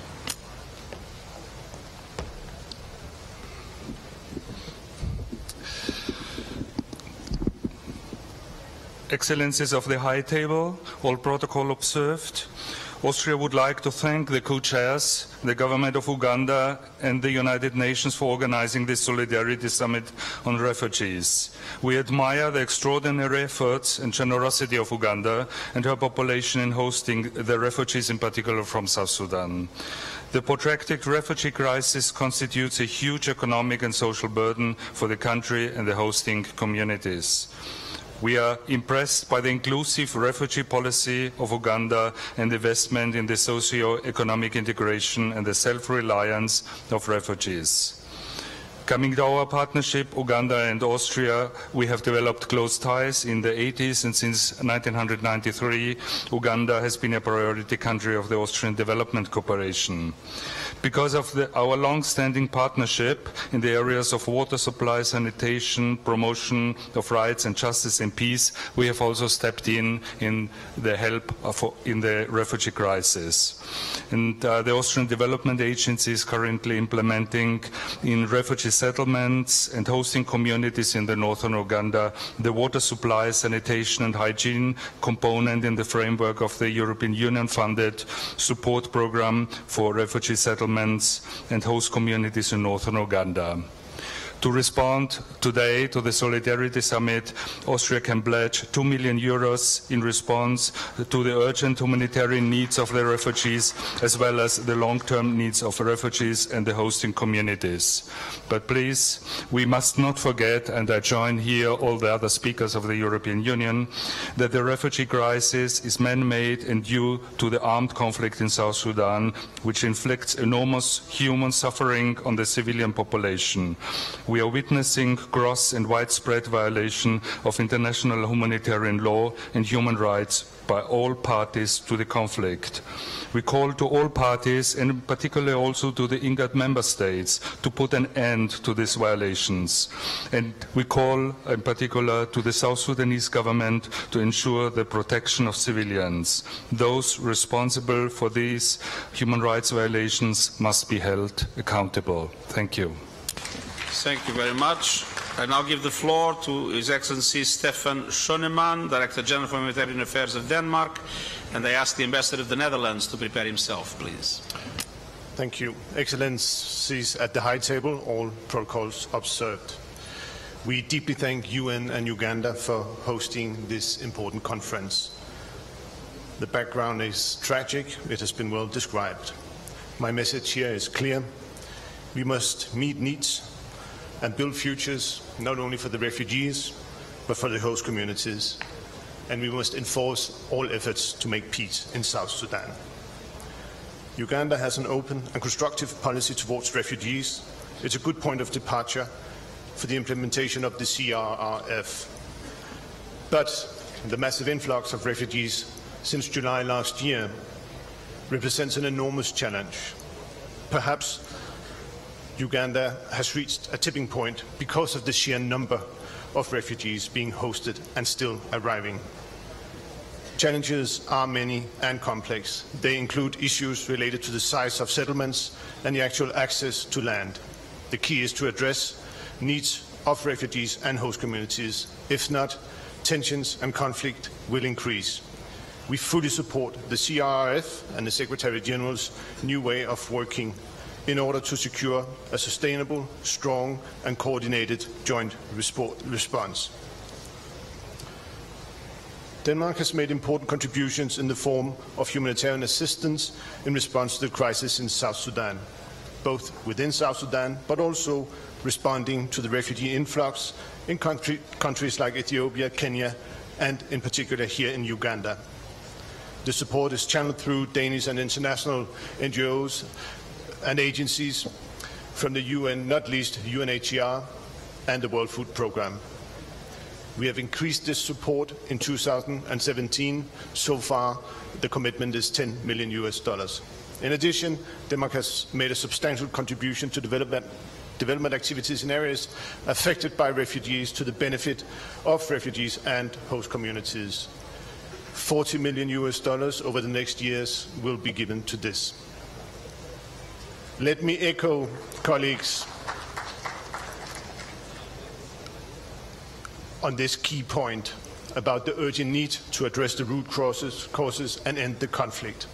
It's man-made and can be only solved if political leaders in South Sudan and the region get serious about ending the conflict. It requires political intervention, not military force. We join the call made by many here to enhance and intensify peace efforts involving all parties to the conflict. This is the only way forward to halt the suffering of the South Sudanese people. Thank you. I now give the floor to His Excellency Ank Jan Bakker, Ambassador of the Netherlands, and ask the Ambassador of South Korea to prepare himself. Members of the High Table, all protocol observed. In the interest of time, I will limit myself to saying that the pledge of the Netherlands will be €5.5 million extra money to the benefit of both the host communities in northern Uganda and the refugees from South Sudan in that area. The slightly longer version of this speech will be made available to the Secretariat. Thank you very much. I have no words to express my gratitude. I now give the floor to His Excellency Park Yong-dae, Ambassador of South Korea to Uganda, and I ask the High Commissioner of India to prepare himself. I will try to make as short as possible. Your Excellencies, we are greatly honored and we really appreciate the generosity of Uganda people towards refugees and the inclusive refugee policy of the Uganda government, as it has created a wonderful environment for protecting refugees and contribute to enhancing the self-reliance and resilience of both refugees and host communities. I have to echo, the situation in South Sudan is dire. As many of us has already pointed out, and His Excellency President Museveni has pointed out, this is a man-made crisis resulting from many problems like bad politics. And there should be due consequences and accountability, and impunity should not be allowed, because we've seen so much people suffer from this crisis, and we have come together in solidarity to seriously address this issue. To make my speech shorter, let me, because they say action speaks louder than words. So today, right now, my government, on behalf of my government, I'm pleased to announce that our country will pledge $6.8 million solely to Uganda, to UNHCR SURF program, and also improving access to quality education for refugee children with special focus on girls. This is on top of already $8 million we provided for humanitarian assistance to South Sudan, and also $300,000 to a World Food Program in Uganda. We have 300 UNMISS forces in both South Sudan, try to help the country stabilize, and we will continue to provide multi-year support for host countries like Uganda, so that we can better meet the longer-term needs of refugees and their host communities and bridge the humanitarian development divide that we often witness in protracted refugee crisis. Last but not least, I would like to thank Secretary General Antonio Guterres and your wonderful team you have in Uganda. I would like to acknowledge Rosa Malango for doing a wonderful job. She's not only a good coordinator among the UN agencies, but she's a good coordinator with development partners and a host country. And I think the model you have put in Uganda, combining humanitarian aspect with the development, will be a very good model to be replicated in other regions as well. So I wish you all the best. Thank you for your effort, and we'll stand you continuously in strong solidarity. Thank you.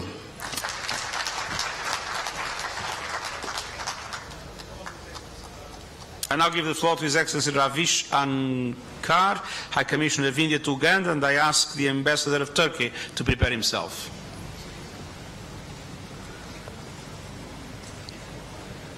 At the outset, I would like to thank the President of the Republic of Uganda for taking this initiative to organize the Solidarity Summit.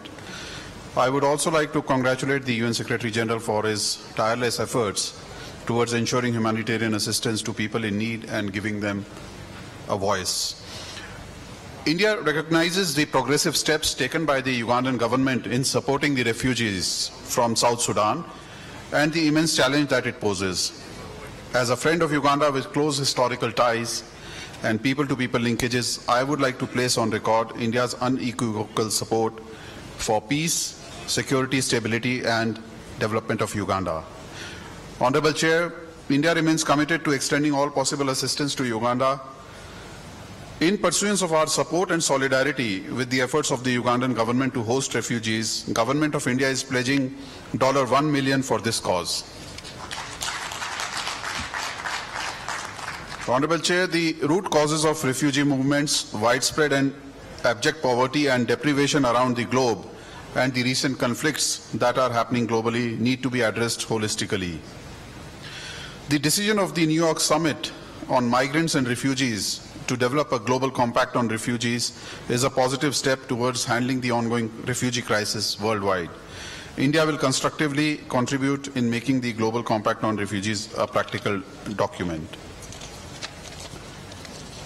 With these words, I would like to wish the people of Uganda continued progress, peace and prosperity, and reassure them of India's support. Thank you. Thank you very much. It's my pleasure to give the floor to His Excellency Sedef Yavuzal, Ambassador of Turkey to Uganda, and I ask the Ambassador of Spain to prepare himself, please.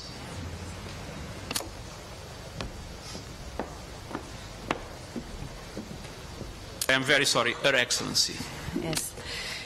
Your Excellencies at the High Table, ladies and gentlemen, all protocol observed.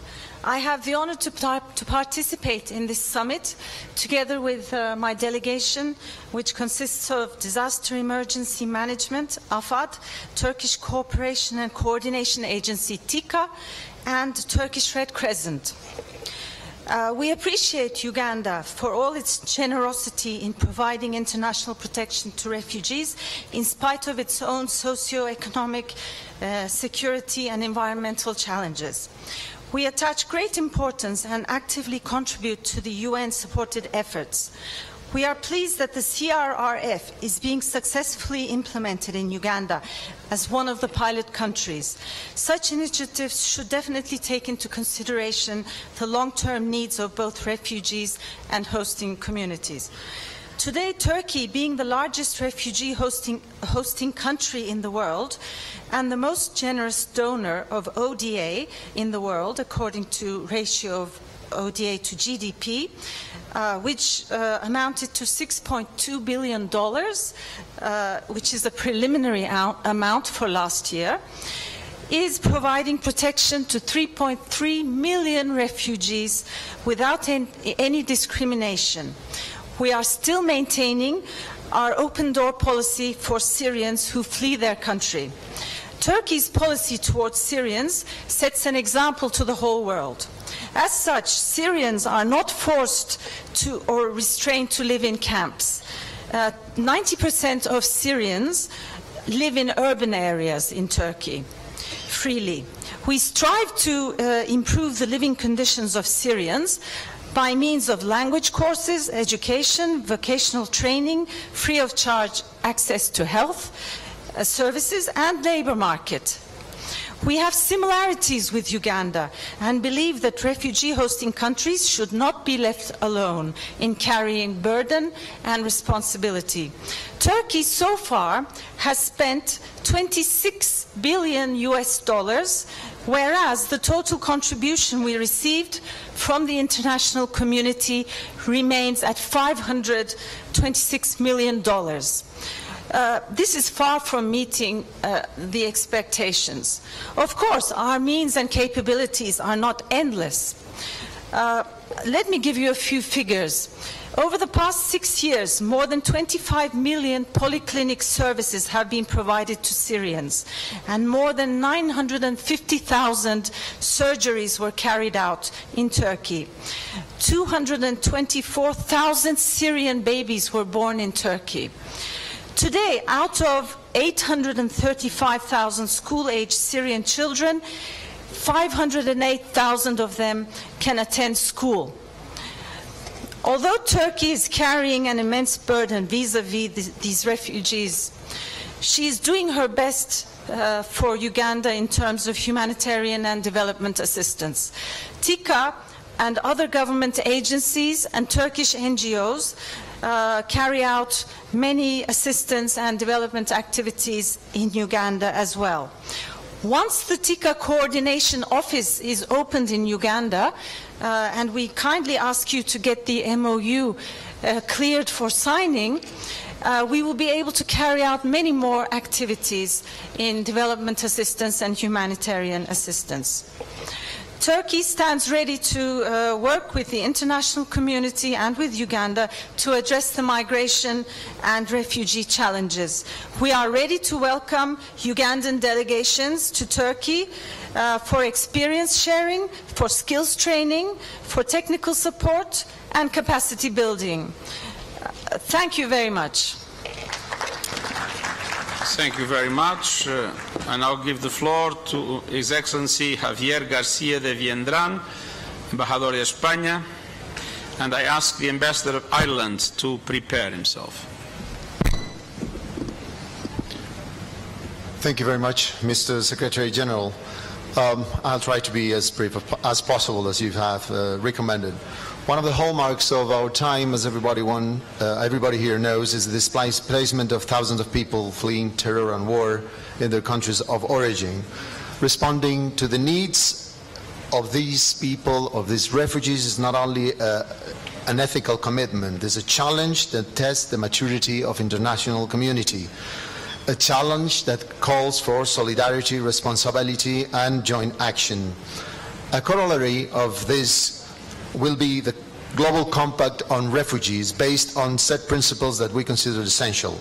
First is global and shared responsibility, distinguishing between refugees and migrants, and promoting the integration of refugees within host societies. In this collective effort, Uganda stands as not only a pole of stability, it really exemplifies a commitment to multilateralism and provides a model for us, all of us, in its efforts to shelter refugees. Uganda has established a model of freedom of movement regardless of nationality or ethnic origin in an approach that views refugees as agents for development and integration, and I commend the country for this. The same spirit underlies Spain's participation in relocation and resettlement commitments. We're one of the 15 European Union member states taking part in the annual resettlements programs carried in collaboration with UNHCR. In this situation, present situation of economic crisis of Spain, we have allocated 16.3 million to the London Donors Conference in response to the crisis in Syria, 7 million to UNHCR for the World Food Programme, improving the situation of refugees, and 11 million for the budget of bilateral cooperations in programs to assistance of refugees. Behind all this, there are the conflicts, as you, Mr. Secretary General, mentioned before. Conflict, oppression, and systematic violation of human rights are at the root of the refugee phenomenon. It is not enough to act, we have to prevent.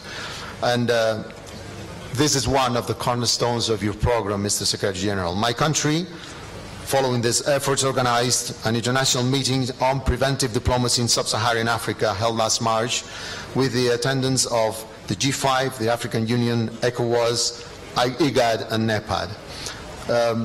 This prevention is especially important when it comes to the case of children. The European Union has announced the allocation of 85 million euros, of which a great part will go not only to this country, but also for children. When they become adults, the children crossing the border as refugees today will be the symbol of our success or our failure. And it will be a collective success or failure. Like that of all great challenges to the international community. So let's face it together. Thank you very much. I now give the floor to His Excellency Donald Cronin, Ambassador of Ireland, and ask the Chargé d'Affaires of Iceland to prepare himself.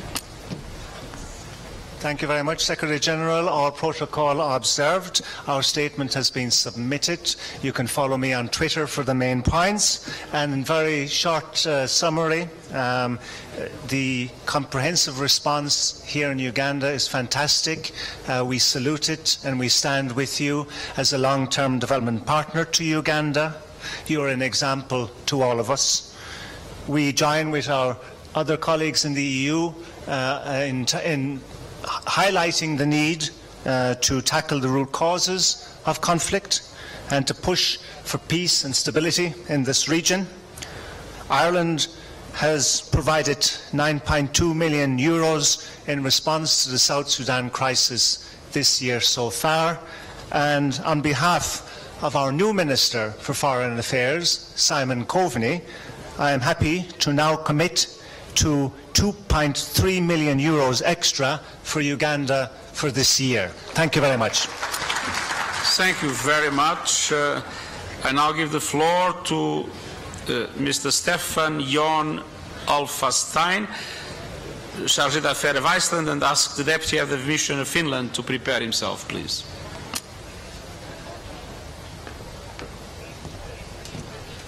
Good afternoon, everybody, and thank you very much, and all the best to the high table, all protocol observed. Iceland sends its warmest greetings to the summit. Thank you very much for hosting it. We have already committed $500,000 to NGOs working in refugee communities. We are preparing to work with local governments in the communities that are hosting the refugees in Uganda. I cannot state exactly how much we are pledging, but we will be there with you. So, having said that, we stand shoulder to shoulder with everybody else today. Thank you very much. Thank you very much. Now the floor to Ms. Ramses Malati, Deputy Head of Mission of Finland. Secretary General, all protocols observed. I follow the line of my colleagues. I'll be extremely short, and you can then find the longer version online. Uganda merits attention and appreciation for its progressive approach and role in addressing the challenge of ensuring a comprehensive response to refugees. Finland is proud to support humanitarian action in Uganda.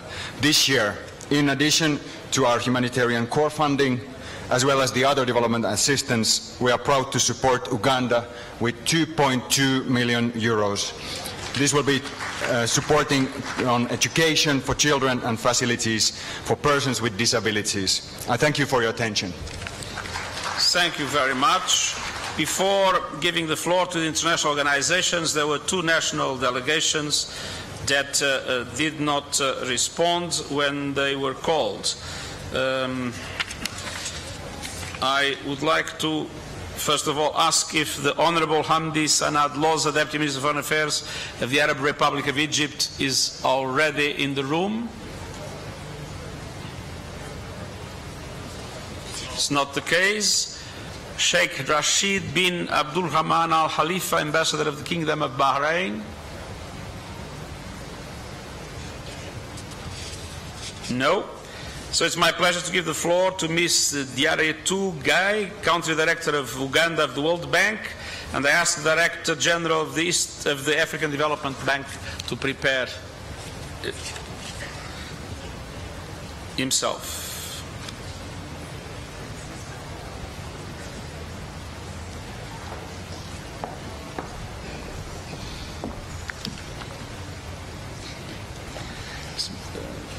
We have 15 minutes more. Excellencies of the high table, all protocols observed. That we have 10-15 minutes more, because then he has to close. Uganda and Ugandans are demonstrating generosity and strong commitment to provide protection to refugees. The government of Uganda has consistently implemented one of the most progressive refugee policy and legislative frameworks in the world. and Ugandans have continued to welcome brothers and sisters fleeing conflict from neighboring countries, with many communities donating their land to host them. The international community, including the World Bank, is humbled by your efforts. You are an example for other countries to follow, and we sincerely thank you. Let me also express my appreciation of UNHCR and the UN agencies and other humanitarian actors and development partners for their support to the government in responding to the current emergency. The massive influx since last July is putting enormous pressure on refugee hosting communities, many who are located in the poorest region of Uganda. Systems and administrative capacities are being stretched to the limit, social services are about to collapse, environment resources are being taxed at an alarming rate. The list of impacts is so long, and we need your support.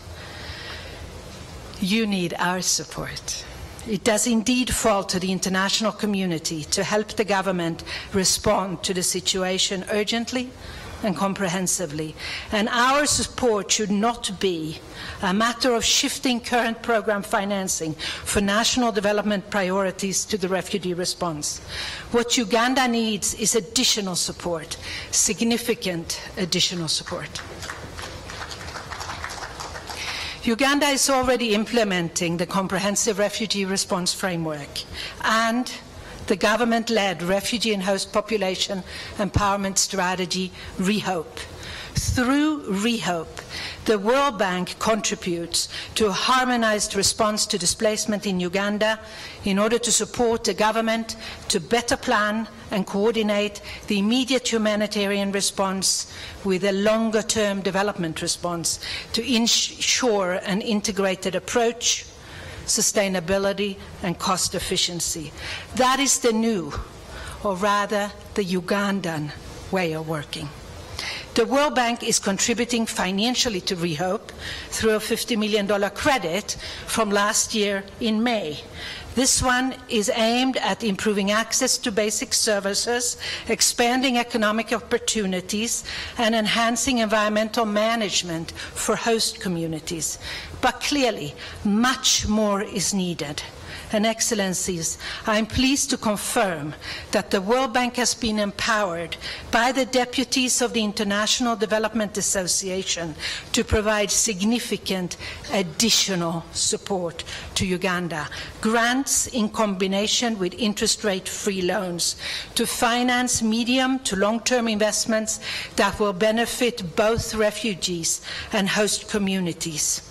The government of Uganda will be first in line to access this financing, and we are already working with the government and the Ministry of Finance and the Prime Minister's office to prepare a program that will help ensure that Uganda's progressive policies and practices can continue to be applied in the refugee hosting areas. This program will aim to mitigate the shocks with the keen understanding that 86% of the refugees are women and children. In addition to our current 2.8 billion portfolio, a large proportion which is in northern Uganda, the World Bank is pledging to make hundreds of millions of dollars available to support this program. The situation is urgent, and we also call upon the government to ensure that the preparation, approval, and implementation of this program is fast-tracked. To close, Excellencies, the World Bank commends you and thanks you for showing the world what a progressive and transformational approach to refugee management and protection looks like. And I hereby express the World Bank's continued full support to assisting you in delivering protection and achieving development solutions for both refugees and host communities. I thank you.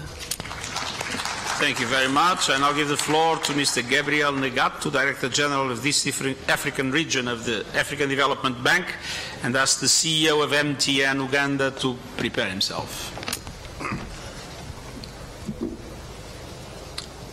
Excellencies, heads of states and government, Your Excellency Secretary General Antonio Guterres of the United Nations and trusted friend of Africa, ladies and gentlemen, on behalf of the African Development Bank, I'm pleased to join you this afternoon. Unfortunately, the president of the bank had wished to be here, but is not able to join. Mr. Chairman, the fact that so many African leaders are here in this Solidarity Summit speaks volume of the region's collective ownership of the problem at hand, as well as the search for a durable solution. The African Development Bank in Uganda has been a strategic partner of this country for many decades. The bank has invested in economic and social development of the country. Currently, the ADB has a total ongoing operations valued at over $1.2 billion, covering across multiple sectors, including where refugees' needs are the greatest. The bank continues to prioritize the provision of basic services for poor and vulnerable groups, expand economic opportunities to enhance job creation opportunities for the youth, as well as improve local livelihoods. In this regard, over the next 3 years, the African Development Bank will invest over $300 million in Uganda on agriculture, water infrastructure to meet the needs of both Ugandan and refugee populations. Food security and access to safe water will be key elements of the resilience program anticipated in this $300 million. Chairman, a developmental approach that responds to the displacement issues, along with current drought and famine, is key to a long-term solution. In this regard,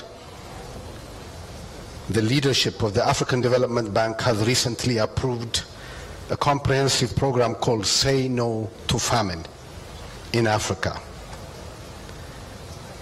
This program, worth $1.1 billion, includes 6 countries, namely South Sudan, Somalia, Ethiopia, Kenya, Uganda, and Nigeria. Moreover, I'm happy to report that in the next few days, the bank will be disbursing a grant of $75 million to meet the dire needs of refugees and displaced persons in Somalia and South Sudanese populations, most affected by the drought, especially the displaced and most vulnerable communities. As the refugee population in Uganda grows, it's expected to exact inordinate pressure on the overstretched resources of the country. Hence, the short to long-term resilience of both refugees and host communities requires significant funding. Therefore, the bank is prepared to work with both the United Nations and the government of Uganda authorities to explore innovative financing modalities that address the financing gap we are experiencing. In conclusion, let me just reiterate that the bank remains prepared to engage further with other partners on implementing the Kampala Declaration coming out of this summit, and will continue to stand shoulder to shoulder with the government of Uganda to ensure that no one is left behind. Thank you very much. Thank you. And I'll give the floor to Mr. Wim van Helputte, CEO of MTN Uganda, and ask the COO of IHK Hospital to prepare himself.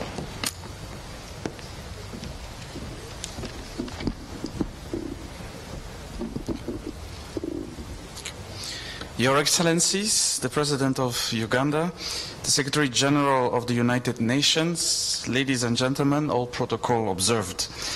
My name is Wim van Helputte. I'm the CEO of MTN Uganda, who is the biggest telco company in Uganda, and I'm representing Mr. Rob Shooter, who is the CEO of MTN Group, who could unfortunately not make it today to Kampala. At MTN, we have been working for more than 1 year with several NGOs in the north of Uganda to enable them to send cash to refugees in the camps by using our MTN mobile money services. Furthermore, we have built several telecommunication towers in and around the refugee camps to give mobile telephone services to these refugees. Currently, we are rolling out even more sites that will be ready soon and will allow these refugees to remain connected to the rest of the world. But, Excellencies, today is about pledging. So on behalf of the shareholders of MTN, I have the honor to pledge 1 billion Uganda shilling towards the immunization of children in the refugee camps. This pledge will be implemented through our MTN Foundation and in collaboration with the Office of the Prime Minister, the UNHCR, and other specialized agencies and organizations. Excellencies, I thank you. Thank you very much. I now give the floor to Mr.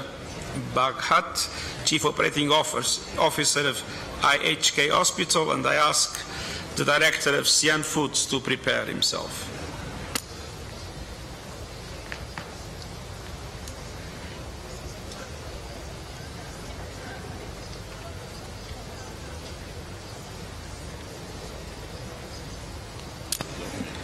I think Mr. Baghat is not with us. So Mr. Dawood Esmail, Director of Sian Foods.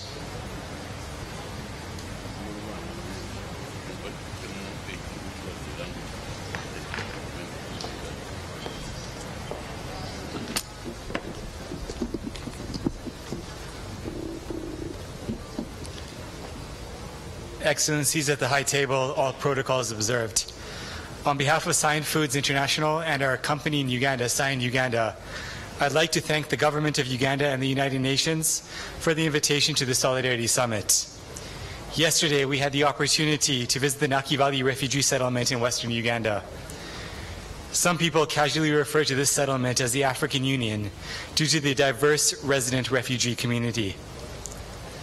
The unique approach to dealing with refugees in Nakivale and other Ugandan refugee settlements was of great interest to us. Refugees are given land and encouraged to become self-sustaining rather than relying on extensive handouts. There is an emphasis on skills development and vocational training for refugees and the host community. While walking through the exhibition that was put up for us yesterday, we were all impressed with the products and services that are currently being offered by the community. To complement this effort of capacity building, Sian Foods International and Sian Uganda pledged to work with the government of Uganda and the various UN agencies to develop and implement an innovative plan that will provide technical training and assistance to both refugee communities and host communities in Uganda for the production of bakery, dairy, and beverage products. We commit our team of Ugandan and South African experts to visit highlighted settlements on a quarterly basis for a period of 2 years. This pledge is aimed at ensuring that skills are transferred to ensure that the residents of Nakivale and other settlements across Uganda are given the skill set to produce high quality and cost-effective products that will contribute towards improving their livelihood. Thank you.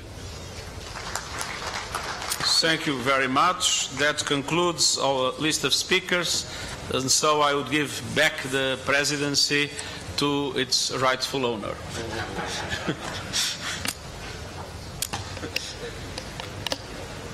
Your Excellency, the Secretary General, His Excellency Antonio Guterres, the High Commissioner of Refugees, the Prime Minister of Uganda, the Honorable Ministers. First of all, I must explain that in an effort to emancipate you from asphyxiation, then I caused another problem. The rain came, and I don't know how you survived. But at least you had got the breeze from the lake. Secondly, I must apologize to His Excellency Antonio Guterres, because there is what we call Okongora in our language, which means that when you are cultivating in the garden, you leave one person cultivating and for you are just sitting somewhere. I must apologize for Okongora. But actually I was not Okongora, I was also doing some work. Only that I was out of sight. I was meeting the delegations who are going away. So I was sort of weeding the garden. But I thank His Excellency because he has sat here for hours and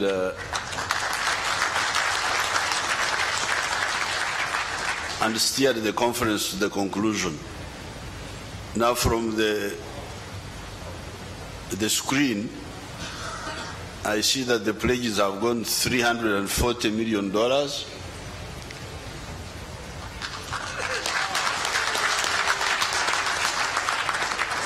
$340.6 million. Thank you so much. Thank you so much.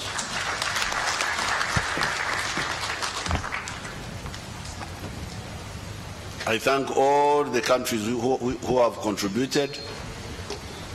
You have really saved lives.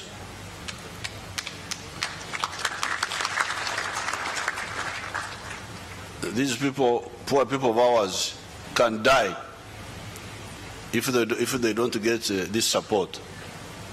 Yes, for us, we give them land, we give them space, but they need food, they need medicine, they need in the short run. If they don't get it, they will definitely perish. And all these 1 million, 1.2 million people to die would be a big disaster. So I thank all the countries which contributed. The list is there, and we promise that on our side we shall continue to open space for these refugees who are here, our brothers and our sisters, our children from the neighboring countries. With a little bit of support, Uganda is enough to accommodate them. After all, our own population is growing. Soon we shall be 50 million people. So 1.2 million new entrants are not such a dramatic increase, only that they must be catered for. Now what is remaining is to adopt the declaration, the Kampala Declaration, and I will propose that we adopt the declaration using on some of the other issues where there was discussion, we can use the language which was in the IGAD declaration. The same language can be used even here, because there was some discussion on that. But if we use the IGAD communique language, I don't see why it should be any problem to anybody. So I would want to we thank all the delegations for the inputs and flexibility shown on the draft declaration, which we present for adoption by consensus as the outcome of this summit, lifting the IGAD language into this communique.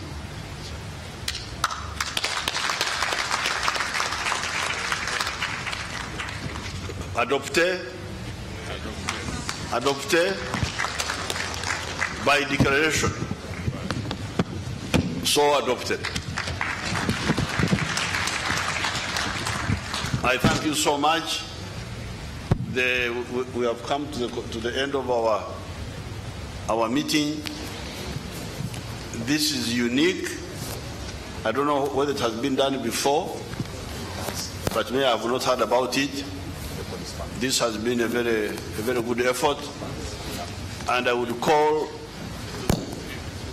Oh, it has gone to 352.6 million. Now that we have come to the end of our conference, I would ask you to stay around and see Uganda. Uganda is one of the three points on the globe that are unique. There are only 3 points on the globe which are on the equator, but with a high altitude. You don't have many places like that in the world. One place is called Ecuador. I have never been there, I just see it on the map, but I suspect it may be like Uganda. The other place is one point in Kenya. Now the third point is this one here. The uniqueness of this part of the world is that we are right on the equator. Where you are sitting now is a few minutes north of the equator. Where you landed at the airport is right on the equator, the southern end of the runway, 200 meters from the end of the runway, that's where the equator passes. But with a high altitude. Here where you are sitting is 1,200 meters above sea level. This lake you see there is a lake on top of the mountain. And it slopes down into Sudan, South Sudan and Sudan, and eventually to Egypt. Therefore, it is unique, and since you are here, I would appeal to you to move around and visit and you see. I was objecting to this air conditioning because we don't need it. God has already done the air conditioning. Why do you disturb his work by bringing this artificial air conditioning which makes us develop allergies and all that? So stay around, savor the niceties of Uganda, and come back. I thank you, and I wish you good luck, and I congratulate you. I congratulate the Secretary General. I also congratulate myself somehow.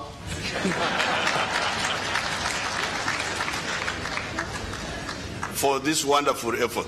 Thank you so much.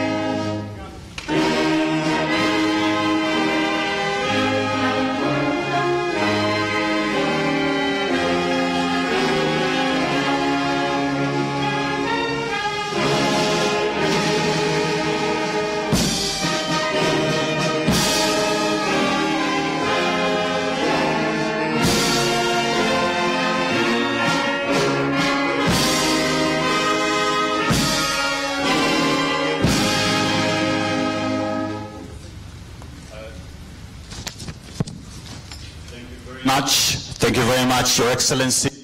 We'll request you to come down here, and we're going to take a quick group photo together with the heads of governments that are here, and then we will retreat to the holding area.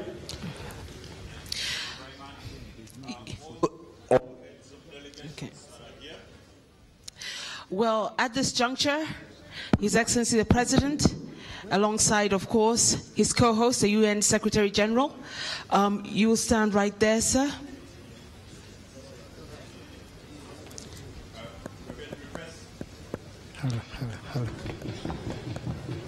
Can we have heads of state, government, and leaders of delegation kindly join His Excellency the President of the Republic of Uganda to take a memorable photo of this occasion? The few heads of delegations that are still here with us, would you like to please join into that group photo? Just remember, as you look on the screen, $352.6 million US collected for a very worthwhile cause today. And ladies and gentlemen, to express the warmth of Uganda, would you like to smile as we take this picture? Okay, let's take... Excuse me, please.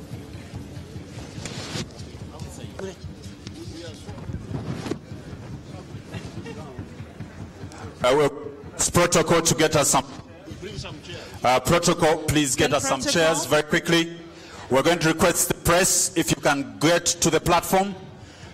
The press, please get to the stage. Okay, we have to do this quickly, please. Can protocol kindly bring us 4 chairs in the front, You have please? it, the Uganda Solidarity Summit 2017 on refugees, wrapping up its 2-day sitting here at the Commonwealth Resort Hotel in Munyonyo, a conference that brought together hundreds of dignitaries from across the world. We had members of the private sector. We had also heads of government who are here with us. The president of Gabon, the president of Zambia. We also had the deputy prime minister of Belgium and several other heads of mission and representatives of various UN agencies and other organizations that are responsible for refugees around the world. So the reason there was a meeting here and the reason there was a summit here, this was convened by the head of state, President Yoweri Museveni, and the UN Secretary General to raise funds for a joint kitty or a kitty for the refugees here in Uganda, money that will go towards efforts to support activities of the UN agencies and other non-government organizations that are operating in the refugee settlement areas. The total kitty by the time of ending this summit this afternoon was $352.6 million. $352.6 million. That money coming from the contributions and pledges that were made this morning and the better part of the afternoon from various countries. I'll quickly run through some of these countries, and you will, of course, be joining us on our various social media platforms to be able to get the details of some of these contributions. One of the first contributions that came in was from the European Union. Here to announce the contribution of the EU was the European Commissioner for Humanitarian Affairs, and that was 85 million euros.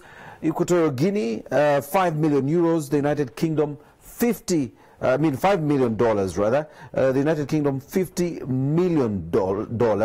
Saudi Arabia, 5 million. Well, those pictures you are seeing there are live from the Speak Resort Munyonyo. In the beautiful background is Lake Victoria, and so we also are expecting and initially the group photo by the heads of state and the other dignitaries was set to be held just by the lake. Unfortunately, that didn't happen because it's been raining at the Speak Resort Munyonyo, and so there was an impromptu, a place that was then, of course, designated for that photo opportunity, and that was inside the tent where the summit has actually been taking place.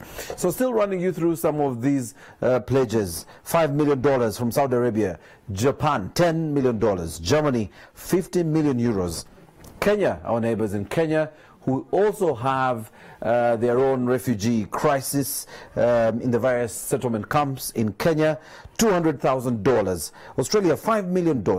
France did make a contribution and a pledge that wasn't immediately shared during the summit. The African Union, $100,000. Italy, 5 million euros. Canada, 15 million Canadian dollars, which is worth about 11 million US dollars. Somalia, $100,000. Sweden, $27.1 million. Norway, $4 million. South Korea, $6.8 million. Denmark, $40 million.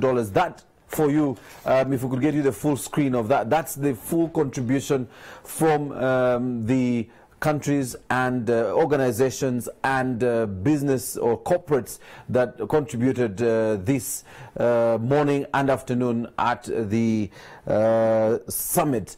$352.6 million the total contributions towards the summit, the Solidarity Summit here being held here in Uganda. I was still running you through the other list of the contributing countries. India, $1 million. Netherlands, $5.5 million. Austria, $2 million. China, $500,000. Ireland, 2.3 million euros. And we also did hear from the World Bank country director here in Uganda. We also had from the Africa Development Bank representative who also spoke at the summit. Theirs was more of a figure that has been contributed annually to the African Kitty for Refugees. The African Development Bank mentioning how much money it will contribute to Uganda in the next financial year. They did mention they will be contributing $300 million to support Uganda's budget, but also support, of course, activities that are happening. So you have the figures there. The Solidarity Summit on Refugees, the pledges, 27.1 million from Sweden, 5 million from Australia, 100,000 from the African Union, 5 million from Italy, 11 million from Canada, 100,000 from Somalia. We'll continue to run for you these figures because this number is building and does total up to $352 million. The EU, 885 million euros, 5 million from Equatorial Guinea, 50 million from the United Kingdom. We also had, I think the figure I was seeing there was the figures coming in from Germany and Kenya, plus Australia, $5 million from Australia. You have live pictures of the luncheon that has been prepared for the dignitaries, the heads of state, visiting heads of state that are here, plus also representatives of the various UN agencies and support organizations. We also know that the Vice President of Sudan is here. The second Vice President of Sudan is here. We had representation from Kenya, representation from Burundi, and of course representation from the neighboring DRC. We had visiting heads of state, as I mentioned earlier, from Gabon, Equatorial Guinea, and Zambia, plus the Deputy Prime Minister of Belgium. Let me just share with you some of the numbers, and the reason a lot of the speakers this afternoon were thanking Uganda for a job well done in being one of the most receptive countries for refugees, after hearing, of course, the testimonies from the refugees who spoke earlier today. Let me just run you through, and we'll show you some statistics of the number of refugees in this country and where they are, because this is just, placement of some of the refugees and where they are and where they come from. Actually, this first graphic is showing you the numbers of refugees and where they come from. We have the largest number, which is 950,562 coming from South Sudan. We have another 218,981 from the DR Congo. We have 37,247 from Burundi. We have 35,941 refugees from Somalia, and another 34,745 from other countries, some neighboring countries, and the others, of course, could have taken a bit of a longer distance. So the total number of refugees in Uganda is 1,277,476. 1,277,476. That's the latest number of refugees. However, we also know that almost on a daily basis, almost daily, we have 2,000 refugees that are streaming in from South Sudan that will continue growing this number of refugees, and this will be looking different by the end of this month in June, according to the United Nations High Commission for Refugees. So here's the numbers in the different districts where these settlement camps are. And you might notice we're staying away from calling them refugee camps, but rather settlement camps, because the new UN Secretary General, Antonio Guterres, is actually requesting that we refer to them as settlements rather than refugee camps, because the status refugee does sound demeaning when somebody is actually settling in your country. And so he prefers that they are called settlement camps. So I'll stay away from calling them refugee camps, but settlement camps. So these are the districts where the bulk of the refugees are. You will notice that there's also another number of refugees from Kampala, and it's not there. So you have 23,838 in Lamour, 171,728 in Moyo, 224,343 in Adjumani. We have 272,707 refugees in Yumbe, 198,053 in Arua, 51,052 in Kiriandongo.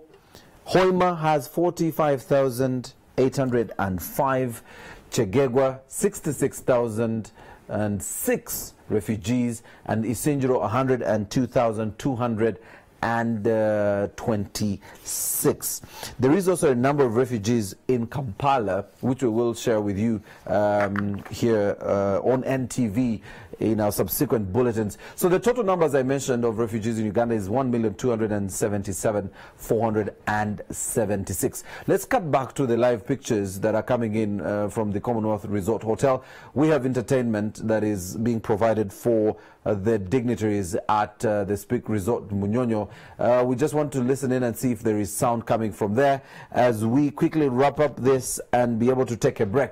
However, I must mention that we have the press conference by the two conveners of the Solidarity Summit. That is His Excellency President Yoweri Museveni and, of course, the UN Secretary General. Let's first listen in to the entertainment that is happening right now at the Speak Resort Munyonyo.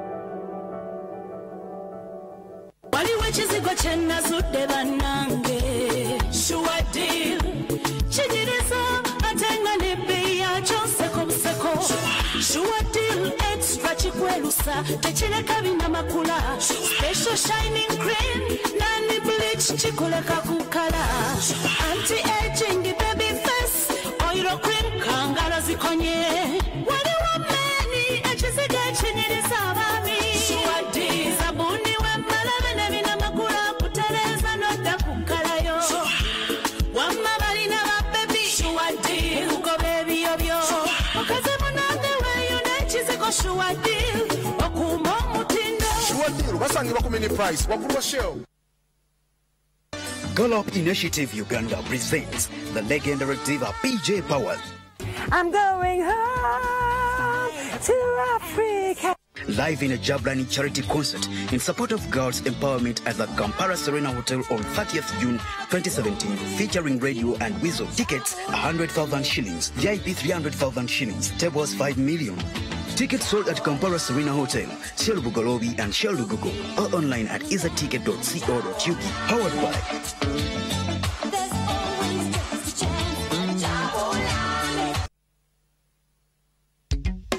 amanyo gali gasumbuwa omusawo nandagirira nana habo mouth washira nawona kakati nemmere ng'ensirya musange mu famasi wonna ne supermarket ekuli okumpi owona okuyita mapengo yennana habo mouth wash. The Shopper brings you the biggest shopping bonanza ever in Uganda. Get up to 50% discount on leading brands from the discount week of 20th to 27th of June 2017. For businesses to participate in the discount week, book your space in the Shopper coupon booklet. Buyers shop until you win prizes. Get your free booklet at your shopping malls, supermarkets, fuel stations, hotels, airport, airlines, and newspaper vendors. The Shopper, bringing you leading brands at discounted prices and enabling businesses meet their sales targets in just 1 week. Don't you know that family planning methods can lead to deformities in your baby? No, that's wrong. Because of the spacing, you are able to raise healthier babies. Seriously. I even heard they make you too weak to work. Because you get enough time between your pregnancies. Your body has enough time to fully recover. Don't they affect your love life? Oh my dear, trust me, you are wrong. Not having to worry about unplanned pregnancies make things even more fun. I used to believe in all these myths. I now know that millions of women in Uganda trust and use modern family planning methods. Visit the nearest Good Life clinic to choose a suitable family planning method and make you smile today. This message is brought to you by Ministry of Health through social activity with support from USAID. A good life starts with good health. Daily exposure to different environments leads to a buildup of germs, oil, and dirt. These can cause blemishes and uneven skin tone. You need new Dettol Even Tone. It removes 99.9% of germs and is formulated to remove excess oil and dirt, helping to reduce the appearance of blemishes, giving your family the confidence of healthy, even-toned skin. For an even better you, new Dettol Even Tone. Dettol, be 100% sure.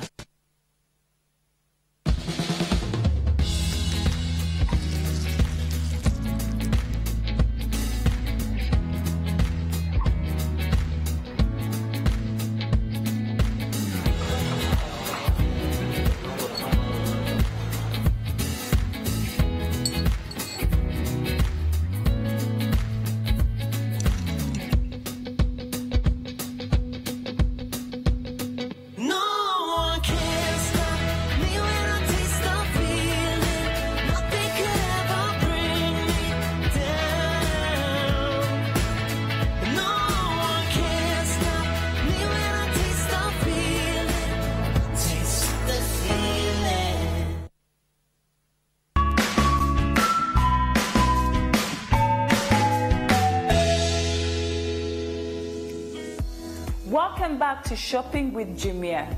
My name is Caroline Flower, and this week we have another great offer for you from Jumia, Uganda's #1 online shopping destination.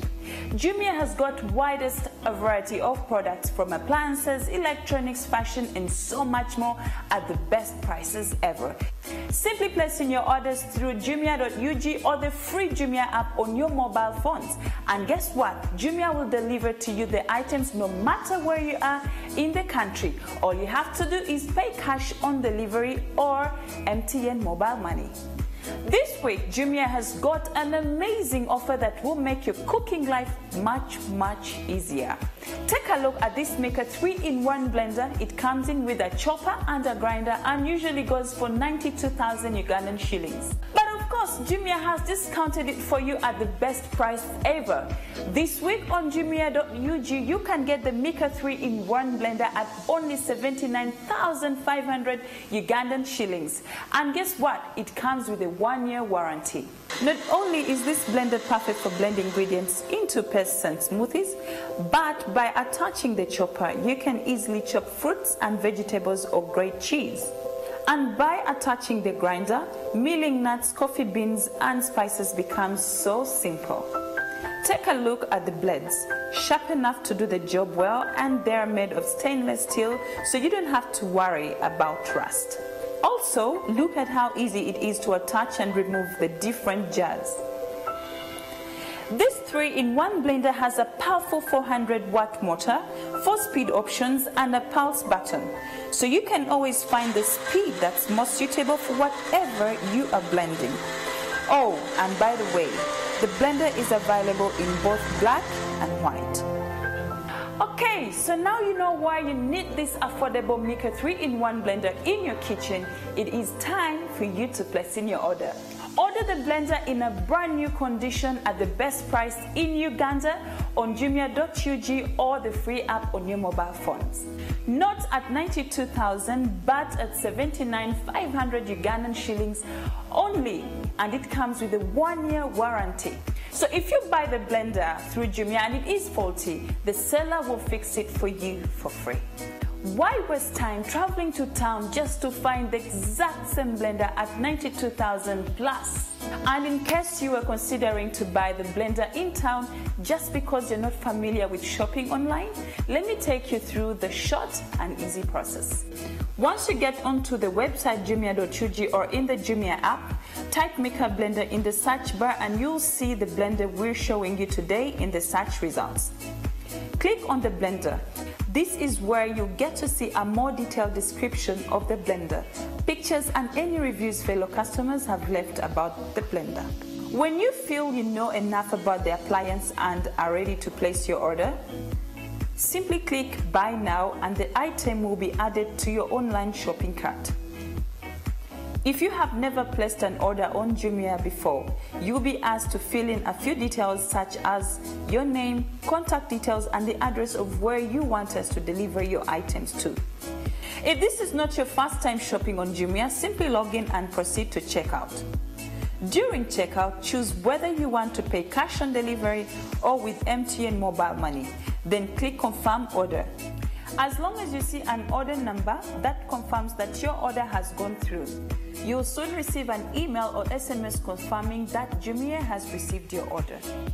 Before I leave you, let me remind you that this Maker 3-in-1 blender with a chopper and a grinder goes for only 79,500 Ugandan shillings only on Jumia while stock lasts.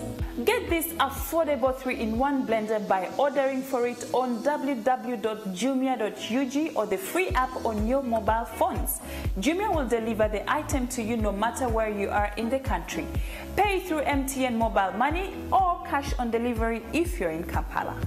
My name is Caroline Flower and we are filming from the beautiful Urban by City Blue hotels in Nakasero, which can be booked through Jumia Travel.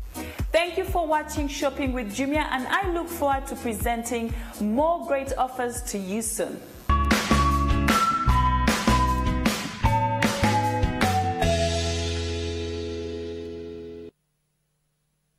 Girl Up Initiative Uganda presents the legendary diva PJ Powers. I'm going home to Africa. live in a job-learning charity concert in support of girls' empowerment at the Kampala Serena Hotel on 30th June 2017, featuring radio and whistle. Tickets 100,000 shillings, VIP 300,000 shillings, tables 5 million. Tickets sold at Kampala Serena Hotel, Shelbugo Lobby and Shelbugo, or online at easyticket.co.uk. Powered by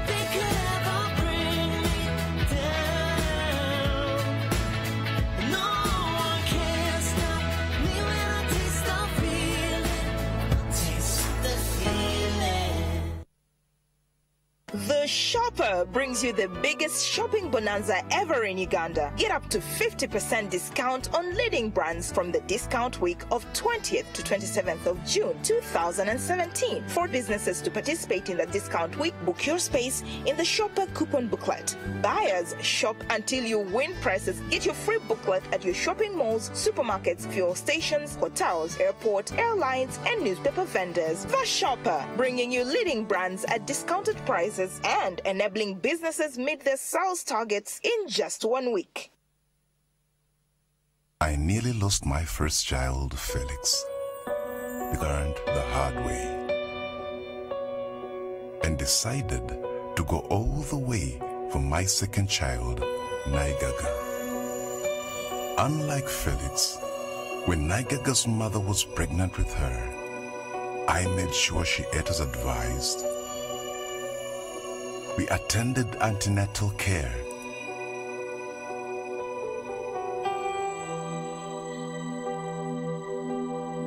And breastfed her from the first hour of birth.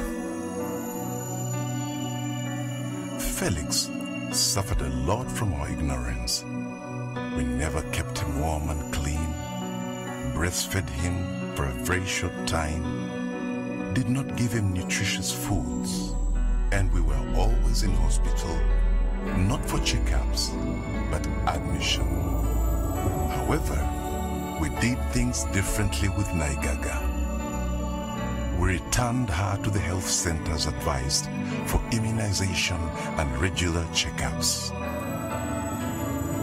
We made sure Naigaga slept under treated mosquito net and learned to wash hands at an early age.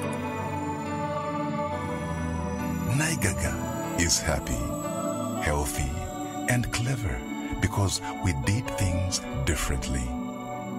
I learned the hard way and decided to go all the way with Naigaga. That's his way of taking charge of his family. The Ramadan Guide is brought to you by Santa Lucia. You've got to taste it to believe it.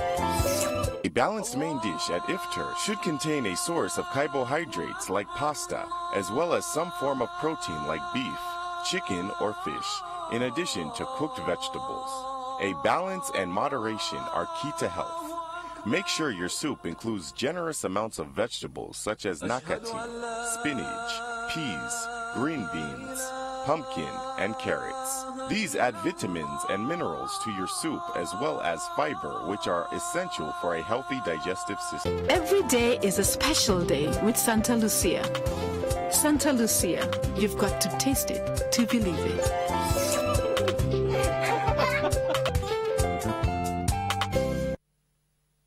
The Board of Governors and Management of St. Mary's College Lugazi cordially invites all SMACOL alumni of 2008 to 2012 to the Grand Joint Graduation Party on 25th June 2017 at the school, starting with Mass at 10 a.m. Your presence will be highly appreciated. For more information, call 0705 601 045 or 0774 245 146.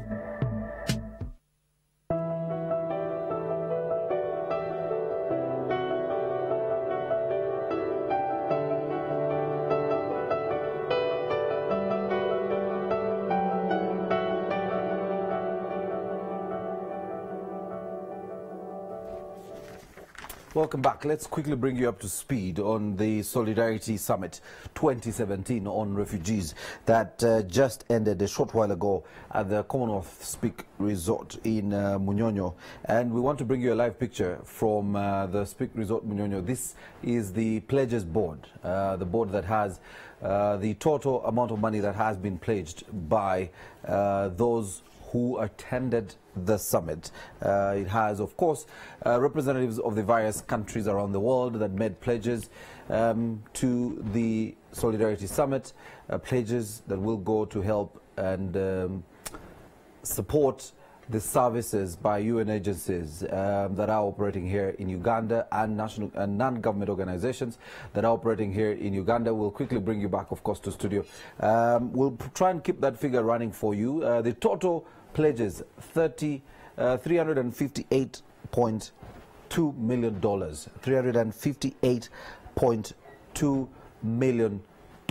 That's the total amount of money that has been pledged by the various countries and corporate organizations and different UN, not UN agencies, but organizations that do activities with refugees. So here's the quick numbers from the Solidarity Summit on refugees, from the pledges that were made this morning.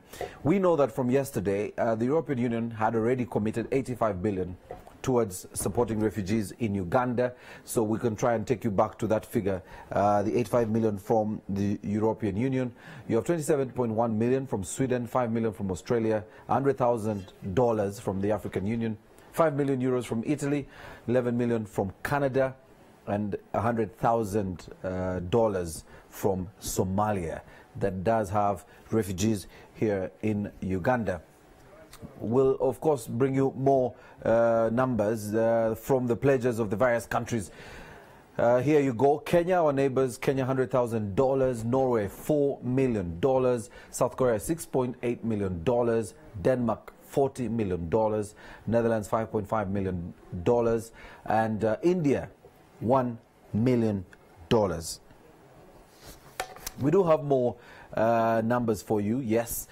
We have, because this comes to the total of 358 million. So we have 2 million from Austria, 500,000 from China, 2.3 million from Ireland. And we'll continue bringing you more of these numbers. I need to share, this is part of the $358 million kitty that has been put together by the countries that have been participating in the Solidarity Summit here in Uganda. After that, after Ireland, there was money that was committed by both the World Bank and the Africa Development Bank towards services and projects that are being run by the Ugandan government in support of the settlement camps. I want to bring you up to speed, as I did a short while ago before we took our break, on the numbers of refugees that we actually have in Uganda. So the total number of refugees is 1.27 million refugees, but that number does change every single day because we have about 2,000 refugees coming through into Uganda from South Sudan, where there is an ongoing crisis. And so you have more and more South Sudan refugees coming in. And for those of you who listened in to the various speakers who are addressing the summit before making pledges, there was continuous talk of the parties in South Sudan coming together to be able to craft out a lasting solution that would bring an end to the continuous exodus of South Sudanese into Uganda. So speaker after speaker, they were saying, yes, we will pledge money into this kitty. However, we must start tackling the issues around South Sudan and the factors that lead to the exodus of South Sudanese into Uganda. So there was a conversation on what can be done to stop or put a halt to the continuous crisis in South Sudan, with many calling for both parties, the government and the opposition, to sit down and find a lasting solution to what's happening in that country. So you had one of the leaders from South Sudan committing to dialogue with those in opposition, committing to a conversation with those that do not agree with the government in place in South Sudan to find a solution for the many South Sudanese that continue coming into Uganda. So that explains for you the numbers you have on your screen. You have 950,000, close to 1 million South Sudanese refugees in Uganda. Most of these are around the areas of Lamor, Moyo, Adjumani, Yumbe, and Arua. Some have actually been taken to as far as Kiryandongo and resettled there. So the questions many of the contributing countries were asking, I mean the point many of the contributing countries were making, we had this from Sweden, a representative from the government of Sweden. We had this from a representative from Denmark. We had this from the Deputy Prime Minister of Belgium before he made a contribution on behalf of his country and pledged on behalf of his country that the crisis in South Sudan must be addressed. But that's not just the only crisis that has led all these refugees into Uganda. There is an ongoing, of course, there are occasional skirmishes across the border in the DR Congo. There are, of course, some semblances of destabilized force or forces or a force against the government in Burundi that continues to create some semblance of a crisis in that country that has a lot of these displaced from Burundi who trek through, of course, the DR Congo and some through Rwanda and find their way into Uganda. But also we have other refugees who've been here for quite some time, and those represent some of the urban refugees we have here in Uganda. So I want to run you through those numbers. The 950,000 refugees from South Sudan, 35,941 from Somalia, 218,981 from the DR Congo, who normally come through the Kisoro and Kasese border points, almost the entire western region, through the various transit locations before they're transported to the settlement camps. And 37,247, as I mentioned, from Burundi. We have the 34,745 from the other countries that have had crises in the past, and you have a lot of their citizens here in Uganda. These are placed in the various camps. We'll share with you some of the numbers from the various districts where their settlement camps are. You have the biggest number of refugees in Yumbe district, and Yumbe has 272,707. Close by, of course, is Adjumani with 224,000. Arua 198,000, Moyo 171,000, Lamo 23,000, Kiryandongo 51,000, Hoima 45,805.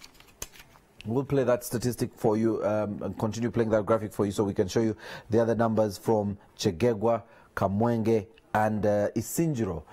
So you have Hoima at 45,805 and Kamwenge at 66,006 refugees, and Isinjiro, this is Nachivari refugee or settlement camp, 102,226. The total, as I mentioned, 1.27 million refugees who are here in Uganda. That statistics that don't have the number of refugees in Kampala. Some of these urban refugees that have been resettled here in Kampala, that number isn't there on your screen. I want to bring you a live picture from the Speak Resort Munyonyo, and I want to tell you something about what will be happening a few minutes from now. So the heads of state and UN heads of mission and, of course, visiting dignitaries are at a luncheon at the moment, just in a tent next door. However, this picture, and I wanted to request for a live picture to show you what's happening now. We expect that in the next few minutes, we'll have the two conveners of the summit. And if I could ask the director just to show you, a very short while ago, a short time from now, rather, you will have the two conveners right there in that tent at the Commonwealth Resort in Munyonyo. The two conveners of the Uganda Solidarity Summit on Refugees, that is His Excellency President Yoweri Museveni and the UN Secretary General Antonio Guterres, will be addressing members of the press who traveled with him. Some traveled with the UN Secretary General. Others are part of the UN media team, plus the local journalists, both local and international journalists who are at the summit.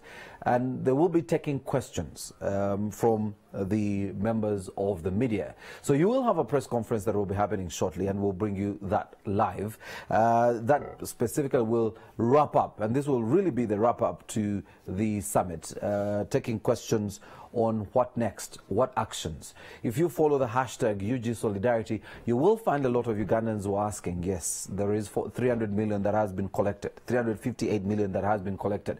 What happens next? Where is this money going to? Is this money actually going to come through?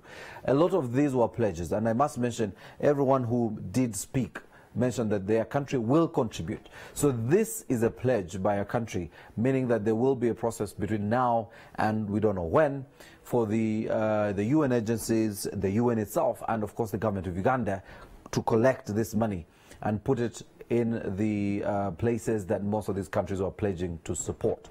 So you will have countries that will, and most of them did mention that in the next 1 year, for example, Japan did commit $10 million, and they were very specific in areas which they will be supporting for the refugees. So they said they will be sending us $10 million to support the refugees in Uganda.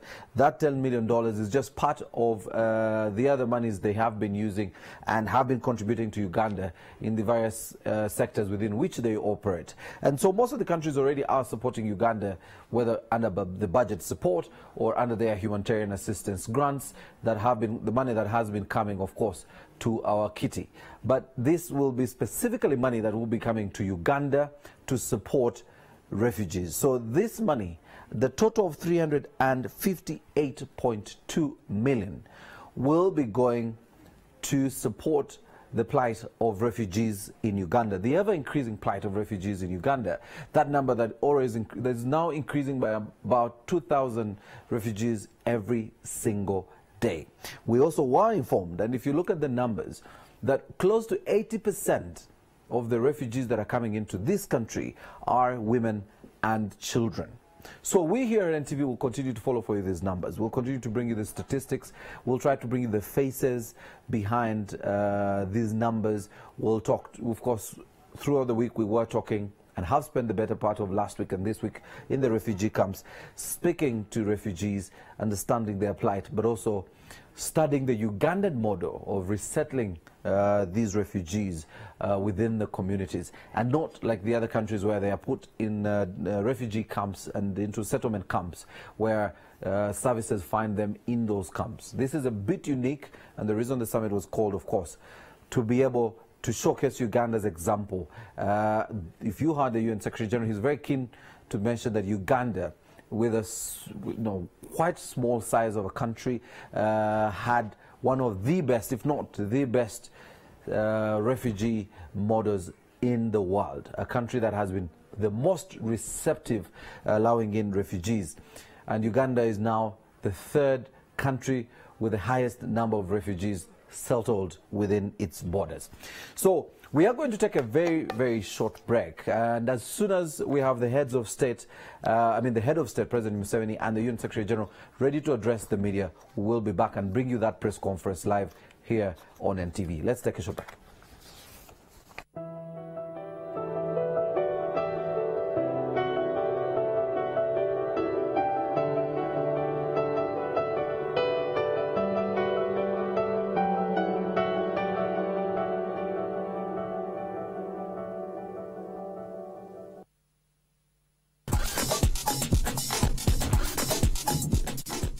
Street Life is brought to you by Reham Fun Time, and conquer your thirst. Fun Time, fun all the time.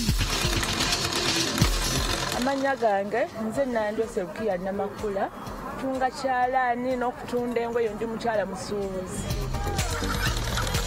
Byenfunyemu kale nagulamu poloti mpeerera abaana bange mu masomero amalungi. Obuzibu bw'ensanga mu mulimu guno yinza okukola engoye ne zibeera awo abantu tebalina ssente beeja omugamba nga abatagisobola abalala bazireeta ne bazikolekera abo. Obubaka bwempa abakyala abakyala banyiikirira okukola basobole okweyimirizaawo. Enjoy the fresh tangerine tasting Reham Fun Time and conquer your thirst. Fun Time, fun all the time. Are you in Kampala, East, West, Central, or the northern parts of Uganda? Daily Monitor has got you covered every weekday with revamped regional news coverage. Grab yourself a copy and know what's happening in your area. Daily Monitor, truth every day.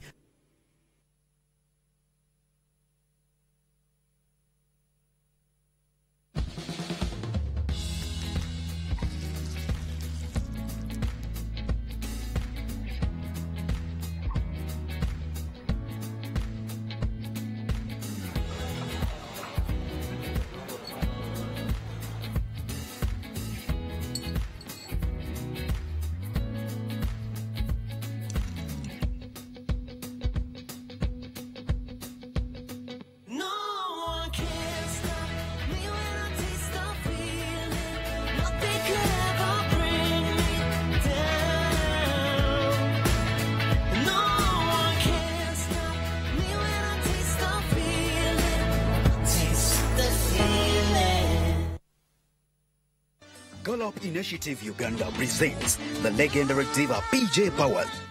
I'm going home to Africa. Live in a Jablani charity concert in support of girls' empowerment at the Kampala Serena Hotel on 30th June 2017, featuring radio and whistle. Tickets 100,000 shillings, VIP 300,000 shillings, tables 5 million. Tickets sold at Kampala Serena Hotel, Shell Bugalobi and Shell Lugugo, or online at isaticket.co.uk. Powered by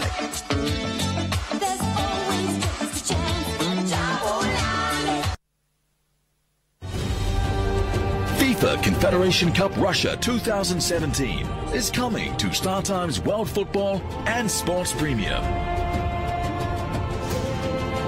Tournament of Champions. Dream of yours. From June 17th to July 2nd. Russia. Germany. Australia. Chile. Mexico. New Zealand, Portugal, Cameroon. StarTime Sports, beyond passion. Due to the copyright reason, this event will not be broadcasted in South Africa. All day, all night till morning. Kano masape, masape, masape, masape. Kano masape. This I know that a fiesta. Ku nkole ya Airtel Extra Masape ofune nyongeza ya data ya bitundu 10 buli lwoteekako data bando awo n'olyoka okola buli kyonyumirwa kati nno nyiga star *5 olyoka onyumirwa ennyongeza ekyasinze ya data ku Airtel, the smartphone network. Kano masape.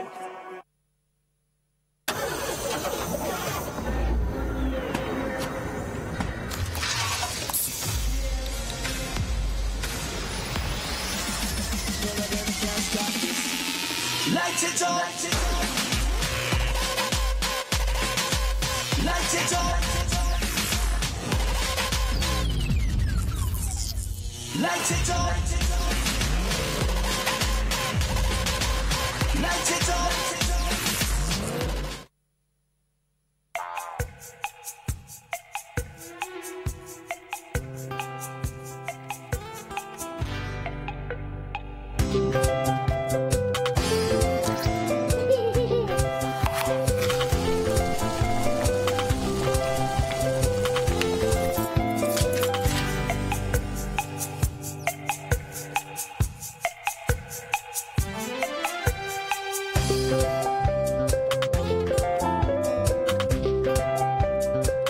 Every day is a special day with Santa Lucia.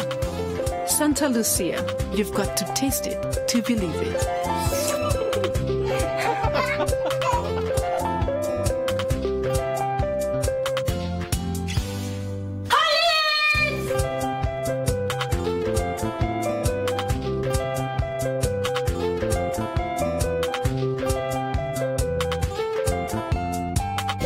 I'm warning you. It's for your own good. I won't obey you. You mean nothing to me. You're not my mom. You're nothing Your to mom me. died. She's dead and she's buried. We spoke on the phone. You were all happy, then you come here with a long face. Say something. Come on, say something right now. I just killed a man. This is for you to learn, young lady, to never disobey me. Well, tell me about yourself. What do you do? I prefer to be anonymous, okay? Can I ask for the bill, waiter? Please bring us the bill, all right? Can we get straight to the point? What are you doing? Huh? You were on the cell phone doing what? You were trying to send a message, you stupid woman? You left her alone. She was already sending a message to someone, then she erased it. I heard what you're hiding at the Pleasure Palace. Is it true? This only happens in the house of Samiris. This is where you live?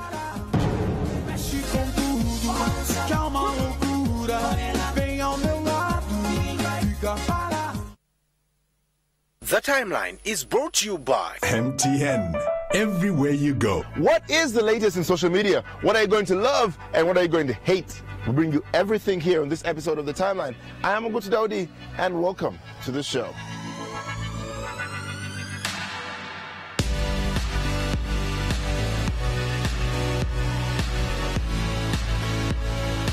Now, I don't know if you remember, but there was something called the poke on Facebook. It was the most digitally annoying thing that anyone could ever do to you. And somehow, gladly, it disappeared into the night. But we hate to be the bearers of bad news, though. The poke is coming back. It is being rebranded by Facebook in form of a new thing called Hello. Now, it's basically what someone sends you when they want to talk, but they're not emotionally invested enough to actually make an effort. And as if Facebook inboxes were not creepy enough. Right, ladies? Now, if you're a YouTube user, you might have noticed that YouTube has toughened its advertising guidelines. Basically, the kind of videos that can make money from YouTube's advertising platform. Now, last Thursday, YouTube added 3 new categories on top of the list that included content that was violent, sexually suggestive, had offensive language, and was discriminatory. They included hateful content, which according to YouTube, this basically means content that discriminates or disparages and humiliates an individual or a group of people. Content that's designed to stir up trouble has also been made ineligible for the platform. Facebook, of course, still keeps growing and expanding and introducing new stuff that we're not sure we need. But this one in particular I'm excited about, the new update to albums. But, you know, after the update, I'm not sure whether we shall still call them albums. With the new update, you can add other things like videos and check-ins and basically organize this content around one particular conversation. But also one of the weaknesses for albums on Facebook was that if someone added new content to the album, you would not see it because it would be stale and old, right? Right now, albums are going to be able to show up in your news feed when someone adds new content. Now, if you don't want to see that, you can be able to turn on and off notifications. But I think one of the coolest things about this particular feature is that it will allow a group of people to be able to contribute to one particular album and one particular conversation. Isn't this super? Of course, people doing campaigns are going to love this. And that's about it from here at The Timeline. Thank you so much for being part of the show. Don't forget to follow us on Twitter and on Facebook. That's at The Timeline 256 on Twitter and at The Timeline 256 on Facebook. Also, feel free to subscribe to our YouTube channel so you get this episode right into your inbox. And if you're kind of worried about data, well, MTN has this really cool thing, unlimited data. No caps anywhere in the country, so you can catch up on your favorite Timeline episodes, whether you're in Kampala or you're in Kotido. Just dial *165# or K, select option 7 to buy bundles and follow the prompts, or dial *150*55# and follow the prompts, select mobile money payment option. From me here, David, thank you so much for being part of the show. Goodbye. God bless. Have a fantastic, fantastic week and catch you next time or now on the internet. Bye-bye.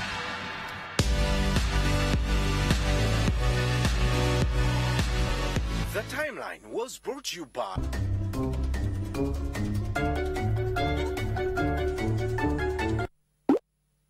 Switch to MTN Unlimited Internet everywhere, every time, for everything. Dial *150*55# to choose your monthly package. True Unlimited is finally here. MTN, everywhere you go. This program is rated PG. It is suitable for children ages 8 and above, but parental guidance is advised as it might contain mild violence and mature situations.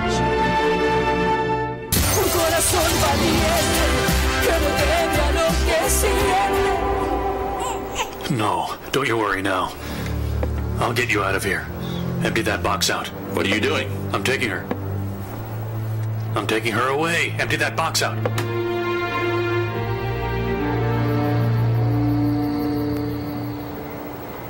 You're okay, my darling. In spite of all we've been through, you're more mine than ever. Be patient, okay? Well, I think the two of you are going to have plenty of time to talk later. Yeah, I'm thinking that we're going to be going outside now. And don't worry, we'll keep Yvonne occupied if she does show up. And please don't give up. Please don't give up. Fabiola, Miguel told me about his plan with Yvonne. This man you've got right here would do anything possible he could do for you. He loves you more than anything. Yes.